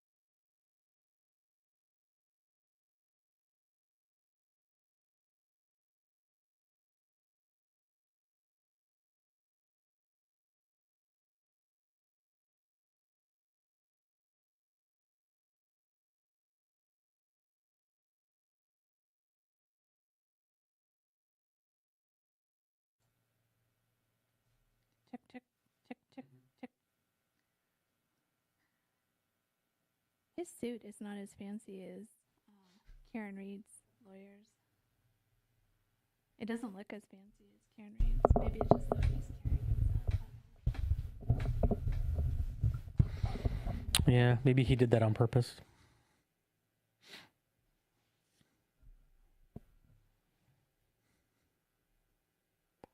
Like he didn't want to make himself look too good. We could somehow move to Asheville. Do you think I should join a drum circle? Yes. Look at that. Yeah, that's an interesting place. Mm-hmm.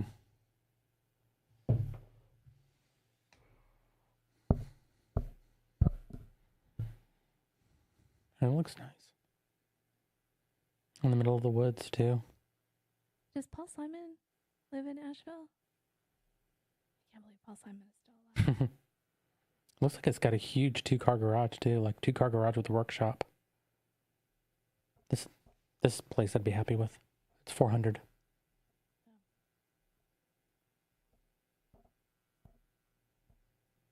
Oh, look at that. That fireplace. Oh, that is cool. Is it real wood?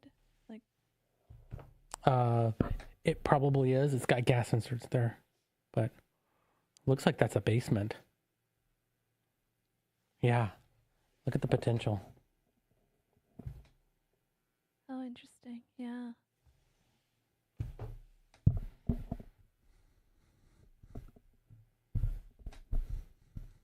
Oh, look, she got her Starbucks at lunch. She's one of those ones. This is the wrong Starbucks. Throws it out. Like her assistant right there. Yeah. Is like, there's onions on my food. She's like, goes crazy. But you said you wanted onions. I want red onions. You know. We gotta create a whole persona for her. What's her name again? Erlinda Johnson. Erlinda's kind of a witchy name, isn't it? It is. We're at 780 subscribers. Woohoo! Live on the air, 780. Woo hoo. So we've been doing this since April, May, June, and now we're into July. So 4 months. About 4 months. 3. Yeah, 4 months. Yeah. Maybe Sunday we'll get to 1,000. I don't know. Only 220 now. 220 away. 220 people have to like us that are not in a cult. You can be in a cult and like us. I guess you could. Oh, you could be in a cult trying to escape the cult. What I was saying earlier was that because Christy had put to watch Juror. The Juror was her favorite movie. Yeah. Alec Baldwin. But I hadn't seen any rated R movies really before that. I had to go back and watch. I heard you say that. Yeah. Watch that. Yeah. Watch rated R movies. And PG-13 and rated R movies I didn't really see before 1997. Actually, this house here is 4 square feet away from that other one, a little cheaper and nicer. Oh, that's an interesting one, yeah. We're looking at houses. Alec Baldwin. Oh, look at that. Look at that. That's cool. That is cool. I like this place. Yeah, see, we can find stuff. We have to downsize. We'll be fine. Prioritize what we're going to keep and not keep. Yeah. Yeah, no, it's actually 30 square feet bigger than the other one. 3 beds, 2 baths. In a basement? We would move defense 8 into evidence, which is the I do. 911 dispatch. Use your left hand. Is your witness going to recognize it? Or is it by it's by stipulation? Right. Okay. That's what we agreed. All right. Okay, and if we could just, so that the jury can see, page 6, if we could just publish it to the jury. States. Defendant's 8? Is that 8? Defendant's 8 is admitted. You may publish. Thank you, Your Honor.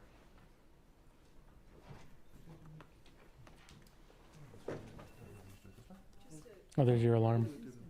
You got to go, don't you?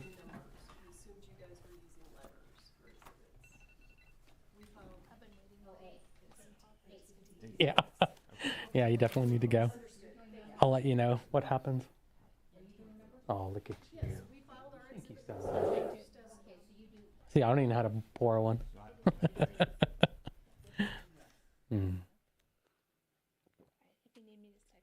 Yep, will do. Congratulations.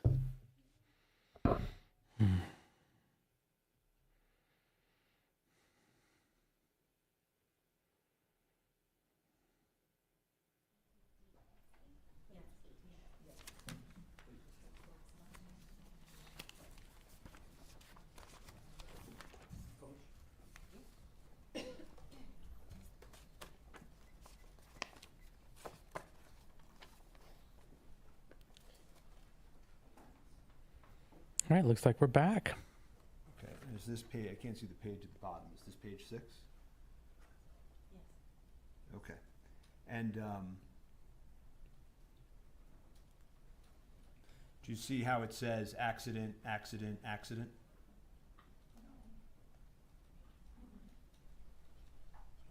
I can touch it? Oh, accident.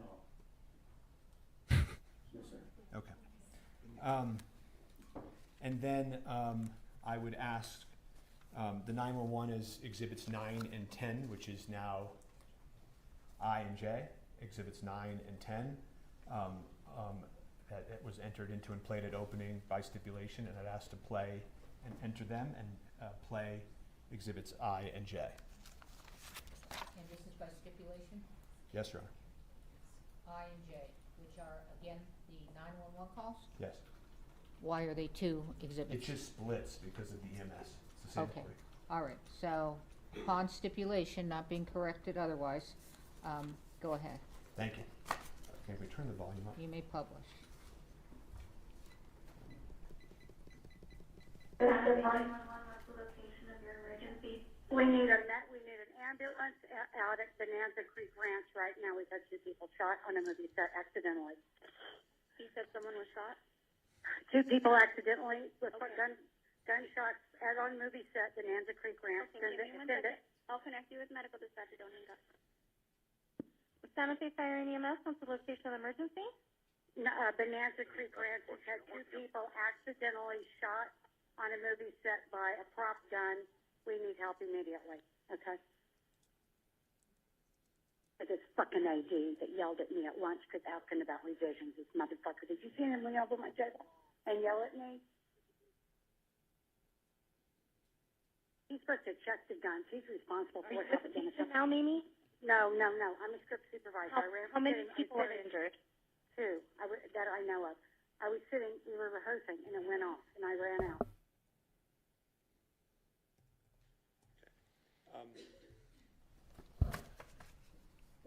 You heard some language, and then that he, the first assistant, was supposed to check the gun. Did you hear that? Yes. Okay. Did you hear anybody on the 911 call mention Alec Baldwin at all? No.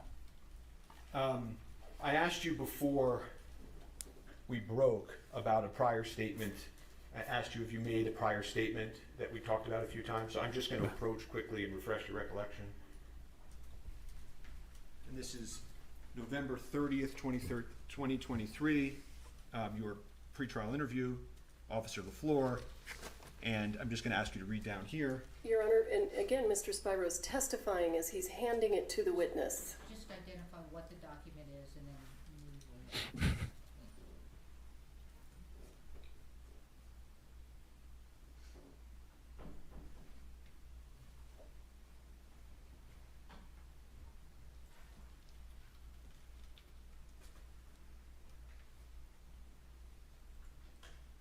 Does that refresh your recollection, sir? Yes.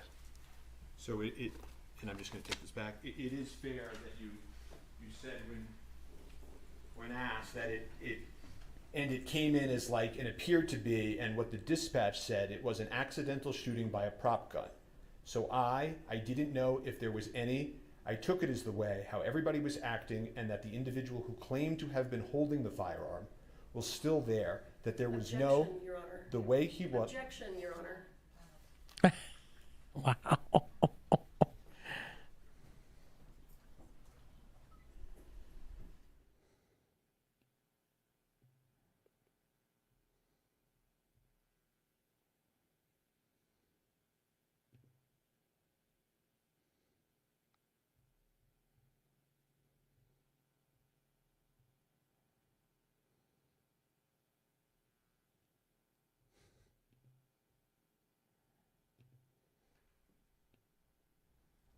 as I was walking back, my question was, did that refresh your recollection? Yes.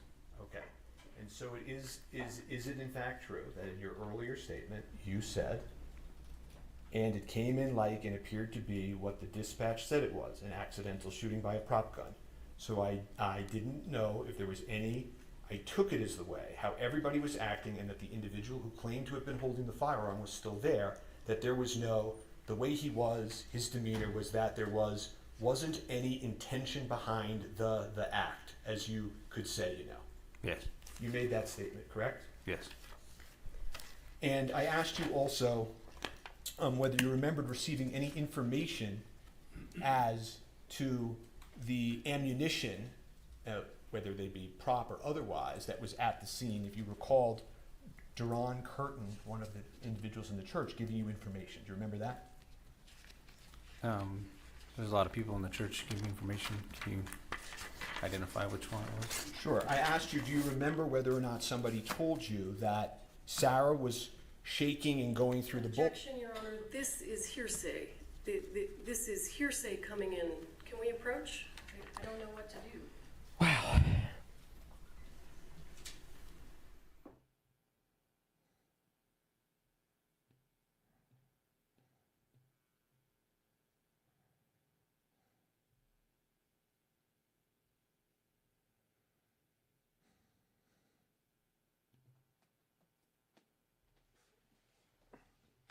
No, Winky.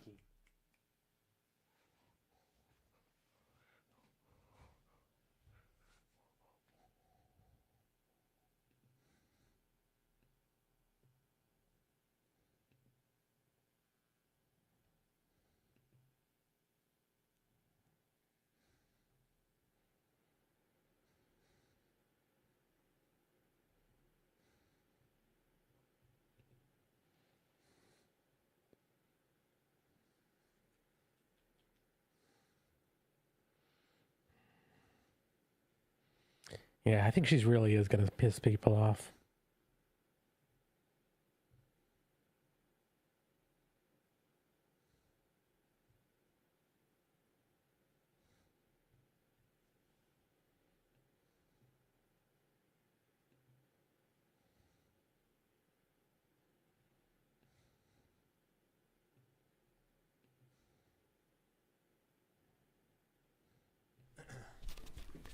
As I was saying, officer, did you learn at the scene whether or not Sarah was going through the bullets and saying, I don't know how it got there? Did you learn that information? Do you recall? I don't remember. If you could refresh my memory to which part, which person said what. Sure. And I'm just going to approach the witness and show him his lapel recording.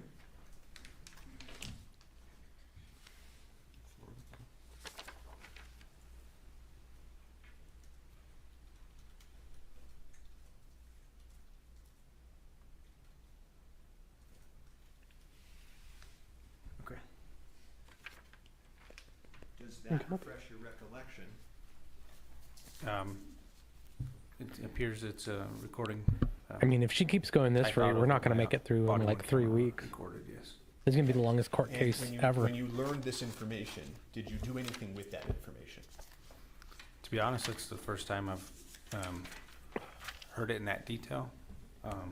Body cameras pick up more audio than our ears do. Okay. You also testified that the gentleman in the orange jacket came up to you and said, Alec pulled the trigger, or words to that effect. Remember that testimony? Yeah. That's what he said, yes. Yeah, and you know that's that really has stated all it's absolutely been. not saying pull the trigger. It's just there's sort of constant objections. At that point, I didn't know if he said that or not. Okay. And then He handed the witness a piece of paper, and she objected to it because it was like misleading or something like that. About your testimony on direct that Mr. Baldwin was effectively disobeying police orders. Do you remember that testimony on direct? Yeah. Yes. And over the lunch break, have you had? And you missed I got a beer. That was an important part. That testimony. Sure. Okay. Do you think it's honestly, sir, a fair characterization to this this jury guy. to say that Mr. Baldwin was disobeying police orders at the scene? He was given an order, but I didn't repeatedly tell him not to. That was on my bad. And so don't you think that given what actually happened at the scene, that really, in all fairness to Mr. Baldwin, he wasn't really disobeying police orders, was he, sir? To an extent, yes. You were the first officer on scene. You can come up here. Yes. And you did your best, no question, right? Yes.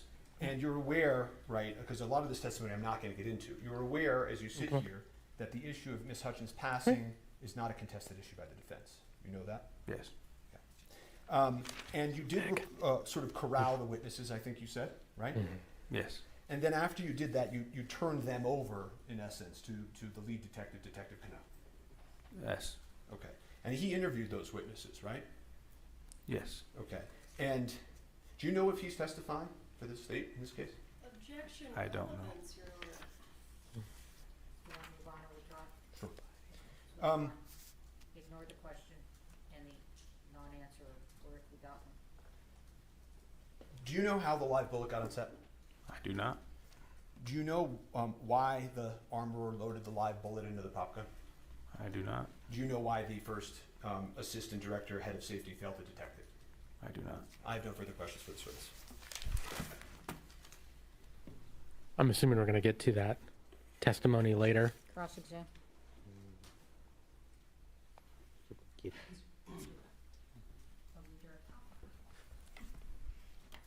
Right here. Can I use the Elmo, please?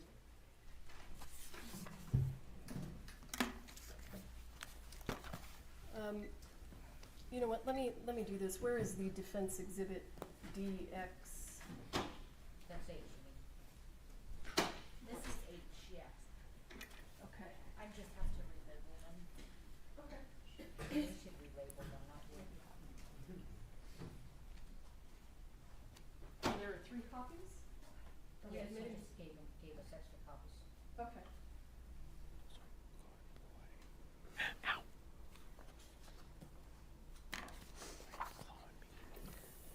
Officer LaFleur, let's back up a little bit, okay?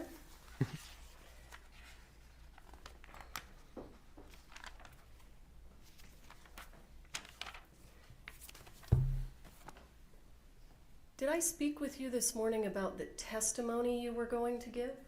No, ma'am.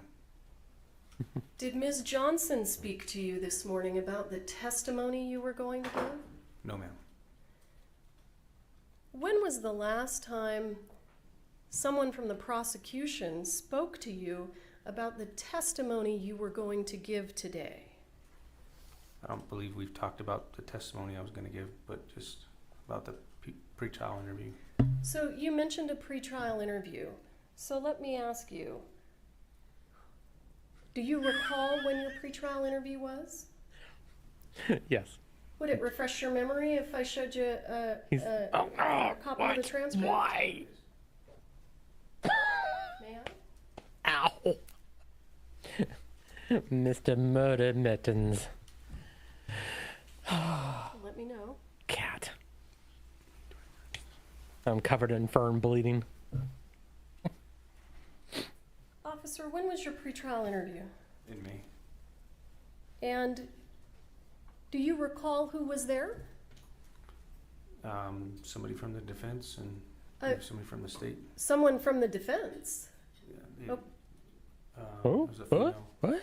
Okay, so just to be clear, at your pretrial interview, it wasn't the state just speaking to you. The defense attorneys were there also, right? Yes. And they got to ask you almost all the questions, isn't that right? Yes, if I can recall, the state didn't have anything to ask.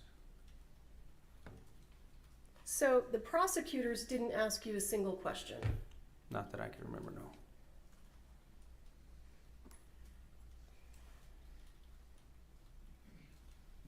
Do you agree with the defense attorney's assertion this morning that somehow you were coached to give your testimony?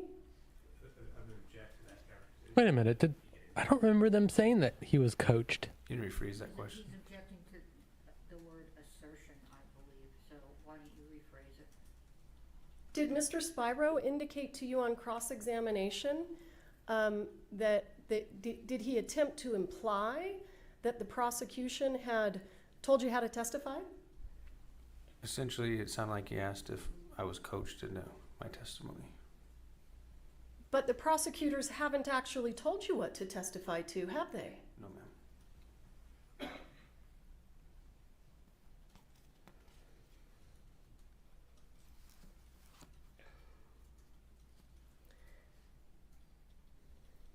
You were asked several questions on cross-examination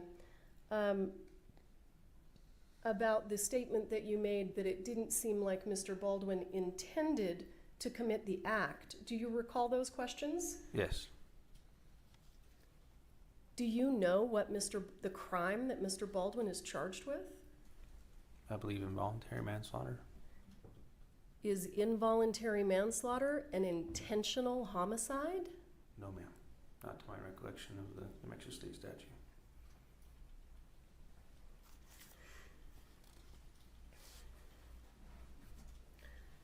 Are there criminal offenses that are intentional homicides?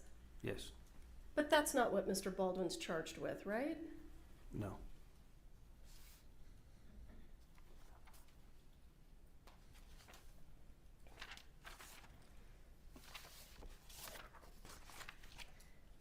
Officer LaFleur, when you are speaking to a witness, when you were in fact speaking to witnesses at the scene, you collected their driver's licenses, didn't you?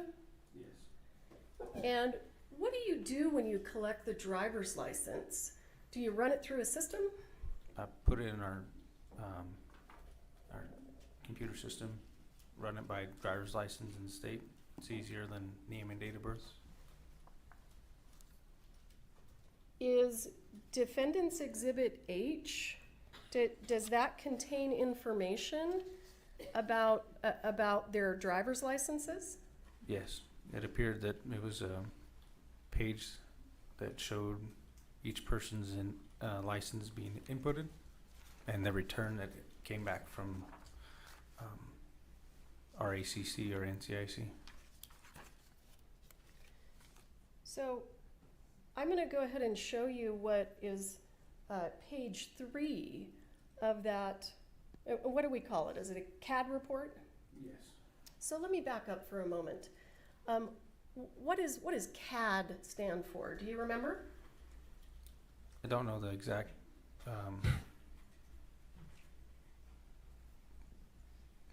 exactly what it stands for, no, but it's a reporting system that we use that dispatches us through. And so this is this a dispatch log? yes.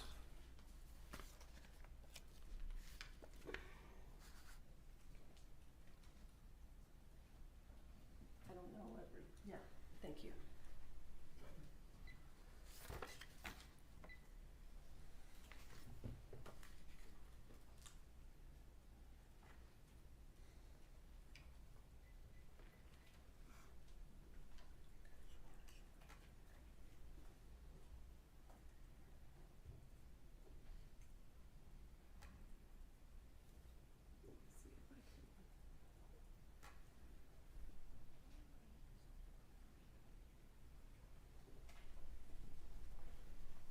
Sorry, I know that's getting smaller and smaller, but I'm not sure what to do.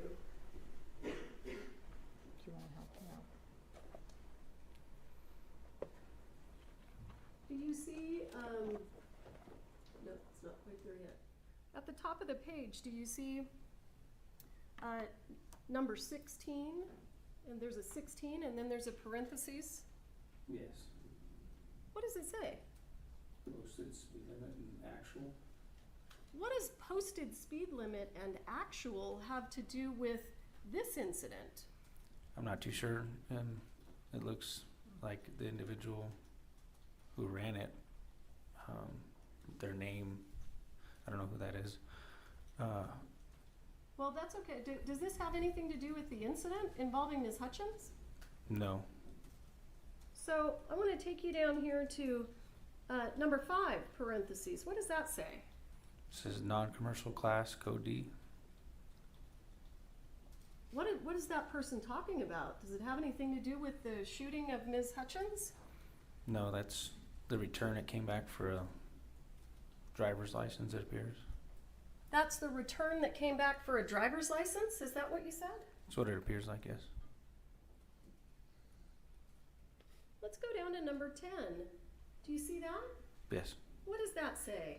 Accident quantity. Keep reading. 3, withdrawal. It looks like it's going to try to say withdrawal. Does that have anything to do with this incident? No.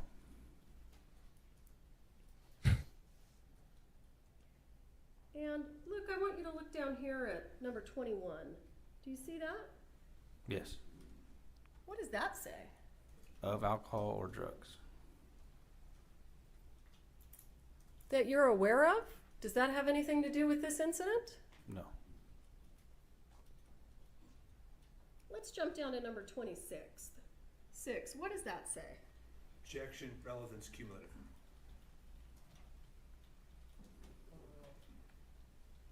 Go ahead, sir. Says drinking and driving at .0. Did you read it all? Yeah, per se, I think that's what it's saying at the beginning. Dash drinking and driving at .0. I think the next line is the blood alcohol content, BAC.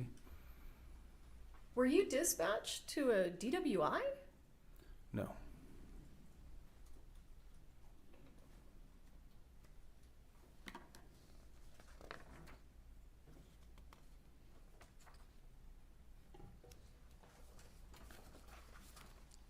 Let's have a look at page 5.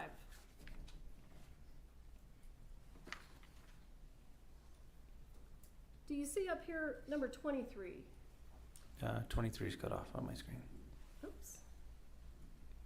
Yeah. Of alcohol or drugs. Was this an incident that was related to alcohol or drugs? Not that I'm aware of. Let's jump down here, if you would, to number 10. Do you see that? It says accidental quantity 0 and then withdrawal. Does that have anything to do with this incident? No. Why are we seeing that language? It's what the NCIC return gives our CAD. As you can see, it's all within the same 1/10 of a second. So it's generated by the computer system itself. So I've now turned the page to page 6. Do you see 10 there where it says 10 parentheses? Accidental quantity 0 withdrawal. Is the word accident reflective of Ms. Hutchins being shot on accident? No.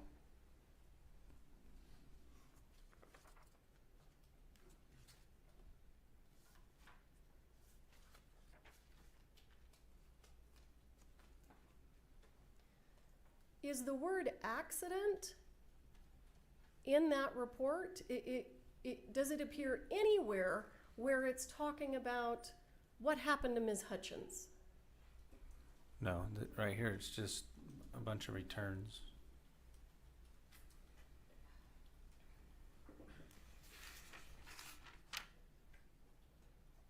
Thank you for your time, sir. I don't have anything further. All right, thank you. This witness is excused. Next witness. The state calls, I'm sorry, were you? We would now move to page 14 of the exhibit. Come over here.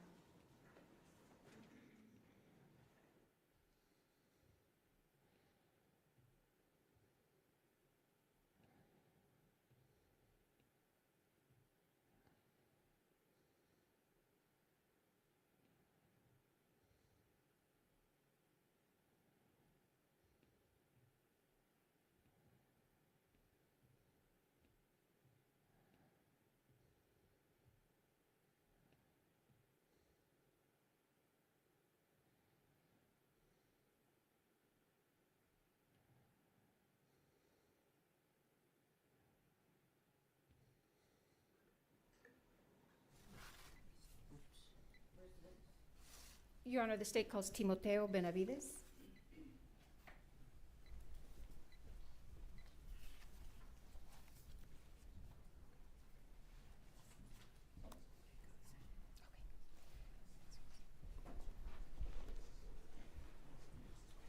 Mr. Judge, raise your right hand, please. Do you swear affirm under penalty of law? Sorry, Major.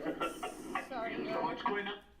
Do you swear affirm under penalty Wow. of law that the testimony you'll give in this case will be the truth, the whole truth, and nothing but the truth? All right, have a seat talking to the microphone. May I proceed? Good afternoon, Mr. Benavides. Would you please introduce yourself to the members of the jury? Yes, my name's Timoteo Benavides. And sir, on October 21st, 2021, how were you employed? I was employed by the Santa Fe County Sheriff's Office as a lieutenant. And are you still employed with the Santa Fe County Sheriff's Department? I am not. And why not? I retired doing 20 years of law enforcement for Santa Fe County. And what was your rank when you retired? Lieutenant. And on October 21st, 2021, were you working? Yes, I was. And what were your duties that day? That day I was day shift commander, which entails taking care of Santa Fe County during the day and 7 deputies we had. How large is Santa Fe County? It's pretty big. It goes from the city limits of Espanola to all the way to I-40 down in Edgewood and to Pecos and then to Yeah. the off-ramp Yeah. to Cochiti.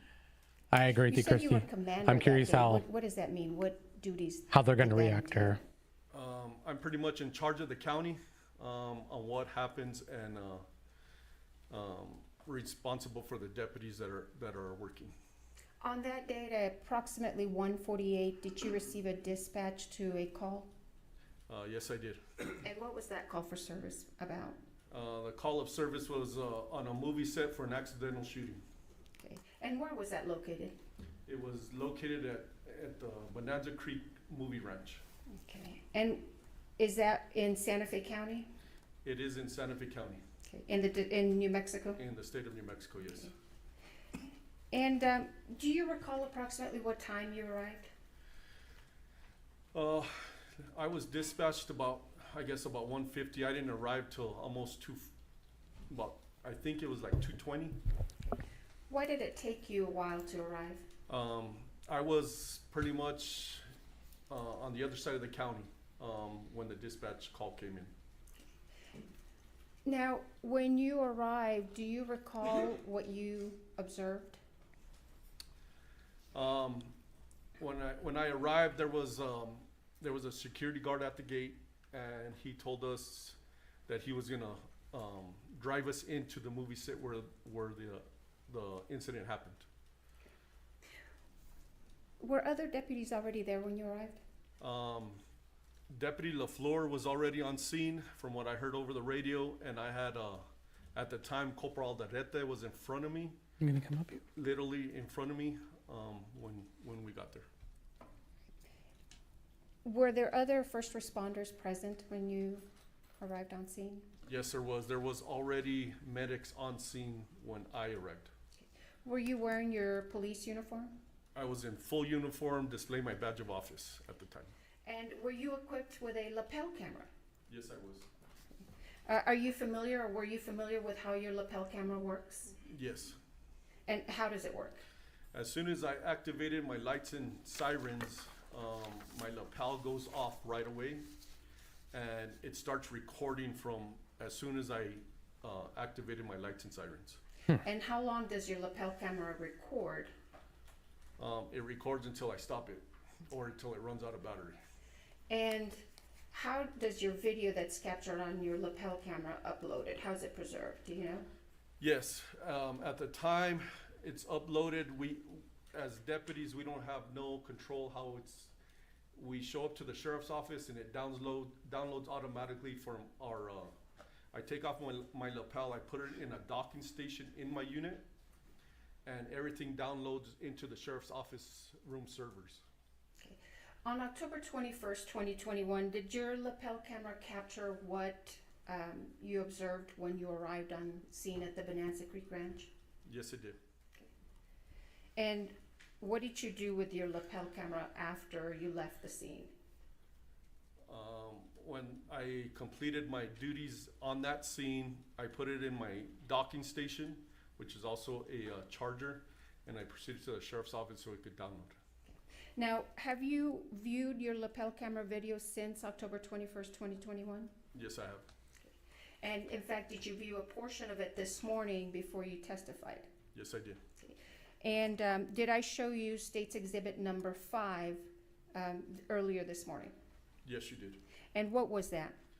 It was pretty much the beginning from when I activated my lights and sirens to the end. What was it, the entire thing to the end, or was it part of it? It was part of it. It was not the entire thing because I did stop it several times to talk to commanders and deputies, and then I reactivated it. And how long is your entire lapel camera video? I arrived on scene about 2:20, and I didn't leave till almost 8:30 that night. So State's Exhibit 1 is just a portion of your lapel camera? That is correct. Excuse me, video? Yes. Okay. After you viewed it, did you notice if it's been modified or changed in any way? It has not. Okay. Your Honor, I would move into evidence State's Exhibit number 5. No objection, Your Honor. Thank you.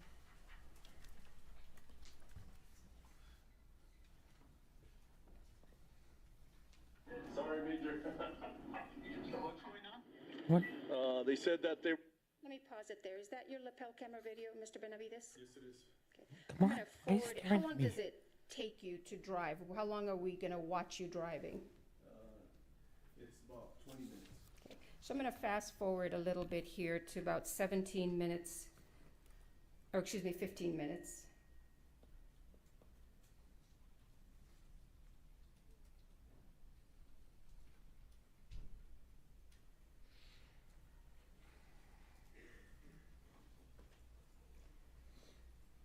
Gonna be en route to Bonanza Creek. Hey, I got one shot in the chest. One shot in the chest, and one shot in the chest, and another shot in the stomach. So you have two victims up there? Two vic. Are you still driving? I am still driving, yes.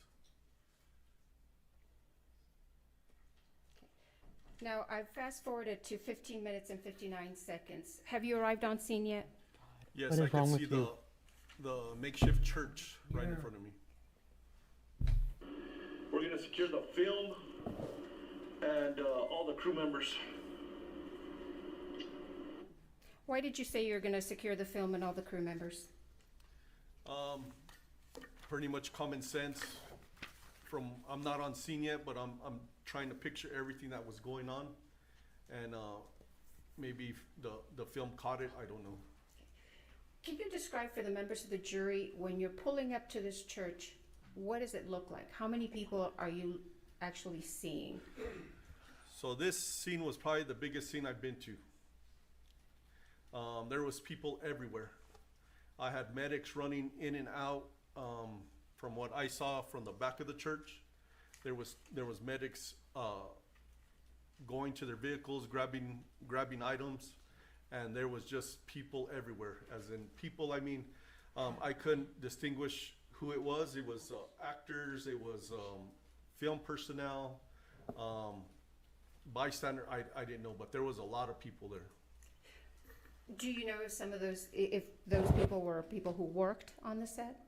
Yes, you could distinguish them. They had a lot of sunblock on, a lot of hats, big hats for the sun. So that's pretty much how I noticed that. Okay. Cool. Thanks. I have like 200 people out here, so. Alrighty, I'll see if, Yes, I already called for them. All right.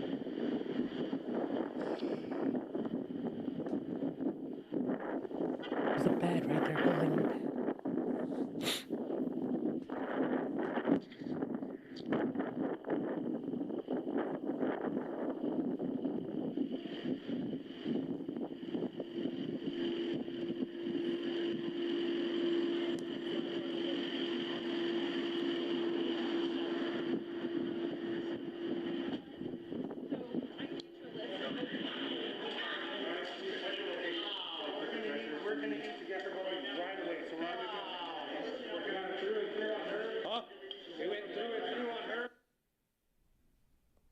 What's happening at this, excuse me, at this point?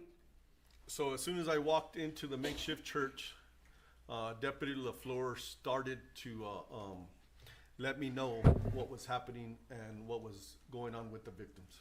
How would you describe this scene as soon as you walked into the church? The medics were doing a wonderful job. They had separated each other and they were working on the victims. How many victims did you have? I saw 2 Yeah. on the ground. I agree with that too. It's also a way for them to make sure that they're not able to edit or delete the footage as well. Once you put in the doc to charge it, it just uploads it. This is a crime scene? Why did you say this was a crime scene? Because we had 2 victims, Helena and Joel, fighting for their life on the ground. And it wasn't natural. This is a movie set. And it was now a crime scene. We had to figure out what happened. So what directives are you Oh, giving he's even the shaking his head, other yeah. Like, deputies? he agrees. So I'm letting them know I let Corporal Aldaleta know to have whoever's in charge, have everybody stop what they're doing because there was no more filming. If they were, I did not know. And so we could try to control what we could. Everybody stops what they're doing, and I need the film secured by whoever's in charge of the...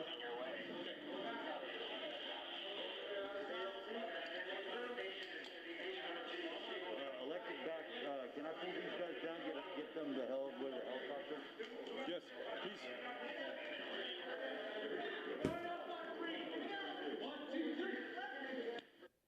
Did you ask for anything else when you were out there speaking with those people? Yes, I asked who was in charge to help me out, and then I asked Corporal Aldaleta to start taking pictures. Did you ask for anything else? Not that I recall.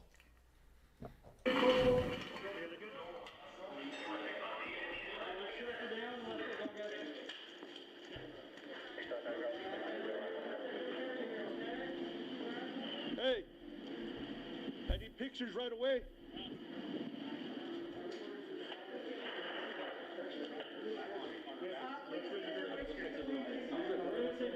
Where's the props guy? Yeah, Why did you ask for pictures? the only thing I don't like about it is that he can shut it off and back on again. Captures a lot, but the pictures would capture detailed that's on the floor that you can't really tell from my lapel. And you just said that you asked for the props guy. Why did you ask for the props guy?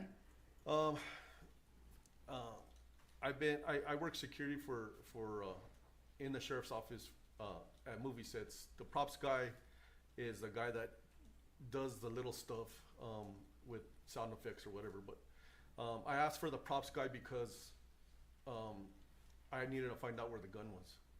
Why was it important to find out where the gun was? Because I didn't need the gun going off or getting used again on somebody else. And did you find the gun? I had somebody, yes, I did find the gun. Where did you find the gun? Hannah Gutierrez had the gun walking out of the movie set. And who did you understand Hannah Gutierrez to be? She was the armorer. Props guy out! We need to make sure that they... Yes, they're taking care of business. What else do you need there, Chief? Where's my radio? It's just here. Here, thank you. Cleared the gun. Where is it? It's off, okay. You got the cleared gun? I'm already going. It's on record.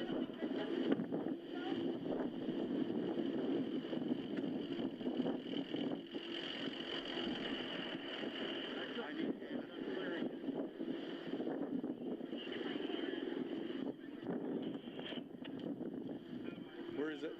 Where are you going at this point? I'm being directed by a gentleman, I assume who is a person in charge, to look for the gun. And did you find it? I did not find it there. There's one there and there's one there. That's none of them? Okay. I need to know where it is.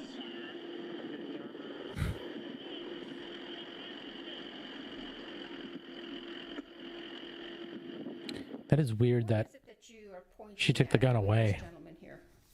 There was guns laid in the open on the cart, on this gray cart. I'm going to show you what's been marked as States Exhibits number 7 and number 8. May I approach, Your Honor?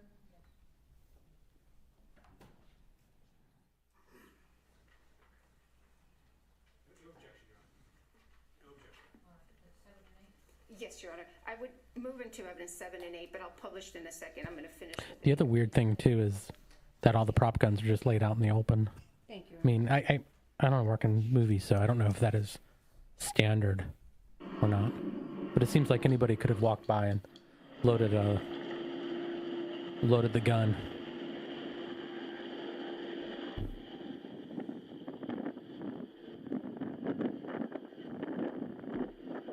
Where are you going now? Trying to look for the armor. You're in charge, ma'am. I need to know where the gun's at right now. Armor, I need to know where the guns are at. There. Go and get it right there.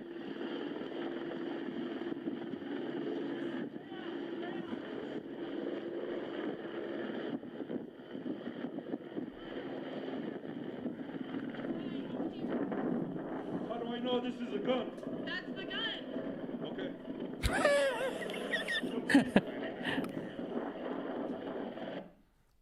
Who is that? That is Hannah Gutierrez. And who is she? She's the armor on set. And did you obtain anything from her? Yes, I did. I obtained a revolver she was carrying. And what did you understand that revolver to be? To be the revolver that shot the projectile into these two victims. May I have a minute, Your Honor, to bring up Exhibit 6?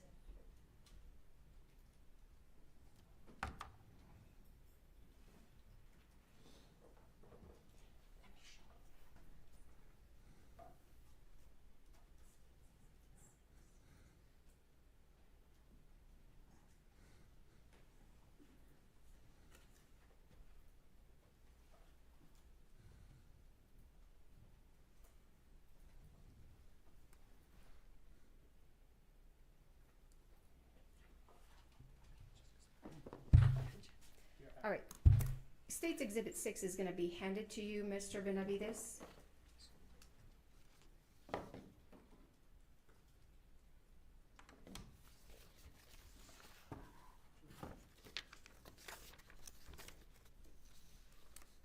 If you could put on some gloves and just open it and let us know if you recognize what's in State's Exhibit 6.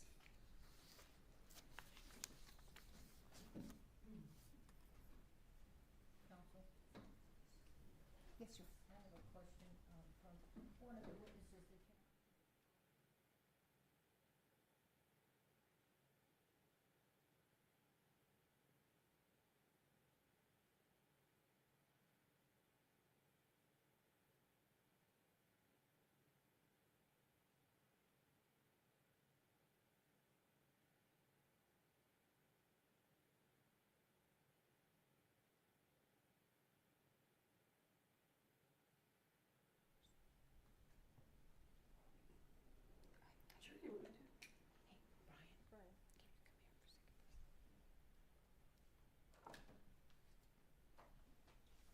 Ms. Johnson, make note of where you ended.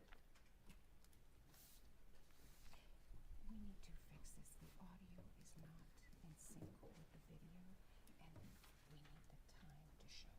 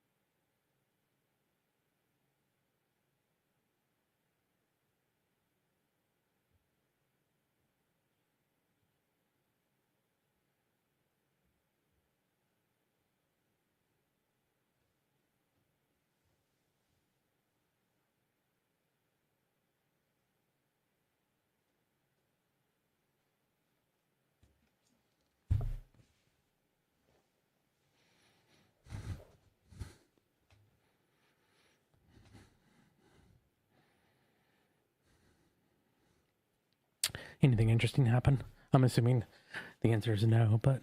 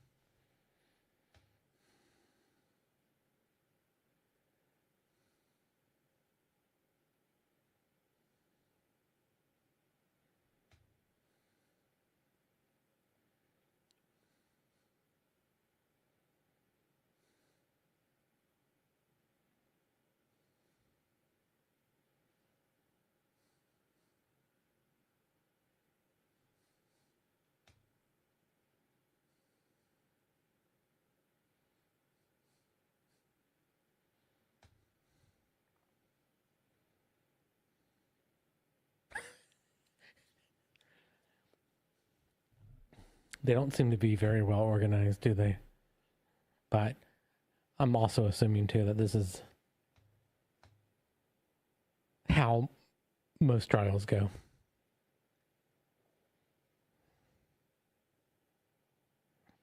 Correct me if I'm misstating, the video does not have the time of day on it, so they're going to elicit that from the witness, okay? That's odd.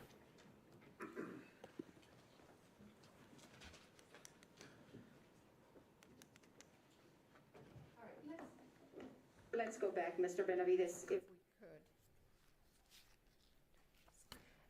Do you recall approximately what time it was when you actually arrived on scene? It was 2:20, 2:30. Do you have a specific recollection of the time or not? I do not. Would reviewing the CAD refresh your memory? Yes, it would. May I approach, Your Honor? I'm going to show you what's been marked as defendants and admitted DX8T. It's real life, yeah, exactly. But it's such a letdown, real life, that is. Do you recognize that? I like it better when the Yes, it's a witnesses dispatch log. scream at If each you other can and review the it and lawyers let us yell know if your back. memory is That's what I refreshed like. after you review it, and I'll take that document back from you.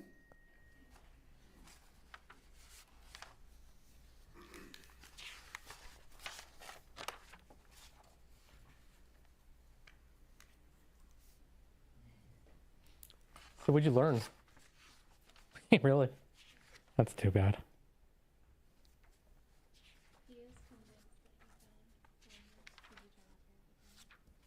Hmm?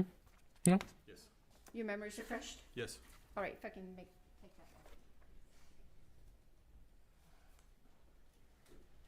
Okay, so who are we talking to? What time did you arrive on So scene? he's the 2:20. Right, and- officer in charge at the time, Would your lapel camera video and that's what you've be missed. at 2:20, start like at 2:20 when you arrive on scene? It's like an It started sidebarring, when I first going over activated my evidence, lights and sirens, so when I was dispatched at 1:49. but not Right, but when you arrive front on of scene, anybody. would it be 2:20 in the afternoon? Yes, it would be. Okay, so even though we can't see the actual time on your lapel cam, is this your lapel cam? Yes, it is. And would this accurately reflect what you are seeing around 2:20 or so in the afternoon? Yes, it is.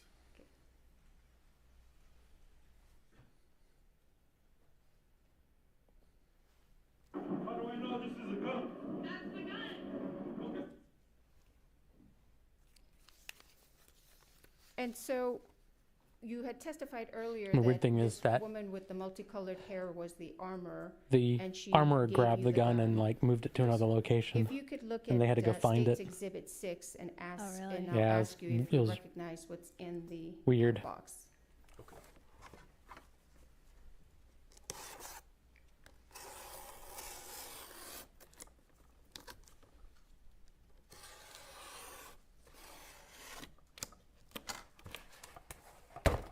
The gun he's opening up. Yeah.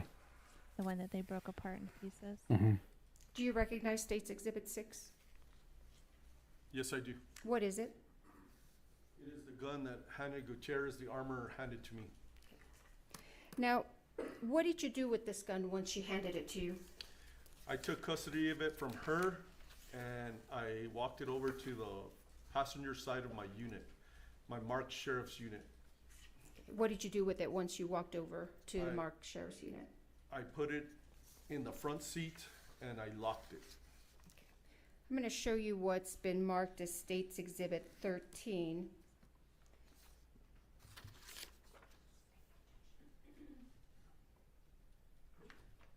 No objection, Your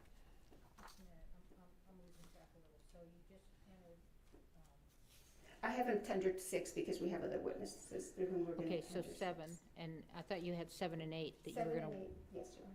Haven't published yet. Okay, but, okay, those were admitted, now you're doing 13. 13. Okay.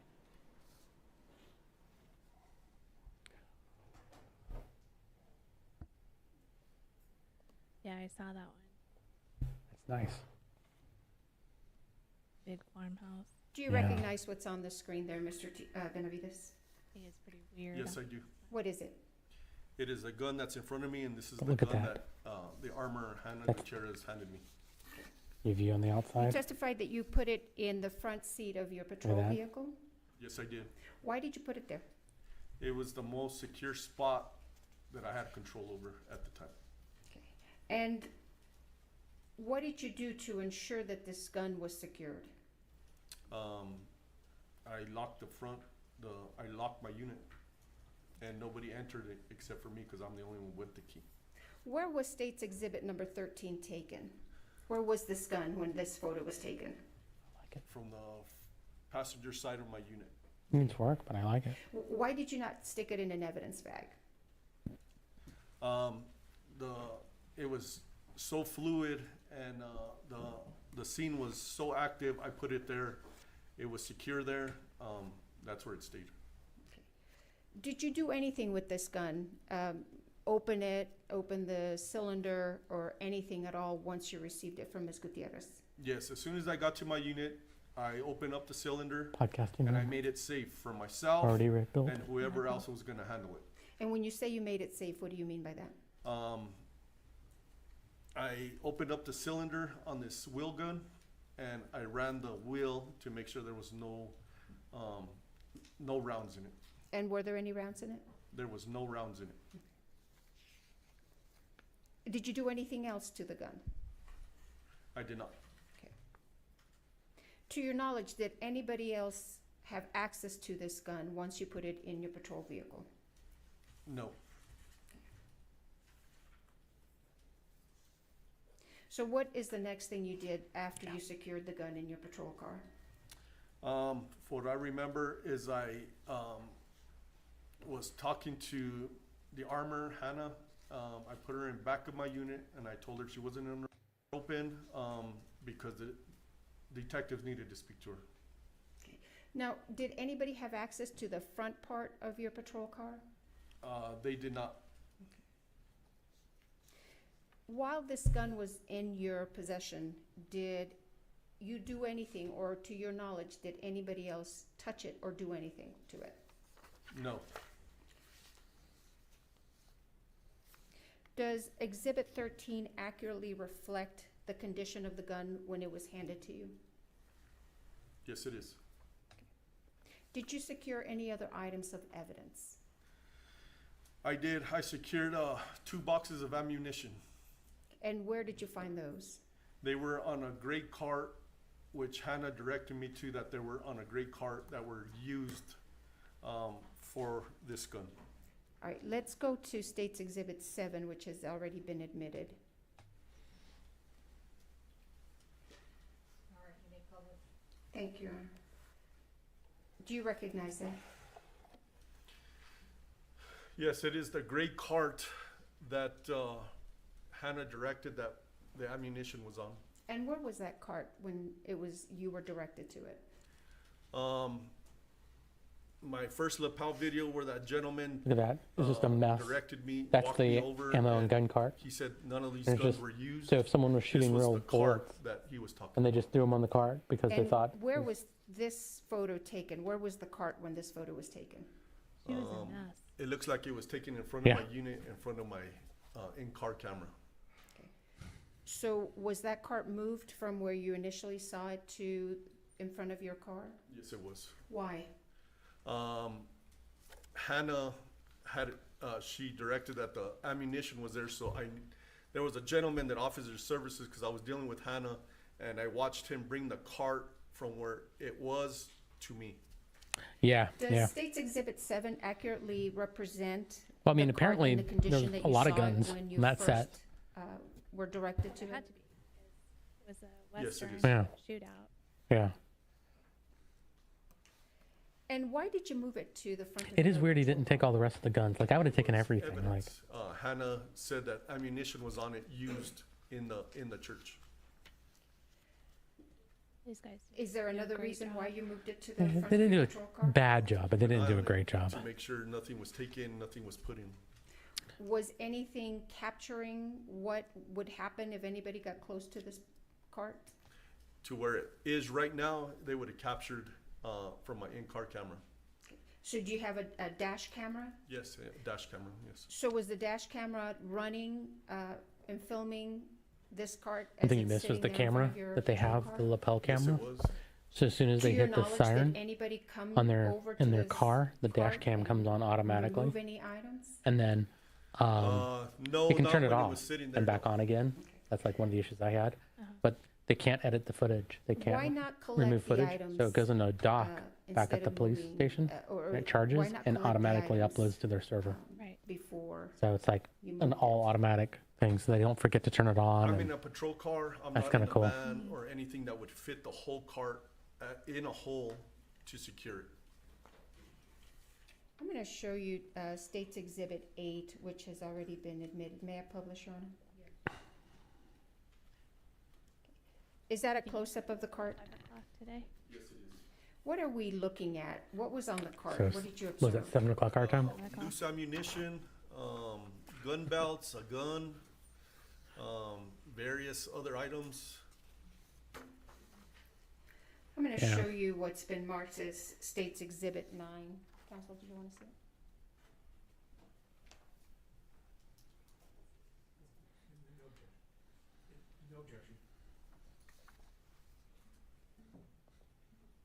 May I, Your Honor, I move into evidence Mhm. State's Exhibit 9. That's May I even a publish? weirder angle. Do you recognize that? It's State's Exhibit 9. Yes, I do. What is it? It is a wheel gun. Is there anything else that you see there? There's car keys, there's loose ammunition. And is this on the cart that we just saw? Yes, it is. And again, what did you do to preserve this evidence? Like I said, I kept it in front of my unit for my dash cam to capture if it got tampered with. Now, was there a perimeter established on this scene? Yes, we did. We did a perimeter of yellow crime scene tape, and we tried to preserve everything that was in the church and everything that was out as in film.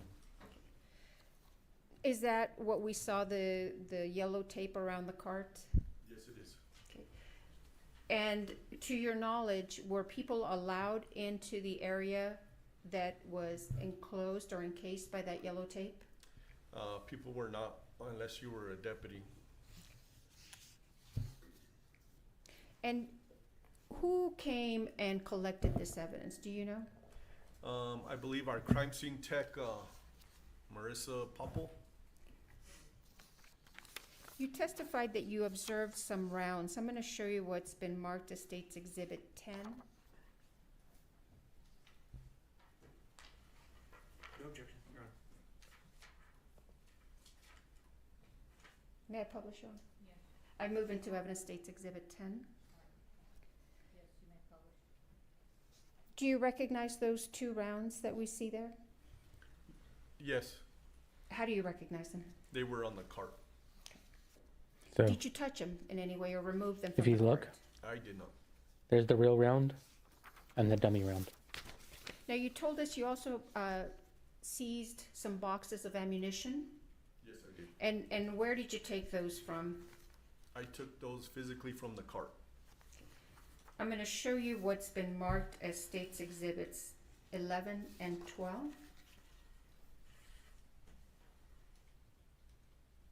No objection.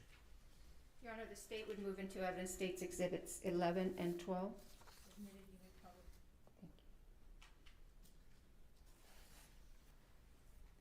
What are we seeing here on State's Exhibit 11?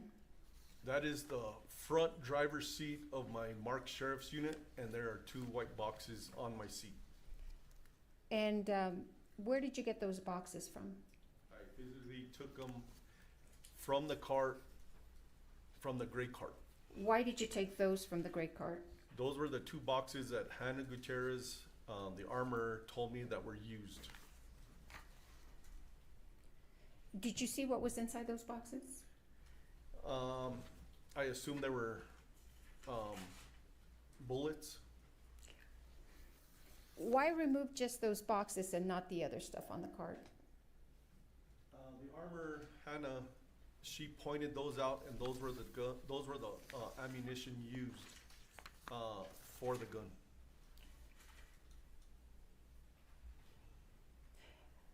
Let me show you State's Exhibit number 12. Your Honor, I move into evidence State's Exhibit 12 and ask to publish. Yes. What is State's Exhibit 12, Mr. Benavides? They are a close-up of the 2 white boxes.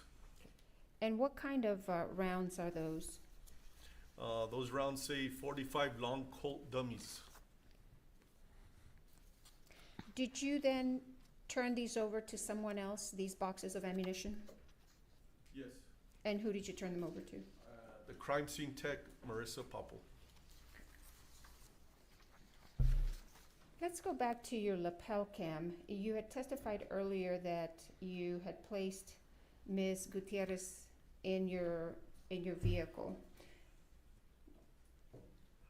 What happened to Ms. Gutierrez after we're seeing her here at 20 minutes and 8 seconds? From this point, I took custody of the gun, and we walked over to my marked sheriff unit.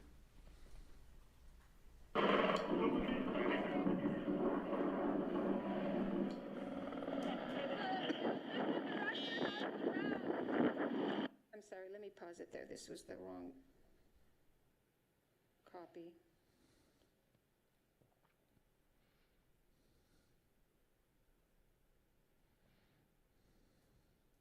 Sorry, Major. What's going on? They said 2. Now, we don't secure that. You can either.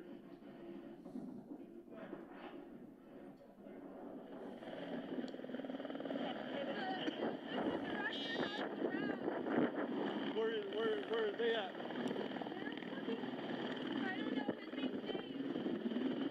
What are you being directed to at this point?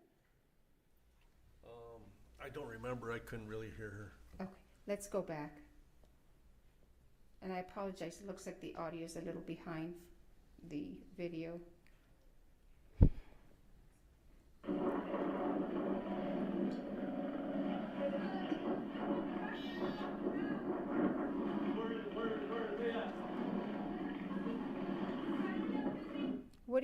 What were you referring to when you said, where are they at? She was telling me about the rounds. And where are you headed at this point at 20 minutes and 16 seconds? That is my unit that I'm looking at right in front of me.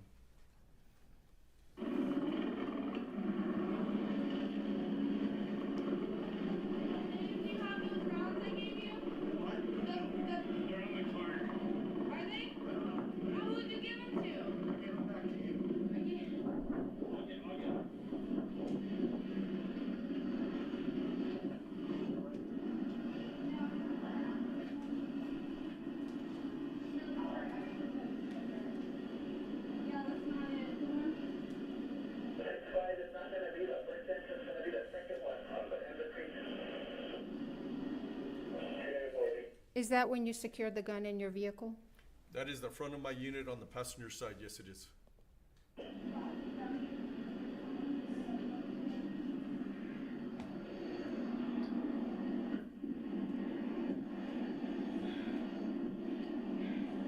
my God, fuck.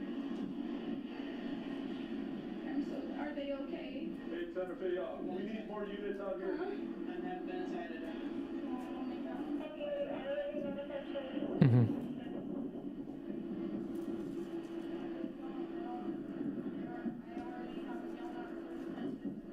So young. Yeah. You know, when you're young, you did stuff like that. At least I did. Yeah, but I wasn't in charge of guns in a What is film happening shoot right either. now? You know. There was a helicopter just landed.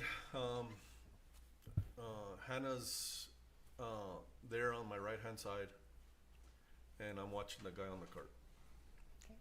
Is somebody bringing the cart to you at this point? Yes, it was a gentleman. I didn't get his name, or I don't remember his name. That was bringing the cart. Your Honor, did you want us to approach?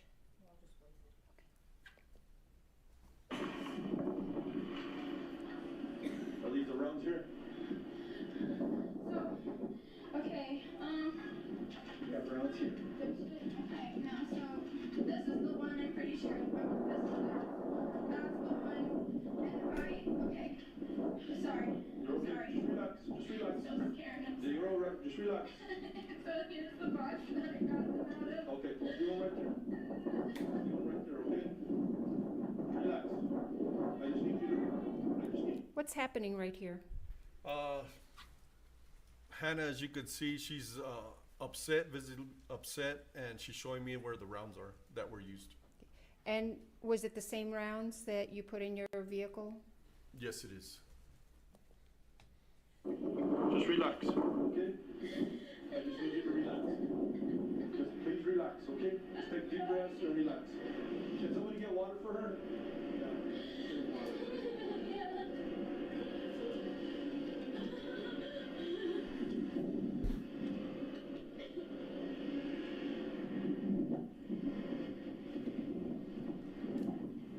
Yeah, I mean, I would definitely be in the same state she's in.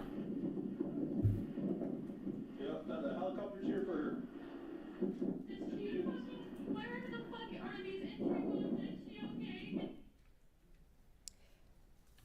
What other involvement did you have in this investigation, Mr. Benavides? That's all the involvement was, just trying to control the scene and taking care of Hannah and taking care of the evidence. How long were you out there at the Bonanza Creek Ranch? I didn't leave until about 8:30 that night, so about 6 hours. May I have a moment, Your Honor?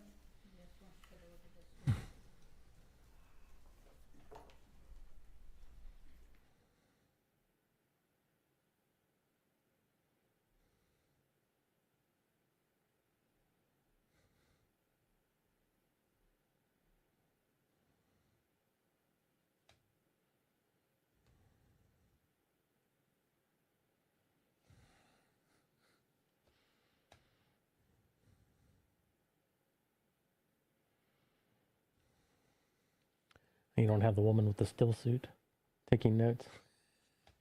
Oh, yeah. That was so strange.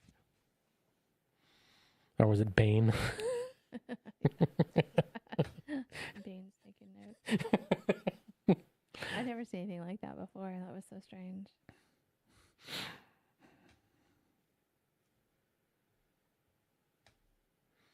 So he is the proctor. He's gonna do it like that voice the entire time. Mr. Benavides, do you know where the gun was from the time of the shooting of Ms. Hutchins and Mr. Souza to the time that it was given to you by Ms. Gutierrez? I do not. And do you know who handled that gun from the time of after the shooting to the time that was given to you? I do not, other than Hannah handing it to me. May I have a moment, Your Honor?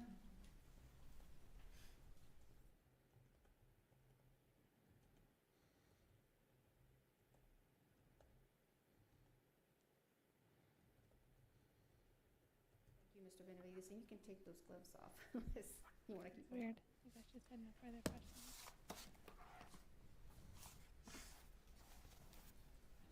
Yeah, they didn't really ask any questions. Just kind of like,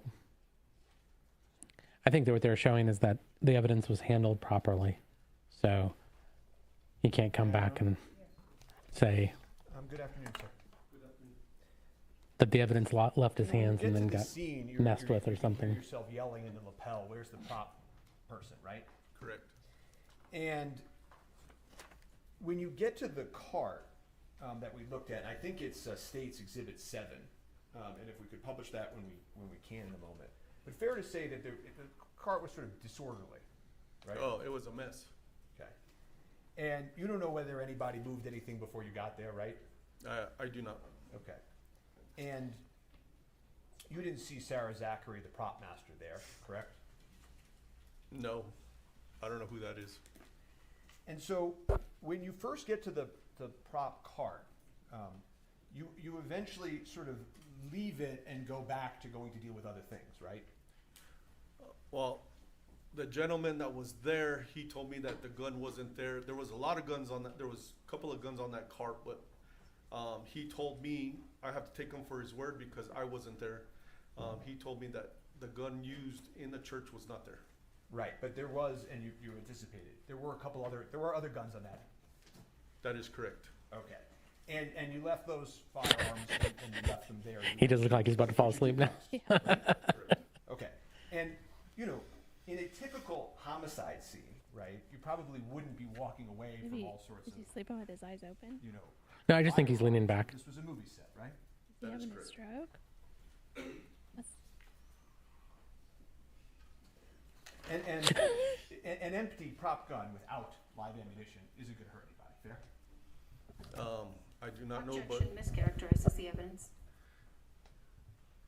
I mean, other than if you drop the empty gun on your toe or something, can't an hear what empty he's gun, saying. a completely empty They gun can't isn't going to hurt anybody, true? a complete, yeah, of course. Right, so, I think you fixed it. Sustained and you fixed it. You know, and then you go back to the armorer, and she hands you the firearm, right? Yes, they direct me to the armor because I didn't know who the armorer was, and they directed me to her, and I asked her, "Is this the gun?" And she said yes. Is this, And I can see you're wearing the gun? gloves Is this the as gun? you're taking out the exhibit today. Right, you got the purple gloves on? Yes, sir. Okay. I don't think you have to keep them, by the way, if you don't want to keep them on. I didn't know if you wanted to see the gun or not. No, I don't have to see it right now. But the reason I'm asking this is, and I don't think you talked about this in direct, but the day you took the gun, you weren't wearing gloves, right? That is correct. Okay. And but you were sort of careful when you took it, and you sort of you took it without touching the trigger. So if somebody wanted to swab the trigger for DNA, they still could. Fair? The way I handled it was trying to be as safe as possible because I didn't have a holster for it. So I was trying to hold it so I didn't pull the trigger because I didn't know if it was empty or loaded or not. And because you handled it that way, also somebody could have swabbed the trigger for DNA, right? I guess so, yes. Okay. Do you know if law enforcement ever swabbed the trigger for DNA? I have no idea. So there was a question posed to you about. So is it another the shooter prop then? gun, when you got it was empty, fair? Yes, when I cleared it at my unit, it was empty. But you don't know what happened exactly to the ammo that was in it at the time of the incident, right? No, I do not. And somebody told you that Dave, the first assistant, Is this boring to you? head of safety, I know. had the This is a man's life I know. in the balance. Objection is But these facts, not in this evidence. is your kind of thing. Not really. No, the guns. They're just talking about evidentiary collection of the gun, and I don't know who I don't Dave is. really care about. I mean, it's important, but I don't care about it. Come on. To this date. Okay. Other than the victims. Wayne. You know that, right? Well, do you remember somebody telling you that the rounds were back at the cart? I believe Hannah was talking to somebody and they directed it to that they were on the cart. And was that a male? Yes, I believe so. Okay.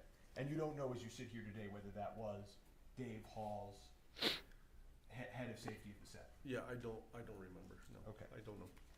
I'm going to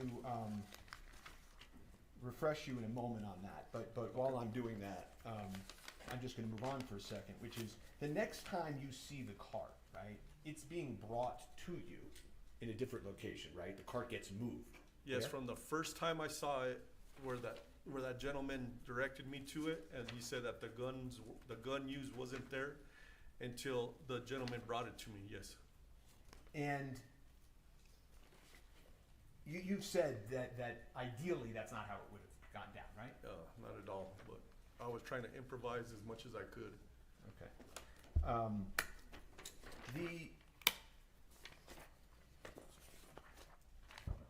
There were eventually, when you get the prop cart back, the sort of third viewing of the prop cart, there was ammunition on top of the cart. There. Yes, and that's what I saw when I first saw it. And you saw it again when the cart came back, right? Correct. And at one point, you actually sort of reached down and touched some of the ammunition. True. I believe I picked them up and put them down. I didn't know if they were live. I didn't know anything. So. And another civilian came over and picked one up and showed you one was this and one was that, right? Yeah, he explained real quick, which it didn't register too much to me, but he was trying to instruct me what to look for, I guess. And if I could just show the witness, I assume no objection to States 26? Okay. If I could offer, I don't know if you want me to do this, if I could offer States 26, or should I make it a defense exhibit? Yeah, he doesn't. We have Microphone's no off. objection to admitting our own exhibit, so thank you. Great, so I'll admit States 26. States 22? 26, you're right. No, it's not. It's just over to the side. So that's why you can't hear him.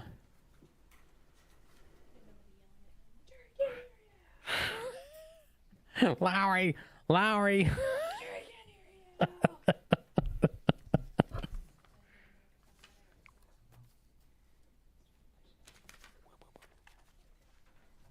Close enough anyways. Did you see that on your screen, sir? Yes, I do. And if you look sort of in the middle section, the 2 and 2, the 2 and the 2. Oh, yes. Okay, can you tell which ones are dummies and lives by looking at them? I do not. We can take that down. Case closed. You're talking about a lot in direct about how this. So not even a police officer can tell the difference between the real and the fake round. Yeah. Yep. Backup is in. And that was a freaking job. Reinforcement, sir, so that you didn't have to try to manage all of that. So that day I had 7 deputies, including myself, on duty here in Santa Fe County. I had Deputy LaFleur was a swing shift deputy, so he was coming into work. I believe he lives somewhere in Albuquerque, and he was coming into work when the call came in. And it was myself and the corporal who were available at the time. So there was only 3 of us, and the rest were northern part of the county and the eastern part of the county and the southern part of the county. And you called backups for the state police, right? I did. And they, right there in the middle. that request for backup was denied by supervisors, correct? If I remember correctly, yes. Or they didn't have. I don't remember if they said they didn't have enough, or they didn't have availability, or the supervisor just said no. Didn't the supervisor say that they believed this would likely be unfounded and it was probably an accident? Objection, Your Honor, hearsay, and assumes facts not in evidence. It's a proper question. Yeah, obviously. that looks like her. Asking why the backup didn't come in if he knows that.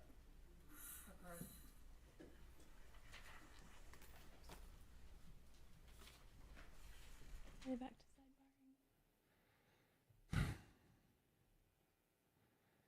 This is like the sidebar of Alec Baldwin with interruptions of trial. Yeah, she's there. Mm-hmm.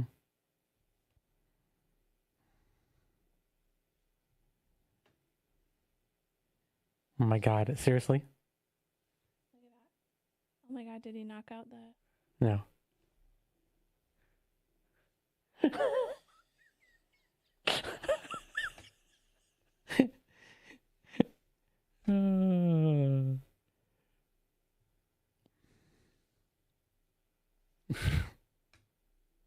Now he's giving me a look. He has thoughts on Alec Baldwin. Yeah. He wants to share these thoughts in sidebar.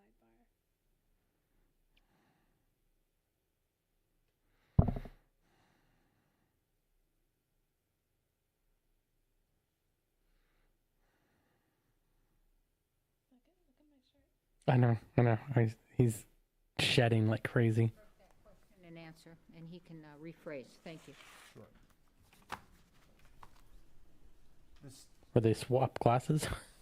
With his brother? That means disregard the question and the answer. Thank you. You called for the state police and they didn't come, right? Yes. And that would have been your supervisor's call, not yours, correct? My supervisor? No. Yeah, I'm asking. No. Whether or not that request went to the state. No. That wouldn't have been your supervisor. Just more sidebars. I don't know what they're sidebarring about. I asked dispatch to talk to state police to see if they could send people to help me with the scene. This is the lead. Right, the lead. The Yeah. perimeter Well, Christy was here for that, did not so include the it's prop truck, correct? Yeah, I didn't know what any of that was. I was just trying to take care of what happened in the church. Right. So, but just so that then it's clear for the Cat tried members to of the mess jury, everything up. you later learned I had a that selfie. that cart that we're looking at rolls up and goes into a prop truck that housed the rest of the firearms and ammunition. Mhm. Objection, speculation. You can't see. If he knows. I did not know that. I did not. No, I know you did. I know you're saying you didn't know that. Hi. I'm saying you did become aware later. You look so angry. Why do you look angry? Objection, hearsay, and speculation.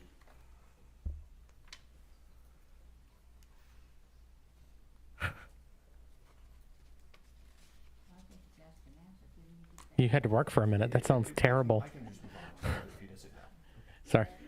Yeah, yeah, we're jealous of you for Law that. enforcement wanted to find the origin of the bullet that struck. That's one Miss thing I always Hutchins, right? enjoyed doing was working while he's. Oh, yeah. My yeah. personal 'Cause you could have them on in the background. And, involvement was just taking care of the evidence, and I don't know what happened after that. Well, you collected those white boxes, right? Those Yes. 2 white generic boxes, didn't you? Yes, exactly. Okay, so I mean, you wanted to, as I think you testified direct, find the source of the ammunition, correct? Yes, whatever Hannah directed me to, yes. And you wanted to talk to Hannah about this, correct? I kept her for the detectives, yes. She said, "Oh my God, fuck, I'm so sorry."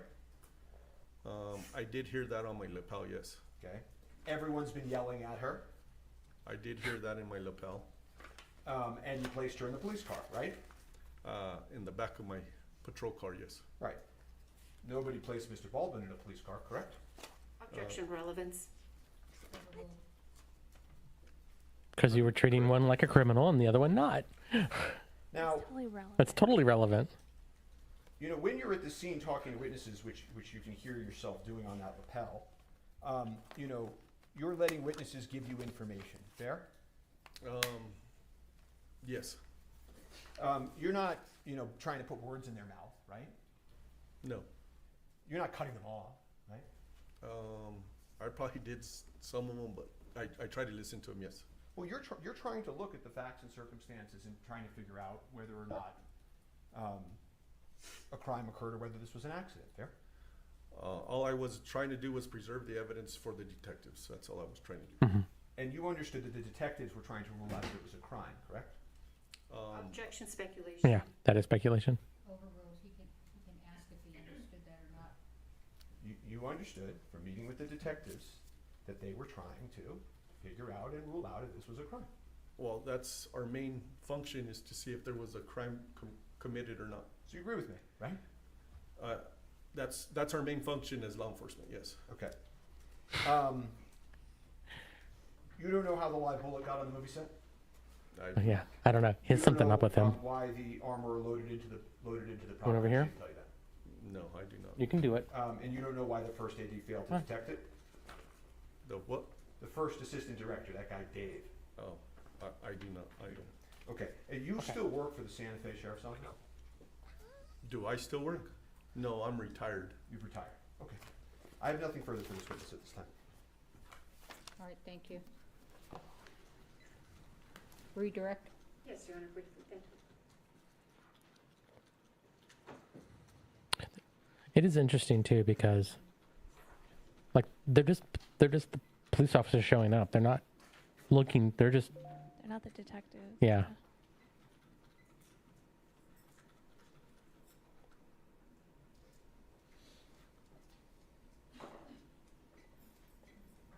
And how they treat a person doesn't mean they're innocent or guilty. Yeah.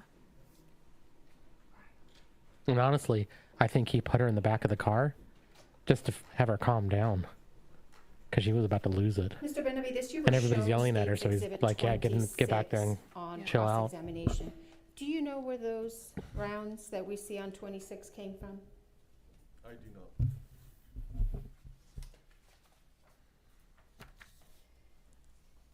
You testified on cross-examination that this cart was disorderly, I believe is what you said. It was a mess. Yeah, it was a mess. Was that cart in a place where it was visible to everybody who worked on that set? Yeah. Well, if I'll rephrase, Your Honor, was it in a visible place? Yep. Well, what did you describe Now when you they're saw it? objecting. I believe it was next to a tent, and there was people all around it. Now, you were asked a question about leaving the cart, this prop cart, unattended. Did you leave it unattended where anybody would come and be able to remove and take things off it? When I took custody, when I saw the gentleman bringing it Yes, to sir. front of my unit, Yes, it sir. stayed right there, and nobody messed with it. No. That wasn't the question. Now, you were shown photos of the, let me show you State's Exhibit number 7, if I may.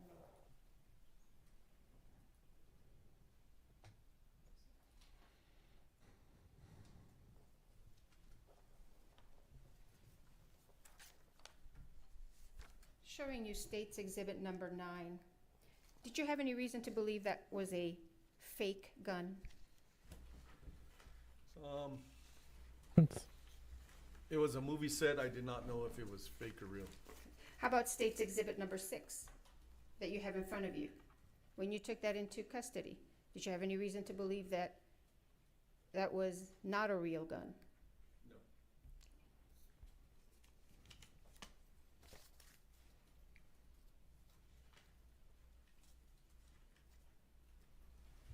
Did you have any involvement in this prop truck that you were asked about? No, at the time I didn't know anything about a prop truck. Why did you place Ms. Gutierrez in the back of your police car? She was the main person that was handling the firearm, and common sense told me that detectives wanted to speak to her. Were you asked about where to place Mr. Baldwin? No, I believe Deputy LaFleur asked me, but there was so many witnesses on his side. I just told him to keep him separated from everybody and everybody from each other as much as possible. Now, is the reason he was not placed in a police car because he wasn't a suspect? At the time, I don't remember if somebody told. At the time, I don't remember if somebody told me he was handling the gun. I don't remember. So no. So he wasn't placed in a police car just because there were other reasons? Fishing. I'll rephrase, Your Honor. Now, Mr. Spiro asked you, you didn't place Mr. Baldwin in a police car, but you placed Hannah. Is it because Mr. Baldwin was different from Hannah, or was it other reasons? It was other reasons. Like I said, Deputy LaFleur had a lot of people on his side of the movie set, so keeping one person in a police car, you gotta watch them, and then you gotta watch everybody else. So he was able to watch everybody all at once. May I have a moment, Your Honor? Is that sidebar again? Sidebar the musical. All right, we're going to take our bathroom break. We'll be back at 3:15. Please don't talk among yourselves or anyone else about the evidence received here in court. We are in recess. Yeah.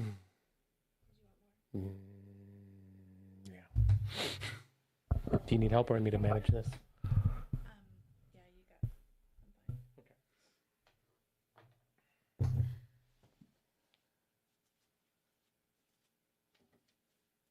fine. Angry cat. Angry cat. Angry cat.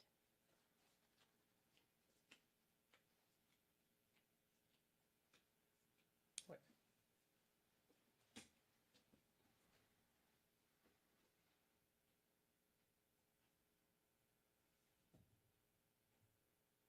He's following you.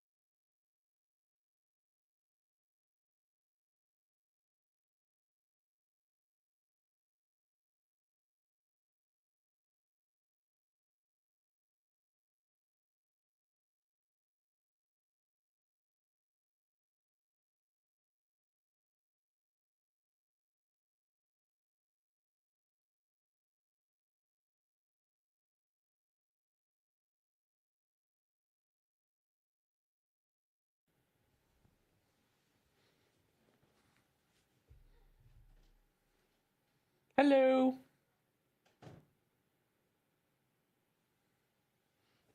Our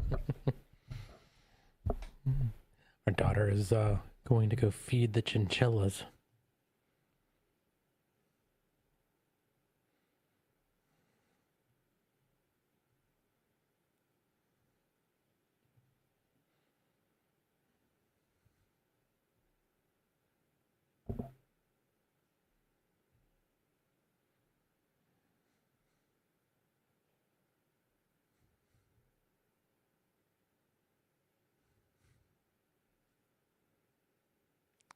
Yeah, we've got two brothers. Custard and cream. That's what our daughter named them. And they're so cute. They're still skittish around us, though. It's still taking us some time, but they're definitely super cute. Like little fur balls about that big.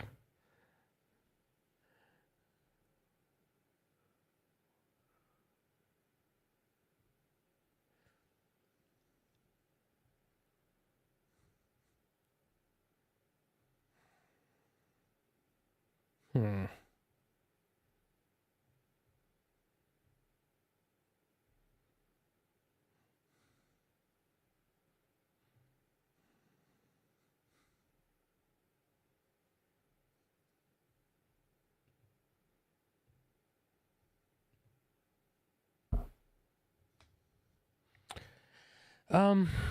So they're not terrible, but they're like you have to do more maintenance than other animals.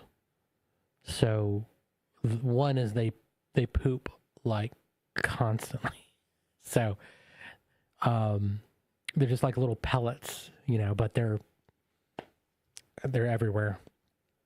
But and if you get them young enough and you can socialize with them, I think they would be better off. But ours were kind of shut away for a while so they didn't have a lot of human contact. So they're both kind of skittish.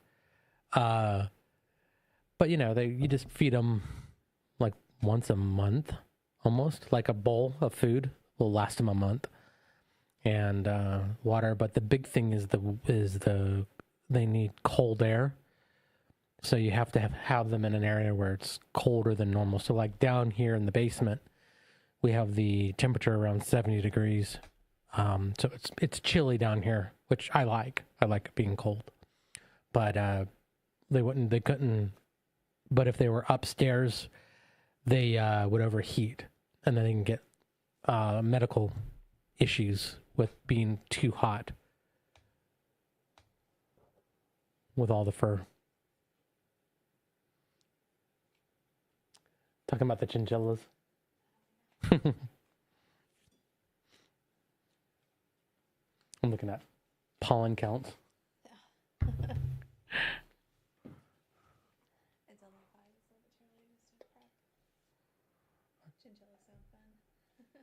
Yeah.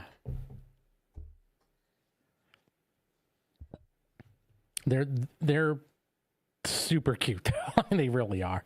And they feel like rabbits for like almost, they're so soft but they're like this big around until you grab them, and they're like this big around. It's like And one day they went missing. Oh. So the chinchillas went missing, and one did. we found one. We couldn't find the other one. We were looking for the chinchilla, and it was impossible in the room that they were in. It was like how they could have gone missing. And we found him. He was in the wall. He had like found a little hole. Hole's about that big. And then got stuck in the wall. Dumb little creature. And they can jump too. Yeah. Oh yeah, they poop everywhere. Yeah. No, they don't eat once a month. Like it only takes about feeding them once a month. So you put them in a little bowl. We have a little bowl in there, and you fill it up, and yeah, that would last them about a month. Yeah. They do need hay. They need fresh hay every day though. Yeah. So you have to give them like hay and sticks for their teeth, and they love exercise things, but they chewed the exercise wheel in half. Oh, we need to get that's on our to-do list. Get a new exercise wheel. Yeah. They're not smart creatures by any means. No. Ow. I think probably rabbits are probably smarter than chinchillas. I don't know. Chinchillas aren't as smelly as rabbits, though. Yeah. What would be a dumber creature than a chinchilla? Mia? Our black cat. Yeah, she's special.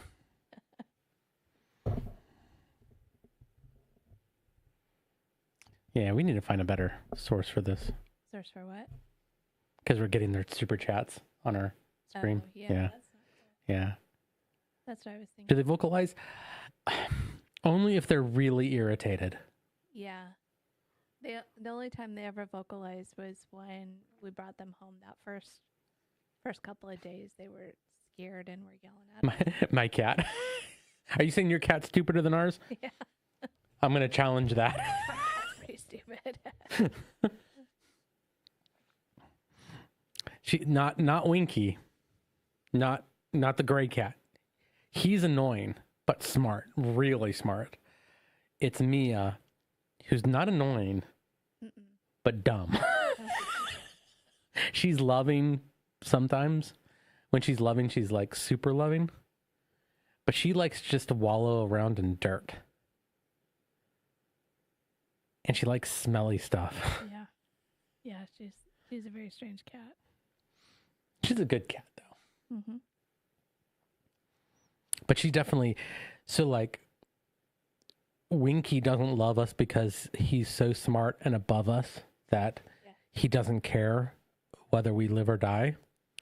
Mia doesn't care for us because I don't think she realizes that we exist around her. She has a tiny little head too. She's cute. I love her. I love her to death, but she's dumb. Let me see this. Here we go. Level dumb is Axon 1 to Dendritic 2. Come in, please. What is Axon 1 to Dendritic 2? So, see, now you're saying words. Cat tried to get into the chinchilla room. Every time we go in the chinchilla room, the cat's Well, there's not chinchillas in the walls. There's chinchillas in the walls. Hey, Winky. Did you hear us talking about you?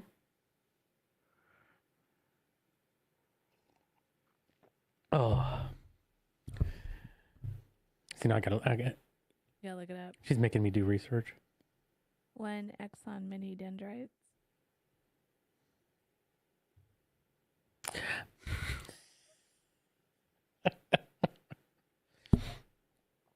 Yeah. Chris, you're saying words that sound like English. Them smart words. I don't know the smart words. You're too smart for me. Unless it's a movie or a video game. Yeah, if it's like some social media, not social media. What's that called? Video game. Yeah. Unless it's Video game, movie, TV shows. I get all that. He's not going to get it. I'm not going to get it either. We're not going to get it. We don't know. We don't know nothing. We just act like we're smart. We're not smart. I just know a lot about cults, which is very weird. So, okay. So, Christy, what do you do then? Because that's not usually like words that people know, like off the cuff. So, dusty muffins. Yeah.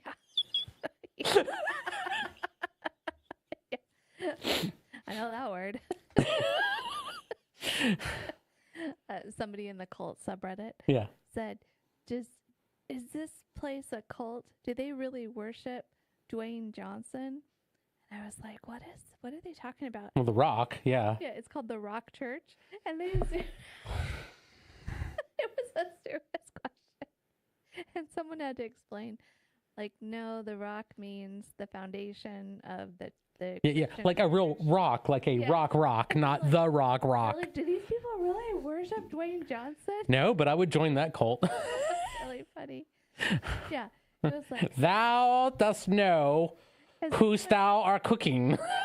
heard of the Rock Church cult and kissing me? Do they actually worship Dwayne Johnson? Oh my Just, God. like, a legit question. Oh, cool. So, okay, special ed for infant and toddlers with disabilities. Okay. Nice. There's a program like that called Babies Can't Wait here in Georgia. We know that. And I have found out that babies can wait. Can they wait? No, babies really can't wait. Babies cannot wait. We were part of that program for early interventions with our son. Yeah. I don't remember it. That was the one that said that our son wasn't talking because of our beliefs. Do you remember those people? Yeah. We've gone through so much. Yeah. And they said that he didn't start speaking until he was 6. And we didn't get a formal autism diagnosis until he was 5, no, 4, 3.5. 3.5, yeah. 3, 2, 1. And then he got put in this special needs program through the school district, Yeah. through preschool. But before that, people were saying, different therapists, that it was our fault he wasn't talking. Or that his mouth muscles weren't developed enough. That's why he couldn't talk. Yeah. It was all kinds of really strange stuff. Because his autism wasn't the way people said autistic children behaved. But then the neurologist was like, Yeah. 'Cause he was nonverbal PDD, so yeah, it was different. It was just he's slow to learn, not that he's full on the spectrum. well, now they've changed it so that it's all autism. Mm-hmm. Yeah. Oh, yeah, we had to pay out of pocket. Back then, it was ridiculous also, the wait list, and so we had to pay out of pocket. We just bit the bullet and did it. Yeah. That was expensive. Yeah. Once we got the diagnosis, then everything kind of... Well, it also helped us, too. I mean, at least understanding why, because... And not just assuming we were terrible parents. Well, yeah, but I assume we still are, but back then, it's, more than that, so... It's like... We're future estranged parents. Yeah.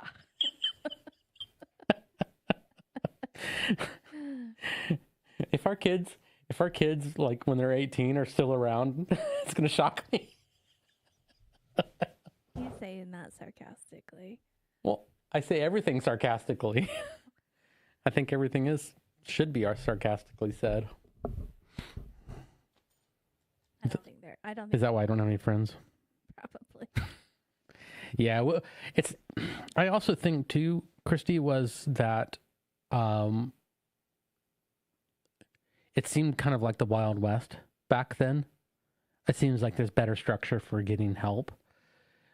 So it was literally like just everybody was throwing, stuff at the wall and seeing what stuck, And because his autism just didn't manifest in the way that people expected autistic children to manifest. Yeah. So, yeah. Like we were on the fence. We're like, okay, we know that there's something wrong, but we don't know what it is. Yeah.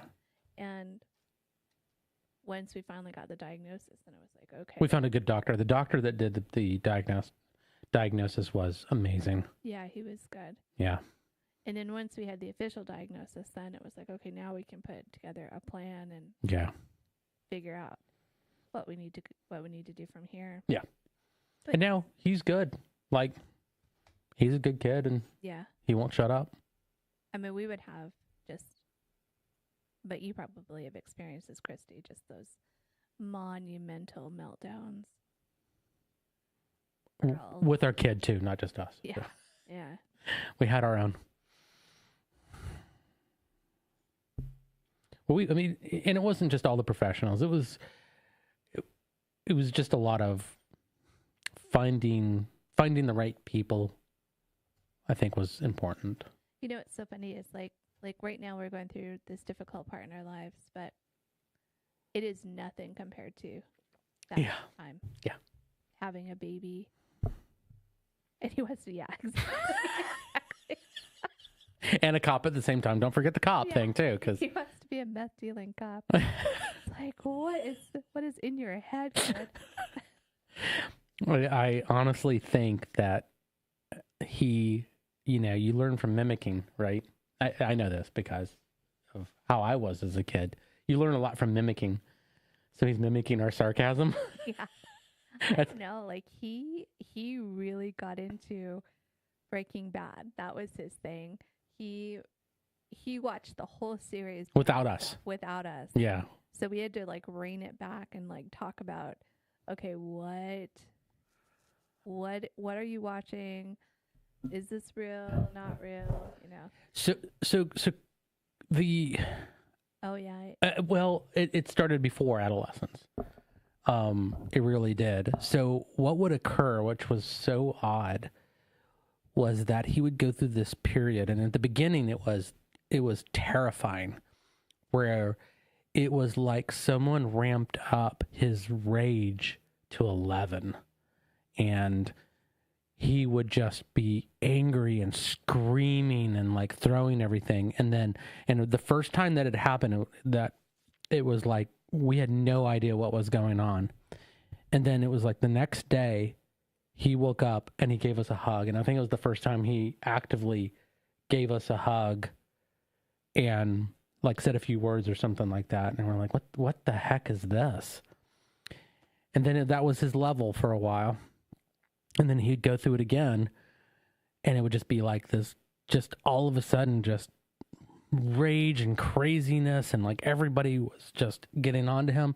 And then the next day, he was like better, like could talk more, and he goes through that. It was like these jumps, and now it's kind of like they're really minor now. Now it's normal teenage behavior. It feels like teenage behavior, which is like we're okay with, but we never got an area where he was like a loving little kid. He was just like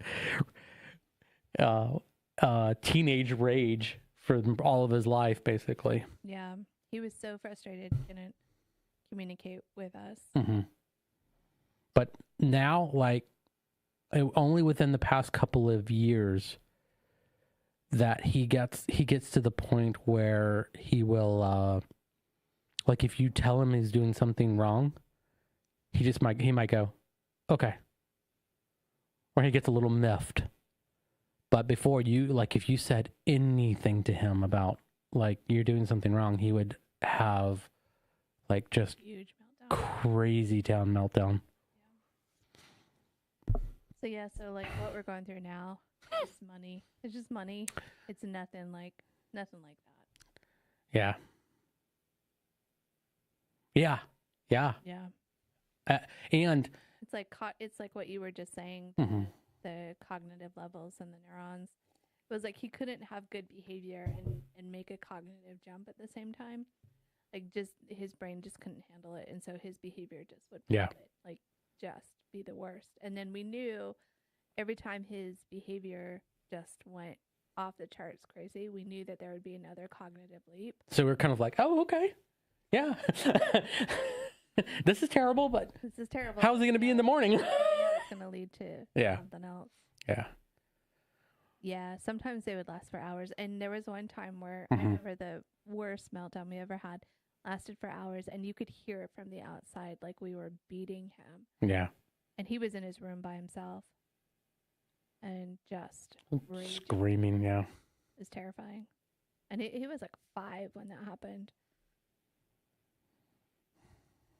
But what was so great was he was such a good kid to his sister. Yeah. He never took any aggressions out on her.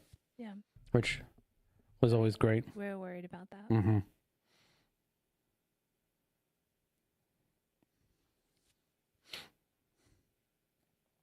Did he change glasses? from yesterday. Oh. Yesterday you had the black glass, or the day before that when they were doing the trial stuff. Yeah. He had the black glasses on. Today he's got like a Red. tortoiseshell red. Yeah. Yeah, Christy, yeah, he actually remembers a lot. Like he's telling us he remembers a lot and how difficult it was for him too. And it's like, yeah. So he kind of has this ability now to look back and go, man, that was just a terrible time. And he can see himself in a different light, which is amazing. All right. Who are they going to call now? Is his next witness? Right? They still had him on cross, right? Yeah. Oh, they did? I thought they released him. I don't remember. They just took a break because they were all like, couldn't figure out if the evidence that they put in was allowed or not. You know, it's such a weird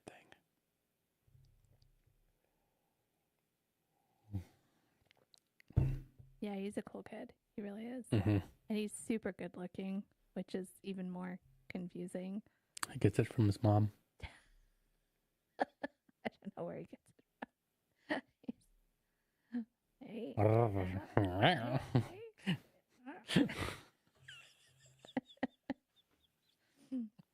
Everywhere we go, like women hit on him. Yeah. And then he opens his mouth, and then they're like, "Wait, what's going on?"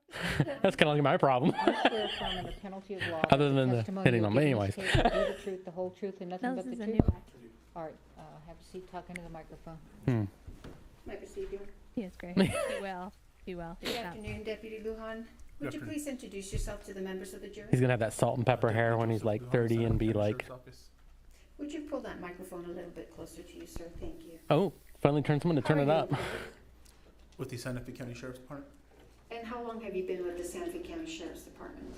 A little over 10 years now. And what are your duties? Currently, I'm assigned to the Court Services Division. And how long have you been assigned to the Court Services Division? About 10 months now, I believe.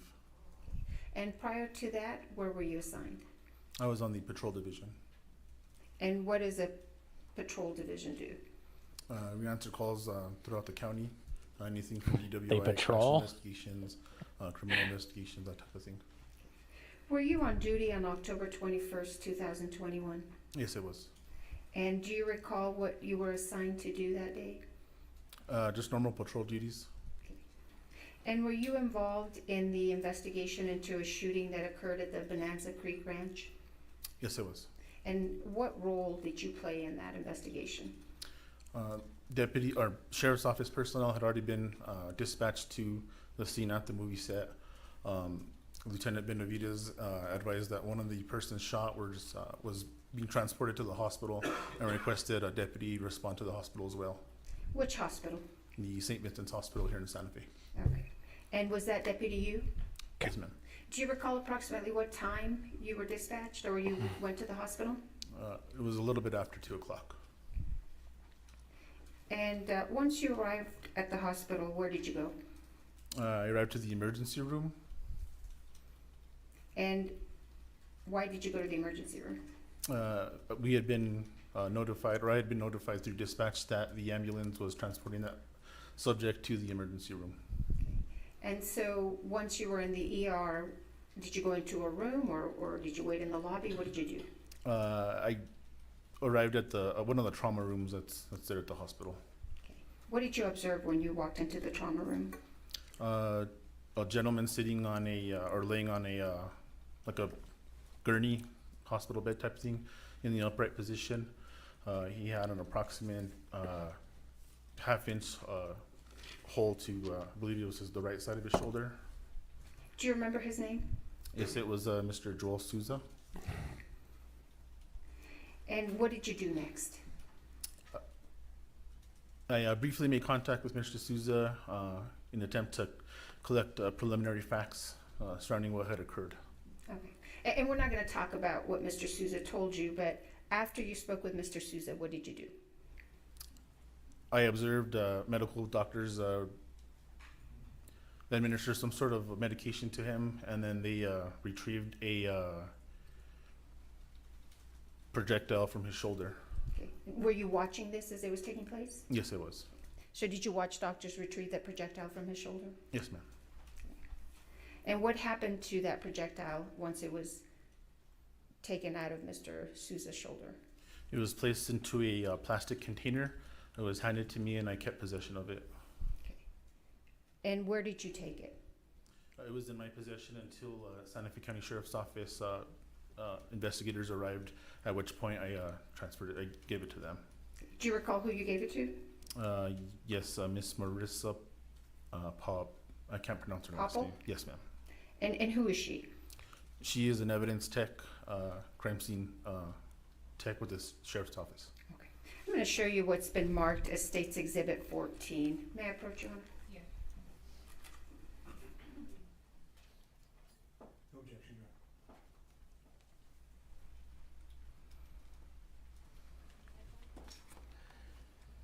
Yeah. State's Exhibit 14? Yes, I ma'am. thought they said that What they is it? didn't have That was the projectile that was retrieved projectile. by They medical couldn't staff find at the the bullet, hospital but- out of Mr. Joel Souza. Does Exhibit within his 14 arm. appear to be in the same condition it was in when it was given to you by doctors? Yes, ma'am. Your Honor, the state would move into evidence, State's Exhibit 14. Yes, Thank you. So after you provided this to the crime scene technician, did you have any other involvement in this investigation? Other than just writing a report, and that was it. May I have a moment, Your Honor? I have nothing further. Thank you, Deputy. Yes, ma'am.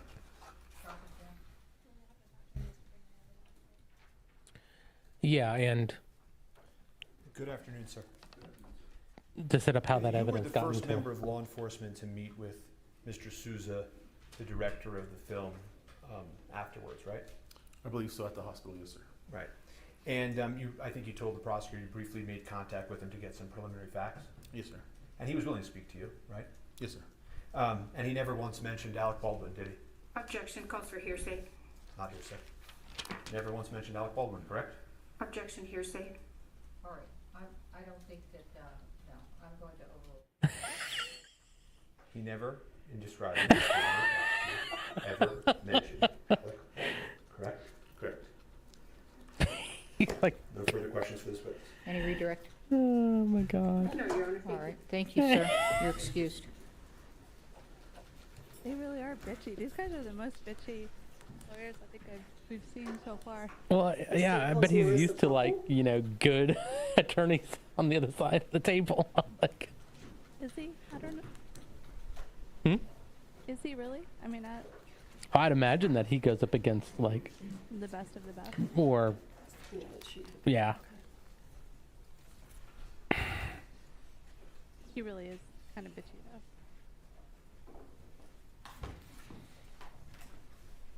But What's all this? do you remember when we were watching the evidentiary? I was like, man, she's gonna be a handful.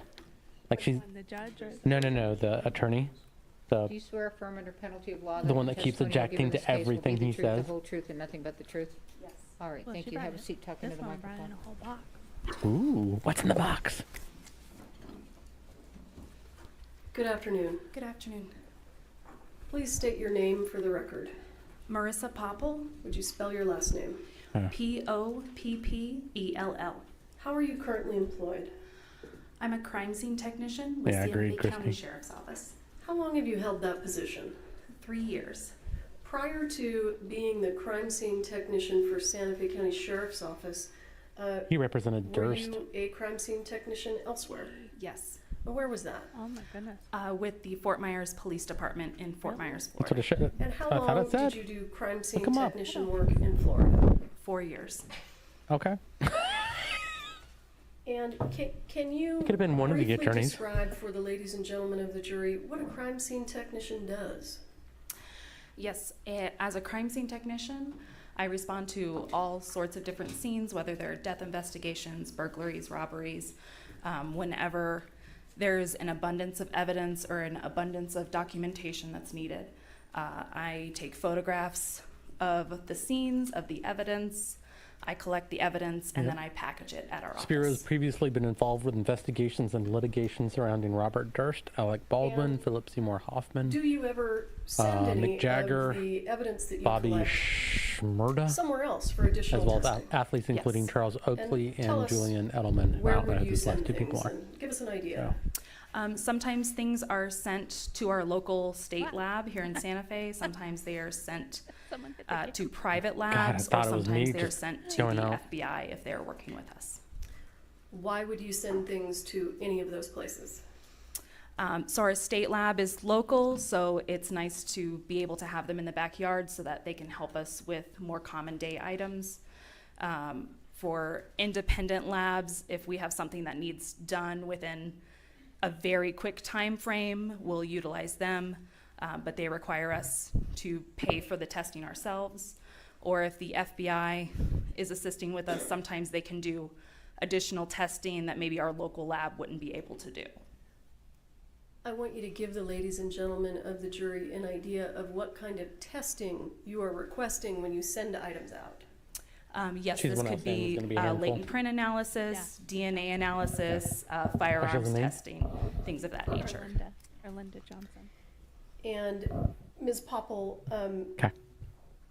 how did you become involved in this case? I was asked to respond to a scene of a shooting along with my criminal investigations division. That would be the detectives and myself responding to a scene on October 21st of 2021. Do you recall approximately what time you arrived on scene? I believe it was between 2:30 and 3 o'clock in the afternoon. And when you arrived on scene, kind of walk us through what you were tasked with doing. The first thing I was asked to do was photograph the initial scene and what was going on around me, essentially. And can you give us an idea of, so you indicated that you were asked to photograph the initial scene. Is that common? Yes. And generally speaking, after you photograph the initial scene, do you photograph other things? Yes. And what do you photograph? So any items of evidence would be photographed on scene, and then if additional photographs are needed, then those items could be laid out at our office in a secure area and re-photographed. And did you take photographs of items of evidence at the scene? Yes. Did you also take photographs of some of those same items back at the sheriff's department? Yes. What's the point to that? If there are areas of detail that would be difficult to photograph on scene, we can do so at the office in controlled lighting conditions. Areas where we could move the objects in order to see different parts of it a little easier. Did you, and I don't want to get too much into the details right now, but did you also participate in the execution of search warrants? Yes. And why do you, as the crime scene technician, participate in the execution of search warrants? Part of my duties when we're executing a search warrant is I'm not only documenting all of the evidence on scene, but I'm also collecting all of that evidence, and that evidence stays in my custody.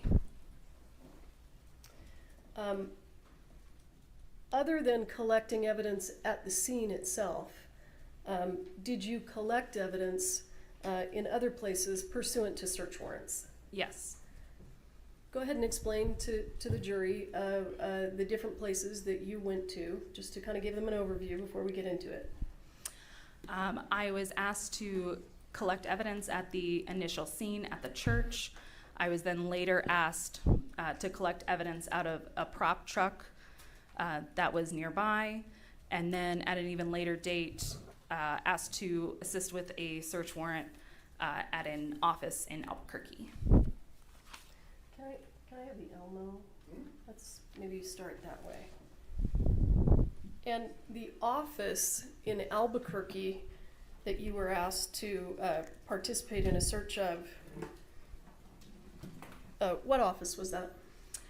That was a PDQ warehouse.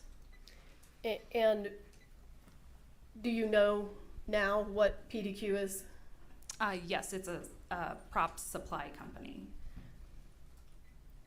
And that's in Albuquerque? Yes. Did you search and take your photographs at PDQ in Albuquerque on the same day as this incident? No. On the 21st of October? No. Do you recall approximately when you did the search warrant at PDQ? November 30th. And the search warrant that was executed on that prop truck, do you recall when you participated in that? October 27th.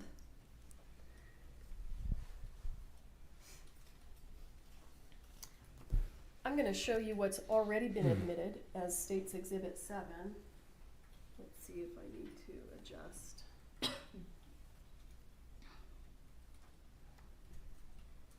Did you take that photograph? Yes, I did. And why did you take that photograph? This photograph is of the prop truck that was at our initial scene. Did you say, is this a truck? Or, I apologize, a prop cart at our initial scene. Do you know what a prop cart is used for on the movie set? My understanding was that it was a cart that had some props on it. Do you know whether or not those props included real guns? I'm so glad I'm not in the gallery because I would just be laughing. I do not. Yeah. Still today, you don't know? The firearms that are visible on this, one is a plastic gun and the other is a firearm that has a blocked cylinder. So it's not a loadable gun. So they're not usable firearms. But they one Understood. Was real. Can you, if you recall, did you collect real firearms from the Snark set much, of yeah. Rust? Yeah, she's How many full of snark. real firearms did you collect from the set of Rust? There was one firearm that was taken on the initial scene. But when you continued your searching, when you you indicated you searched the prop truck, is that right? Yes. So let me back up. The initial real firearm that you took, where was it when you first saw it? And do we have number 6? What happened to the item of evidence? He's got it.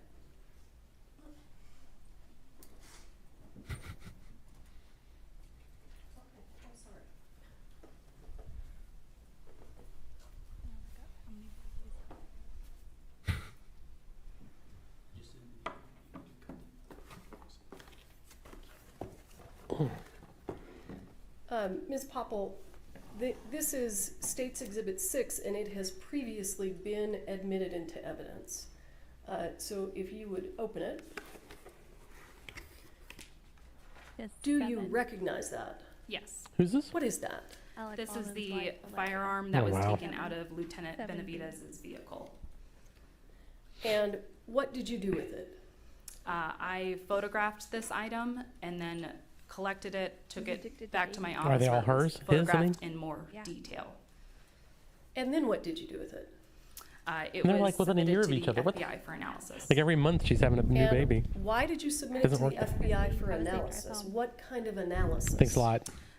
Believe that We'll be on we were tomorrow, too. requesting DNA, latent Maybe. prints, and firearms testing. Let's do it beginning Yeah. to end.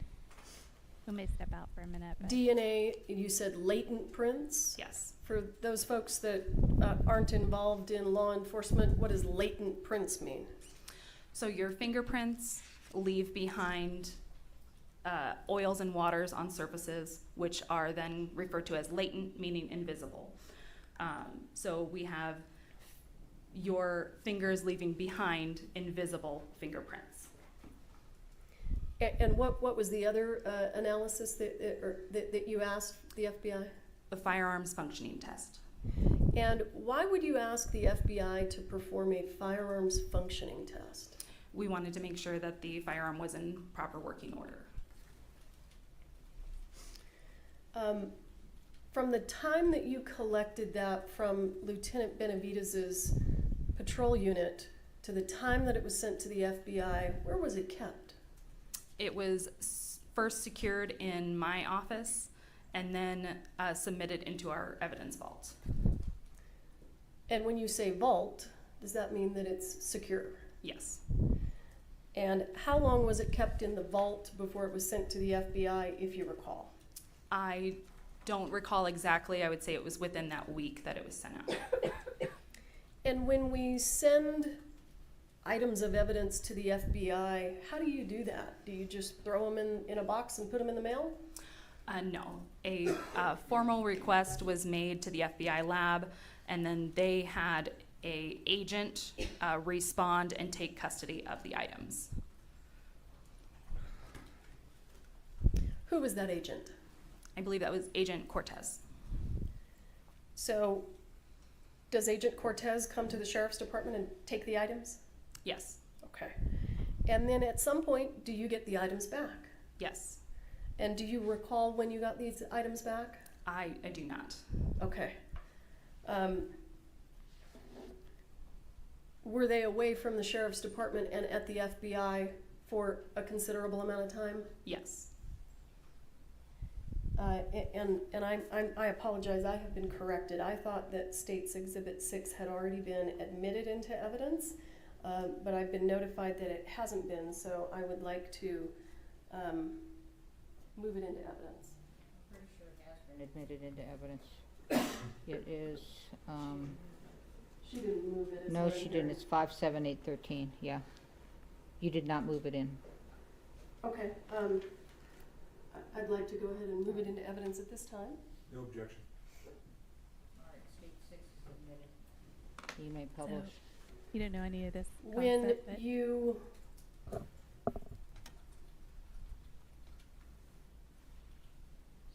sent this firearm to the FBI, we're rooting for you, miss. I'm not. did it appear intact? She's a whack job. At some point, did you receive it back from the FBI? Yes. Had its condition changed? Yes. The FBI. Describe just generally, when you opened the box, what had changed about its condition? The cylinder of the firearm had been removed and placed separately, and there appears to be an internal component that was bagged in a small plastic bag separate from the firearm. Okay, and may I approach? I just want to, I haven't actually seen what's in the box. Well, Yes. on average, the coldest I think that January maybe what I'd like to do is have it moved. averages around 47. Remember we were in Nashville. Raisin was so cold. Yeah, but we were there. We were also in a really uninsulated place too. But that, the temperature, the cold temperature, about what's here, rarely gets over 90. But the humidity is high. Let's open it and set it right there so that the jury can So see his what wife, we've been she's right looking there. at. Yeah, with the ears. Yeah. She was going around with this fake Spanish accent. Thank you, sir. Like from Spain. But her name was, she was Just to born be like clear, Hillary this is the Thompson from Boston. same firearm that you collected So she is a from whack job. Lieutenant Benavidez's patrol unit. There's a whole Yes. subreddit about how And crazy she is is about this babies. generally the condition that it was in Yeah. when you received it back from the FBI? Yes. I see that there's a little plastic bag. Can you tell us what's in that plastic bag?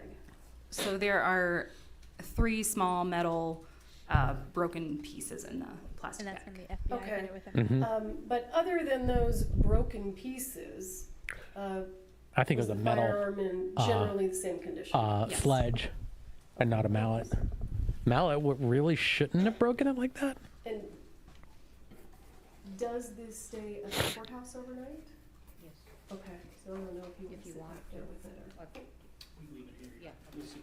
It is a weird thing for the FBI to do, is just to like destroy a I gun want to go back to see if it'll misfire. States They were Exhibit trying to 7 get if we it. can. It could fire without him pulling the trigger.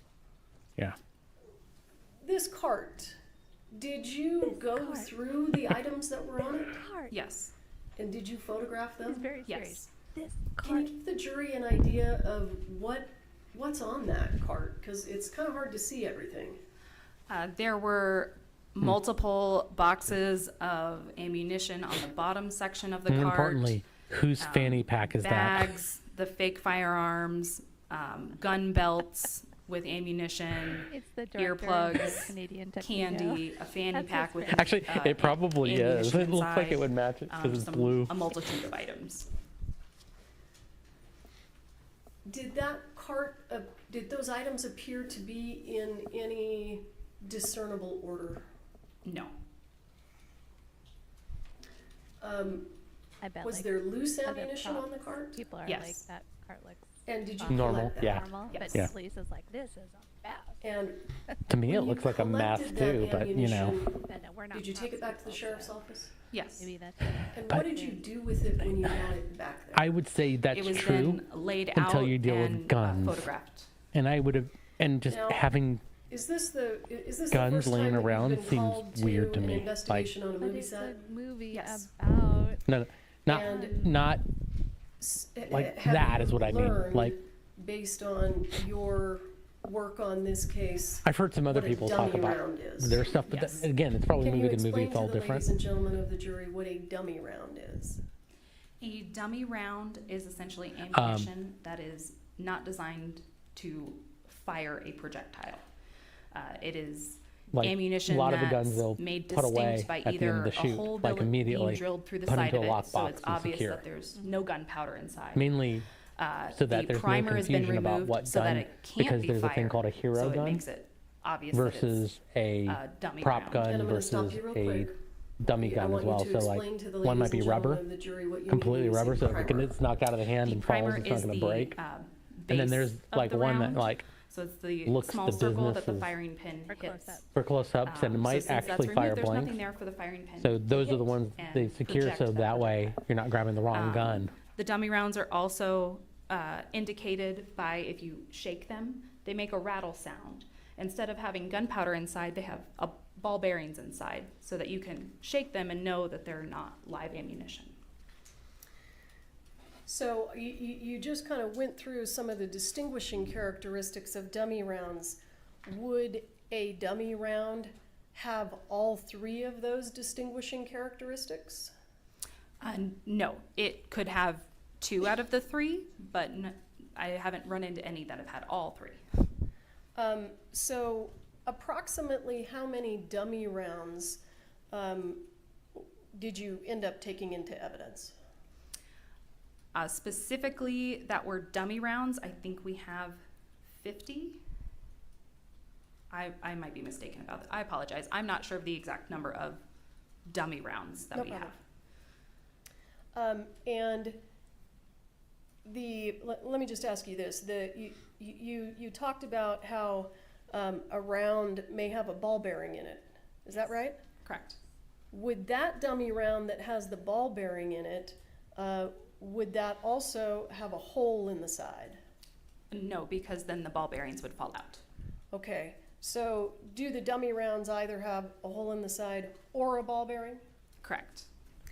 And based on your work on this case, how would someone know that the dummy round with the ball bearing in it is actually inert? They would shake it and it would make a rattle noise. Okay. And did many of the dummy rounds that you took to the sheriff's department make those noises? Yes. Did you also collect any other kind of ammunition from the movie set? Any other types? Yes. What other types of ammunition? It's a type of ammunition that's referred to as a blank. And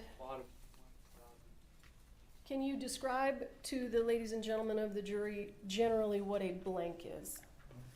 So a blank is a round of ammunition that has gunpowder in it. However, it does not have a projectile head on the top. So it has a crimped end, kind of like you would see a dumpling have crimps. And that way, there's nothing for that gunpowder to project out the barrel of the gun.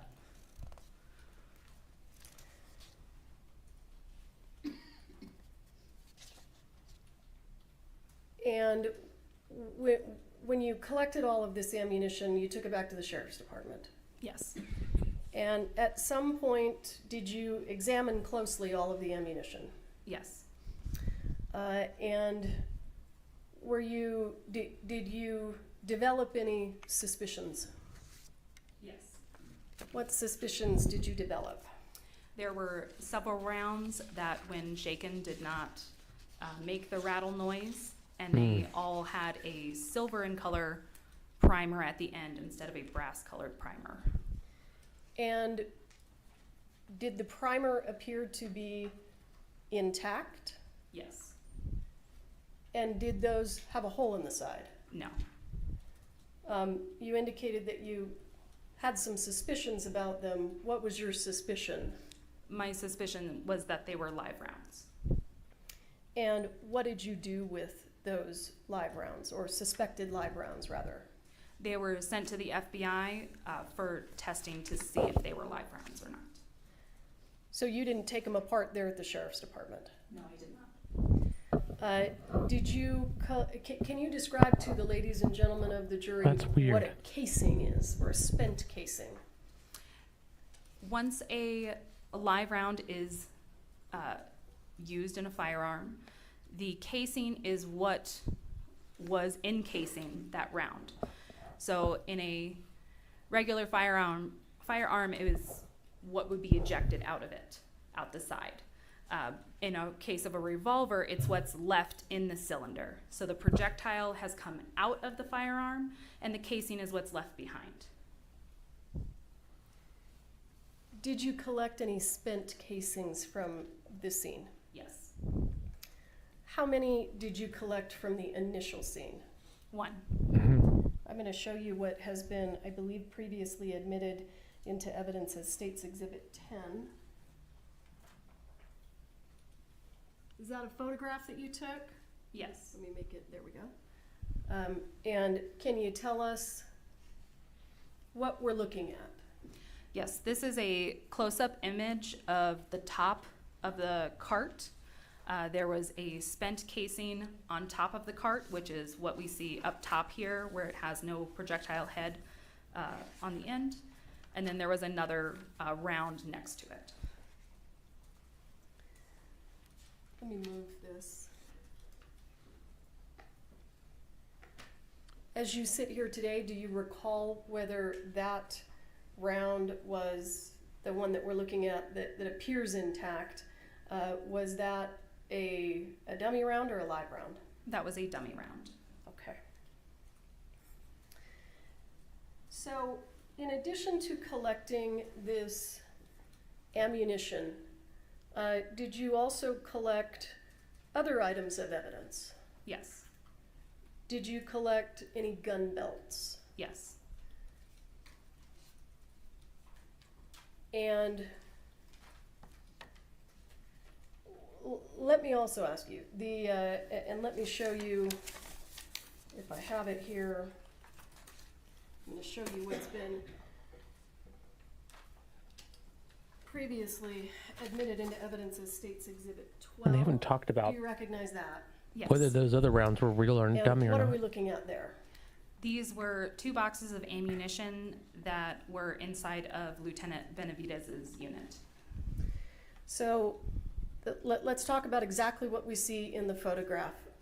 Do you see the white box that says 45 long Colt dummies with a very small JS in the middle? Yes. Did you open that box? Yes. And what was inside that box? There were rounds inside of the box and a foam insert. Some of them were marked as 45 LC. Some of them were 4440 rounds. And what's the difference between 45 LC and 4440? They are different caliber rounds. And were there any rounds inside that box that you suspected to be live rounds? Yes. How many? 1. Really? let me ask you this. How many rounds altogether did you discover that you thought were suspected live rounds on the set of Rust? 5 and the spent casing, so 6 in total. And I want to talk a little bit about where those rounds were located. So we've got one that you suspected came out of this box. Is that right? Yes. And just so that we're clear, the box on the right in the photograph, what was inside that box? There were blank rounds inside that box. And were they all legitimately blank rounds? Yes. And give me just one moment to pull up some additional exhibits here.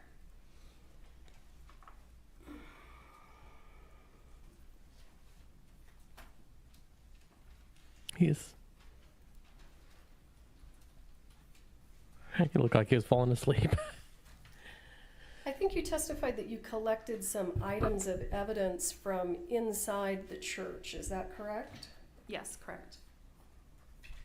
Did you collect any gun belts from inside the church? Yes.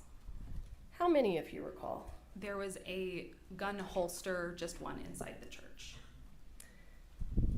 And did you take that back? Well, the holster, was there anything unique about it? Was it just a piece of leather, or did it have additional parts to it? It appeared to be a shoulder holster, so the one that would not go around your waist, but one that would go over your shoulder, and it had a fake knife attachment to it. And were there the piece of leather? Did the holster hold anything? Yes, it was able to hold ammunition. And when you collected that holster, did it have ammunition sitting inside of it? Yes. And the ammunition that was inside of that holster, did you closely examine it? Yes. And did any of that was in the holster cause you to suspect that there were any live rounds in the holster? Yes. How many rounds that were in that holster did you suspect were live? 1. And you sent that to the FBI? Yes. And based on your work on this case, do you know who was the actor who was assigned to that holster? Alec Baldwin. Can we go ahead and, I don't know exactly. Yeah, let's publish it. Oh, I'm sorry. Do you have any objection to the exhibits that I showed you previously? I certainly don't have to this picture. Okay. So there's one in his, for the admission of State's Exhibit. basically a bandolier. There was and a few in the box and one in his gun. All right. Hearing no objection, states 22 will be admitted. You may publish. Did you take this photograph? Yes. And what are we looking at here? This is the interior of the church, and it is a close-up of some of the benches or pews that were inside of the church. And what is, do you see something leather there? Yes, on the second row of benches, there's a jacket and a holster. Is that the holster that we've been talking about? Yes. Is that where it was when you collected it? Yes. And I would like to show you what has been previously marked as, give me just one moment. I think it's 12 and 13. Mr. Spiro, do you need to go through these with me? If you just show me the picture quickly, I'm sure I have no objection. Okay, so I'm gonna have to unplug, or do you? Oh, no, I can pull another set. Okay. I'll look at this one quickly. Well, but it's gonna come up on the screen, so I don't wanna publish it. I'll look at it and then I'm sure it's No, but as soon as I move it, it's gonna come up on all the screens. Okay. I have no objection to exhibits 12 and 13. Thank you. And how about let's do 15 and 16? No objections to 15 and 16. 17? No objection. 18? No objection. I'm happy to stipulate that whatever Investigator Popple recovered at the scene. Well, can come in we need a little more identity, but it's 12, 13, 15, 16, 17, 18? Hang on, there's a little bit more than that. It's 19, 20, 21, 26, 27, 28, 29, 30. We have 31, 32, 33.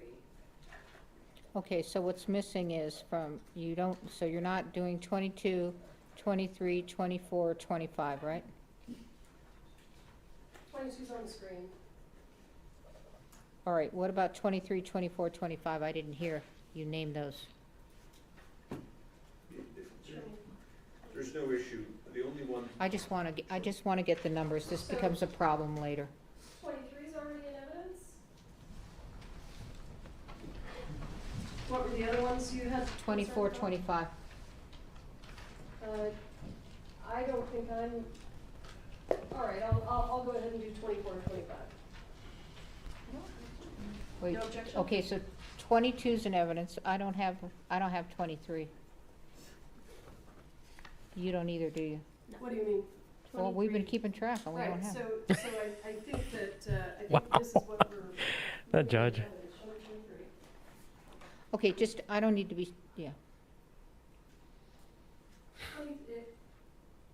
22's 23's already in evidence. Or maybe it's,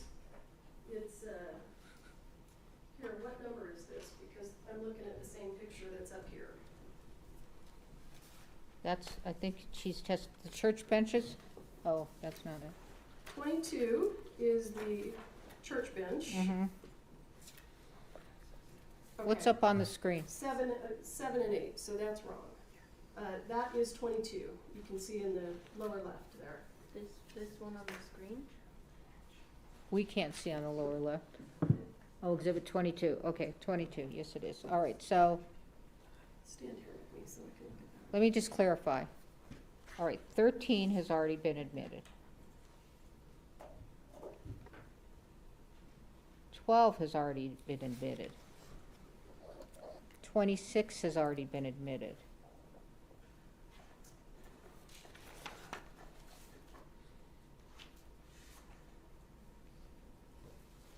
You're tracking me as well, right? Me? Mhm. Yeah. Okay, so what we don't have, 14. 14 has been admitted, so 15 through 21, 22 was just admitted. He sounds like he's snoring. We don't have 23. That's fine. I'm not moving for the admission of 23. I think it's a duplicate. Okay, let me just, all right, we don't have 25. We do have 26. Right. So did Okay. you want, so you said, what We- about we- 25? Yes, I will be moving for the admission of 25. Okay, and then 27, 28, 29, 30, 31, 32, 33. Correct. Okay, so on the record, the court is going to admit 15, 16, 17, 18, 19, 20, 21, 23, 25, 27, 28, 29, 30, 31, 32, 33. Your Honor, there's objections, as I think the court might remember, to 31, 32, 33. They're not relevant. All right, well, I'll show you. let's not confuse me at the late Sure. day, so I'm just going to write down what's been admitted, and then we will go from there. Thank you. Okay. This gets to be a real mess later, so 15.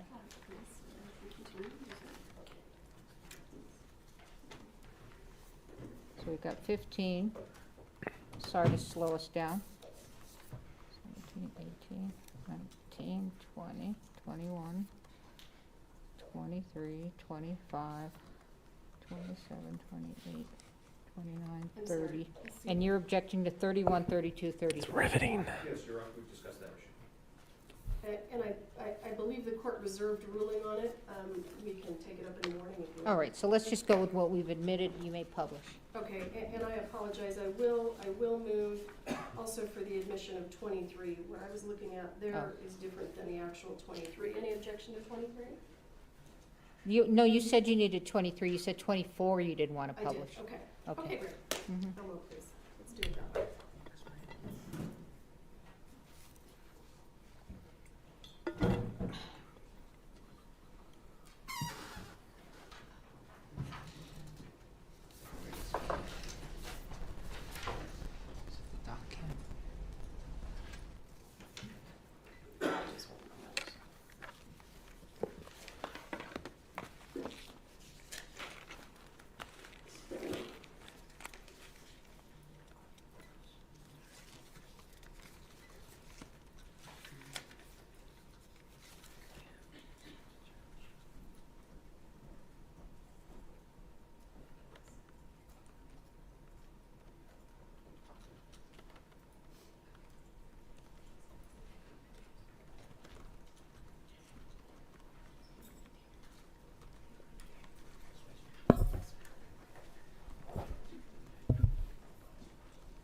Okay.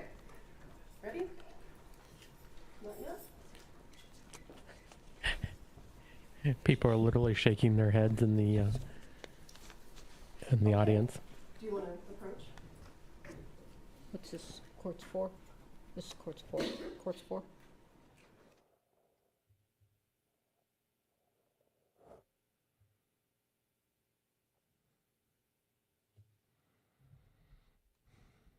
So right before they started, now they got to go see the judge again. Wow.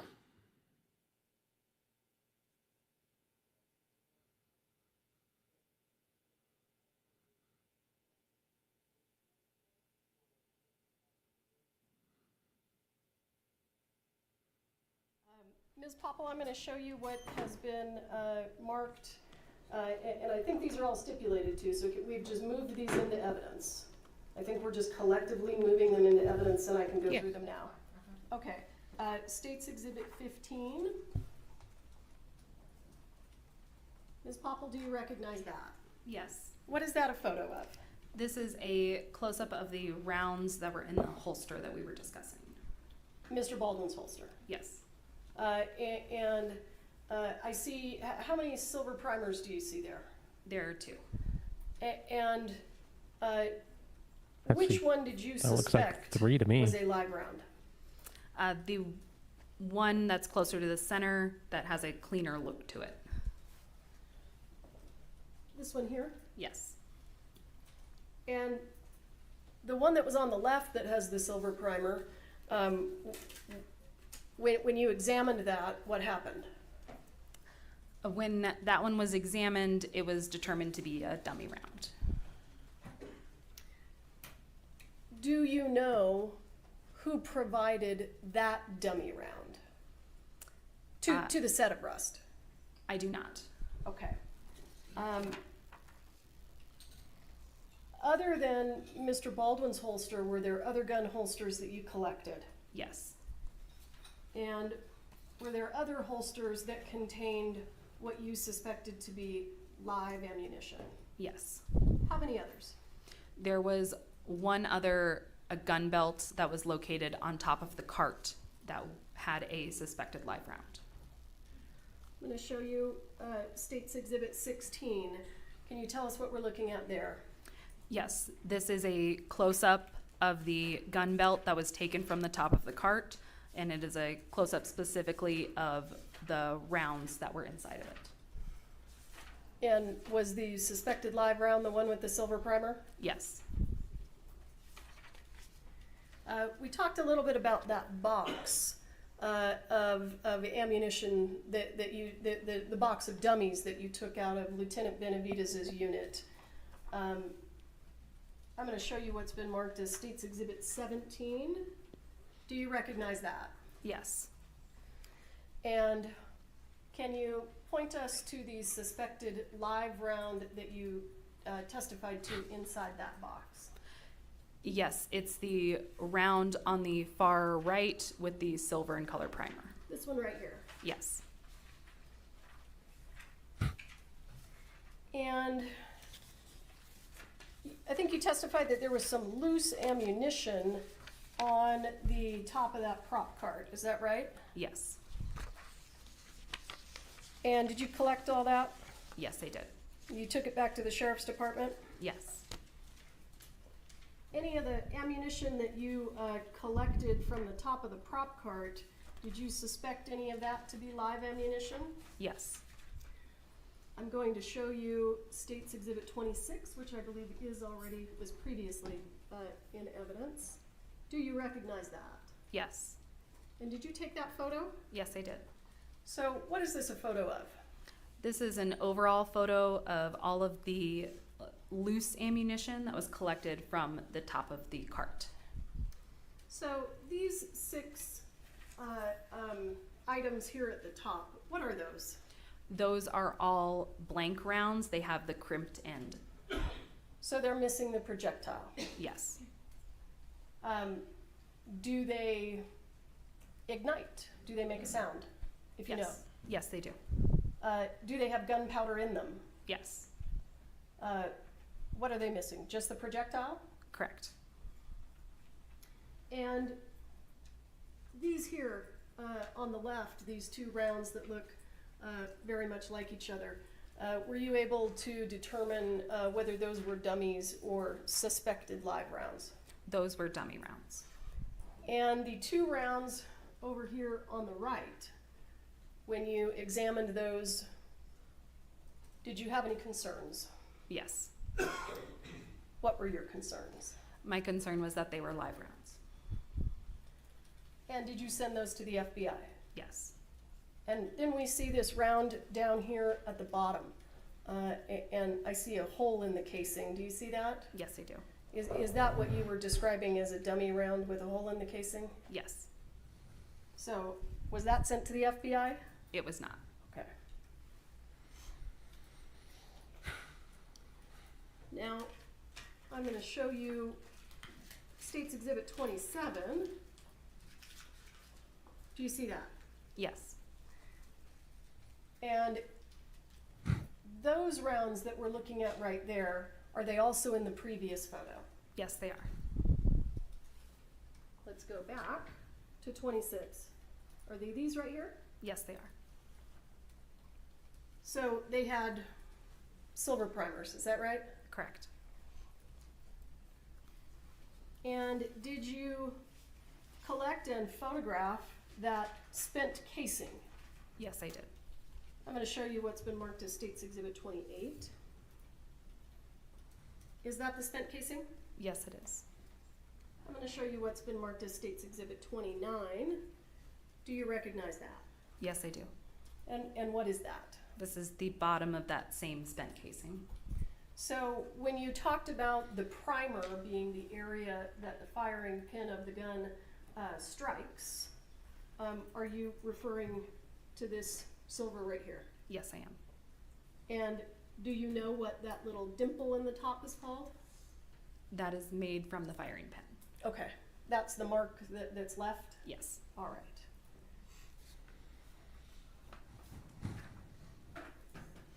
Now, when you ultimately conducted a search of the prop truck, did you collect additional ammunition? Yes. And was there any live ammunition found in the prop truck? No. Or any suspected live ammunition, rather? No? No. So what kind of ammunition did you take out of the prop truck? We took blanks and dummy rounds.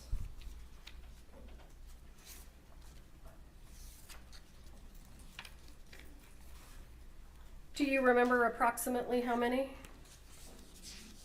I would approximate 1,000 to 1,500. Did you closely examine each and every one of those? Yes. Wow. Hang on. That's a lot of work. I'm going to show you what's been marked as State's Exhibit 19.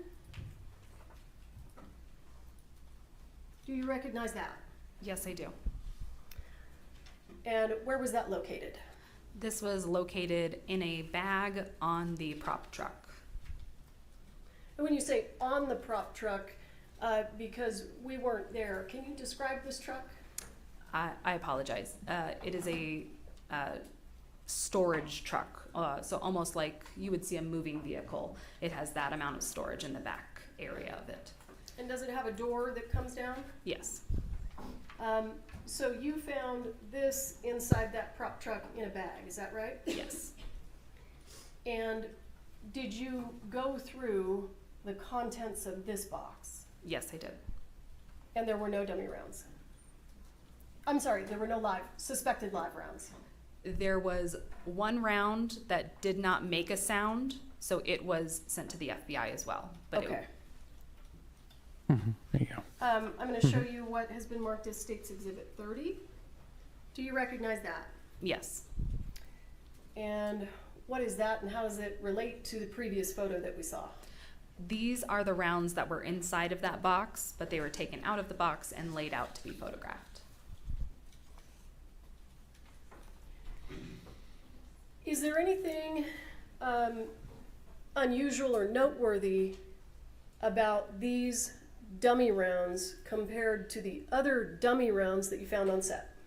Yes. What is that? The dummy rounds found on set had this almost new shine to them.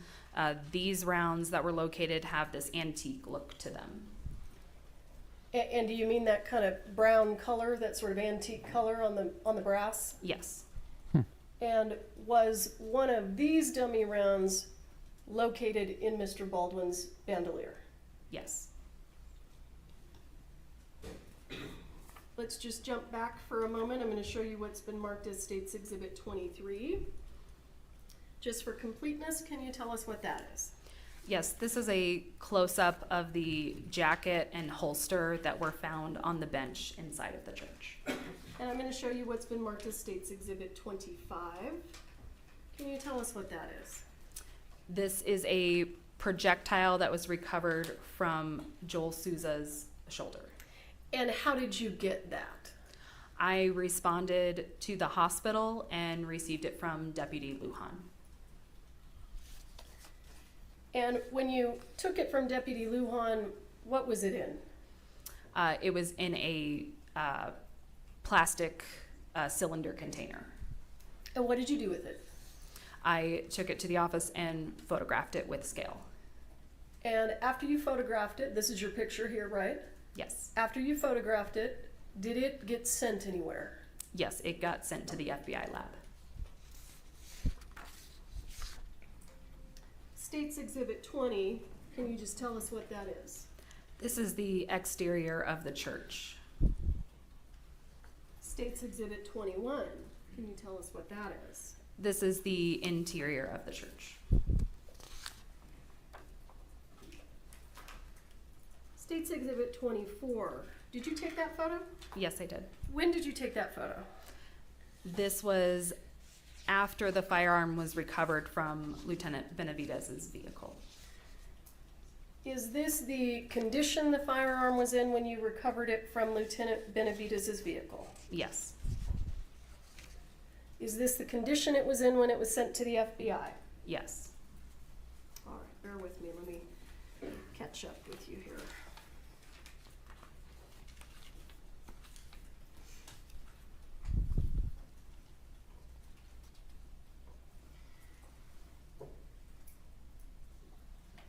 Did you participate in making the decision about which items of evidence were going to be analyzed at the FBI? Yes. And let's go through the items of evidence that were sent to the FBI for analysis. State's Exhibit 24, we understand it was sent, correct? Yes. And I think you testified previously that you sent it for DNA testing, is that right? Yes. And without talking about specifically that testing, did you get results back? Yes. Did you, I think you indicated that you sent it for functionality testing, is that right? Yes. And did you get the results of that? Yes. And then, at some point, did you participate in a discussion or a decision to have additional testing done on this gun? I believe I was part of that conversation, yes. Okay.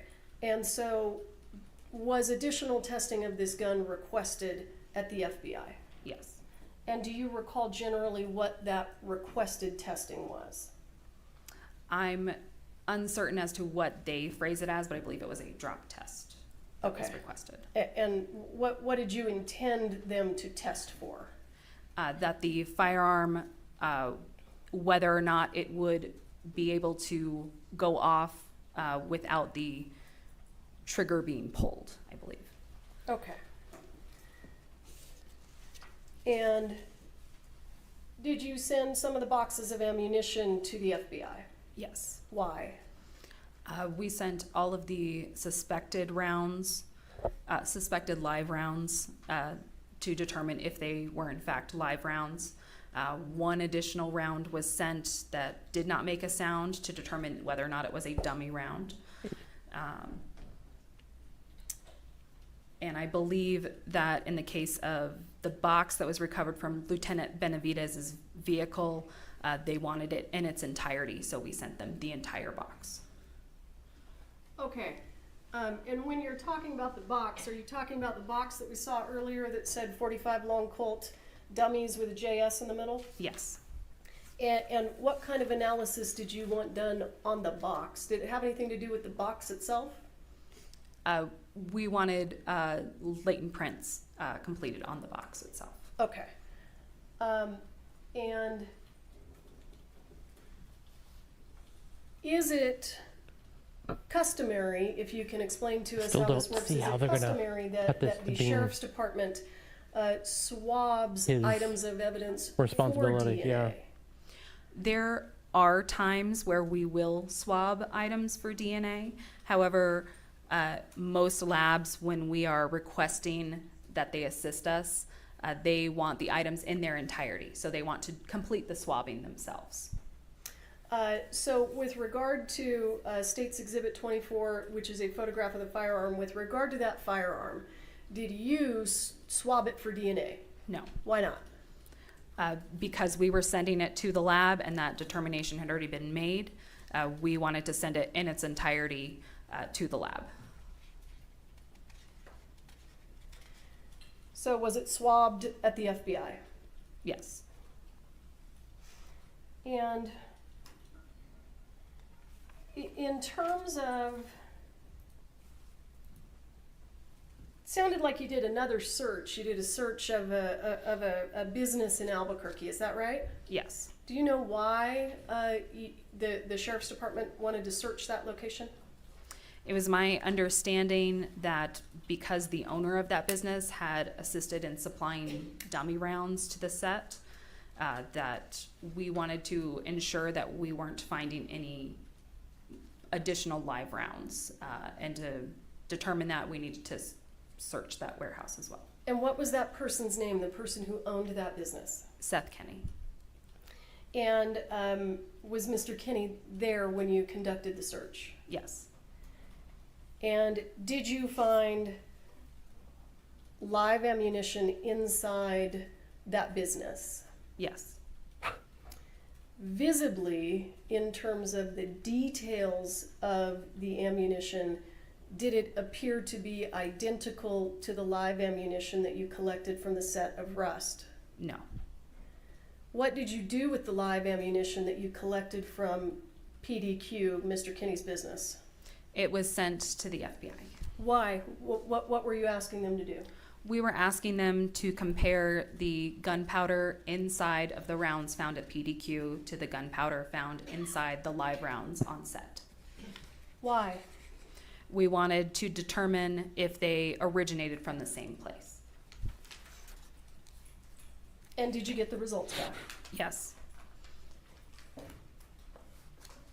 And did they originate from the same place? And She's not if asking you us. would, I see that you've got a box with you. Yes, I do. Can you pull that box out for us? Her in her box. Miss Popple in her box. And her dusty muffin. Dusty muffin boxed. Box of dusty muffins. You like my sweaty balls? Salty chocolate balls. Chef salty chocolate balls. May I approach? Yes. Let's have a look at what's in your box. In the box.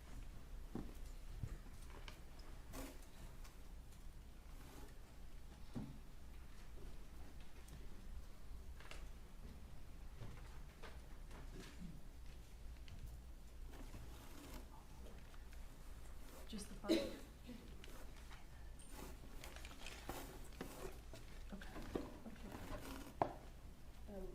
Can you give them to me?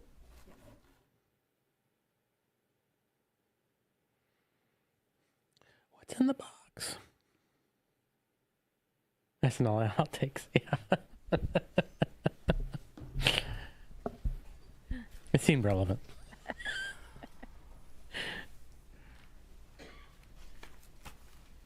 I'm going to show you what I am going to mark as State's Exhibit 34. Mr. Spyro, do you want to have a look?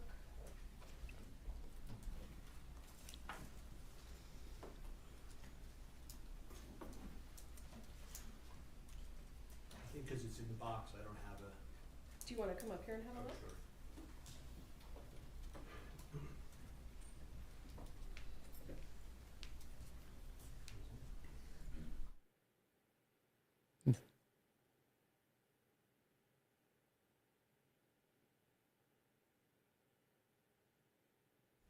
Sure.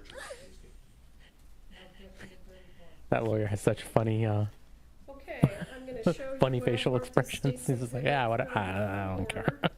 And I would ask you to tell us what we're looking at here. Did they So add more this, people to the team? this is the live round that was taken from the box located in Lieutenant Benavidez's vehicle. It's been deconstructed by the FBI. Therefore, we have the casing, the projectile, and the gunpowder that was inside all separated. And is the gunpowder Yeah, in this definitely container the here? true crime, Yes. hidden true crime Mm-hmm. person is there. We saw her. For There's got to be more. all of the Probably. 5 live Gallery. rounds, Gallery. suspected live rounds that were sent to the FBI, were they all disassembled by the FBI? Yes. And were they all returned to you in this condition? Yes. Yeah, after the Chad Daybell stuff, we all were like, what do we do with our lives? Do they all look exactly the same? Wow. How did you get out all of a sudden? What'd she next to? It was in the box. I'm going to move into evidence she got loud. States Exhibit 35, 36, 37, and 38. Your Honor, if I could just ask one clarifying, just to find out the date of that, just so I know, because I haven't examined this. The date of what? When she received them back, or the date around, I think she- approximately even is fine. Do you know approximately when you received them back? I do not. I have that back at the office, but I don't have it on me at the moment. Can you give us an estimate? Was it a month? Was it a year? I would estimate 6 months to a year. That's fine, Your Honor, thank you. Did you also say 39 or just end at 38? I ended at 38, but there will be a 39.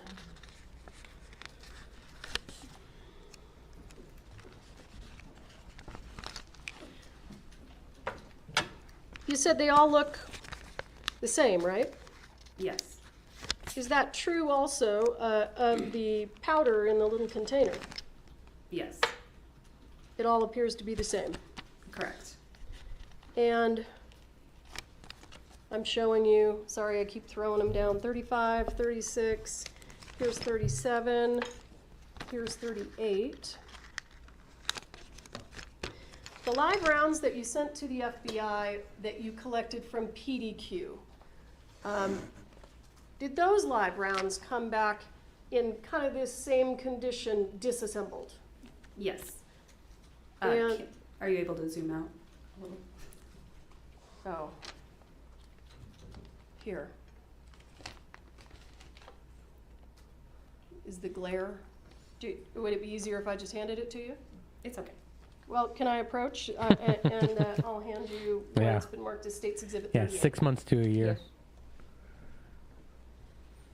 Yes. For the record, these have all been admitted and published.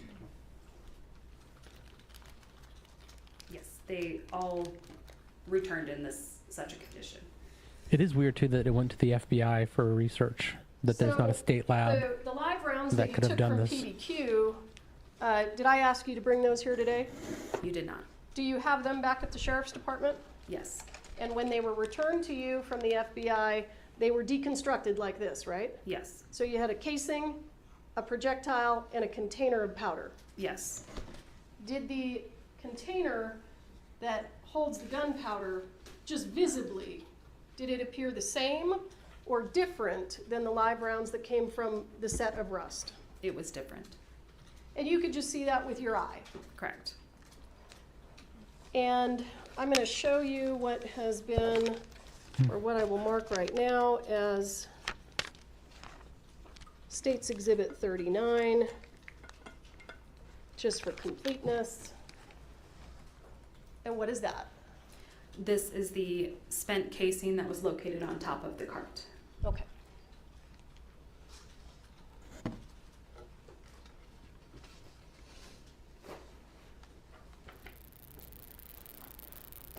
Is there anything else that you did in this case, generally? In general terms, I was also asked to collect DNA standards, fingerprint standards from various parties, so that those could also be sent for comparison at the FBI. And what parties did you collect DNA standards from? I collected them from David Halls, Hannah Gutierrez, and I believe I would Lieutenant Benavidez think as that well. that would be something that they would do. Did you? It seems I'm sorry. to me a very generic do thing. you know whether or not a DNA standard from Mr. Baldwin was collected? It was I collected mean, I'm by sure they another do have agency. a special process for it, but you can do it with a pair of pliers.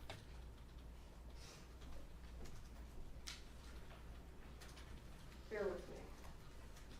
I mean, would destroy the projectile, but you could do it. When you took the firearm out of Mr. Benavidez's patrol unit, did it appear to be damaged or modified in any way?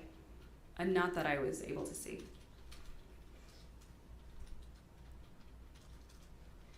And let me go back to State's Exhibit 21. What are we looking at there? This is the interior of the church after I've laid down evidence markers. So just explain to the ladies and gentlemen of the jury so that they know what are evidence markers and where do we see them in this picture so they can make sense of what they're looking at. Evidence markers are utilized so that when we go back and reference photos, we can easily determine where things were placed in a scene, where things were when we went there. So in this photo specifically, any numbered areas were physical items of evidence or possible evidence that was collected by myself. Any areas that are marked with a letter were areas of suspected blood that were also swabbed and collected. And just to be clear, the evidence that we've looked at that was photographed, all of these, is that all the evidence in the case? No. And the items of evidence that you brought in the box, that's not all the evidence in this case, right? Right. Do you still have all of the evidence? Yes. And where is it? It is in the evidence vault at the Santa Fe County Sheriff's Office. So if anyone wants you to bring it in, you can do that, is that right? Yes. All right.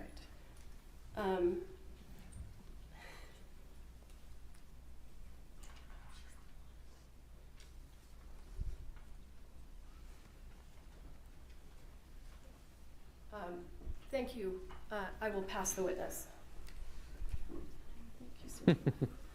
I think we're going to end for the day so that you all can get your exhibits together for faith.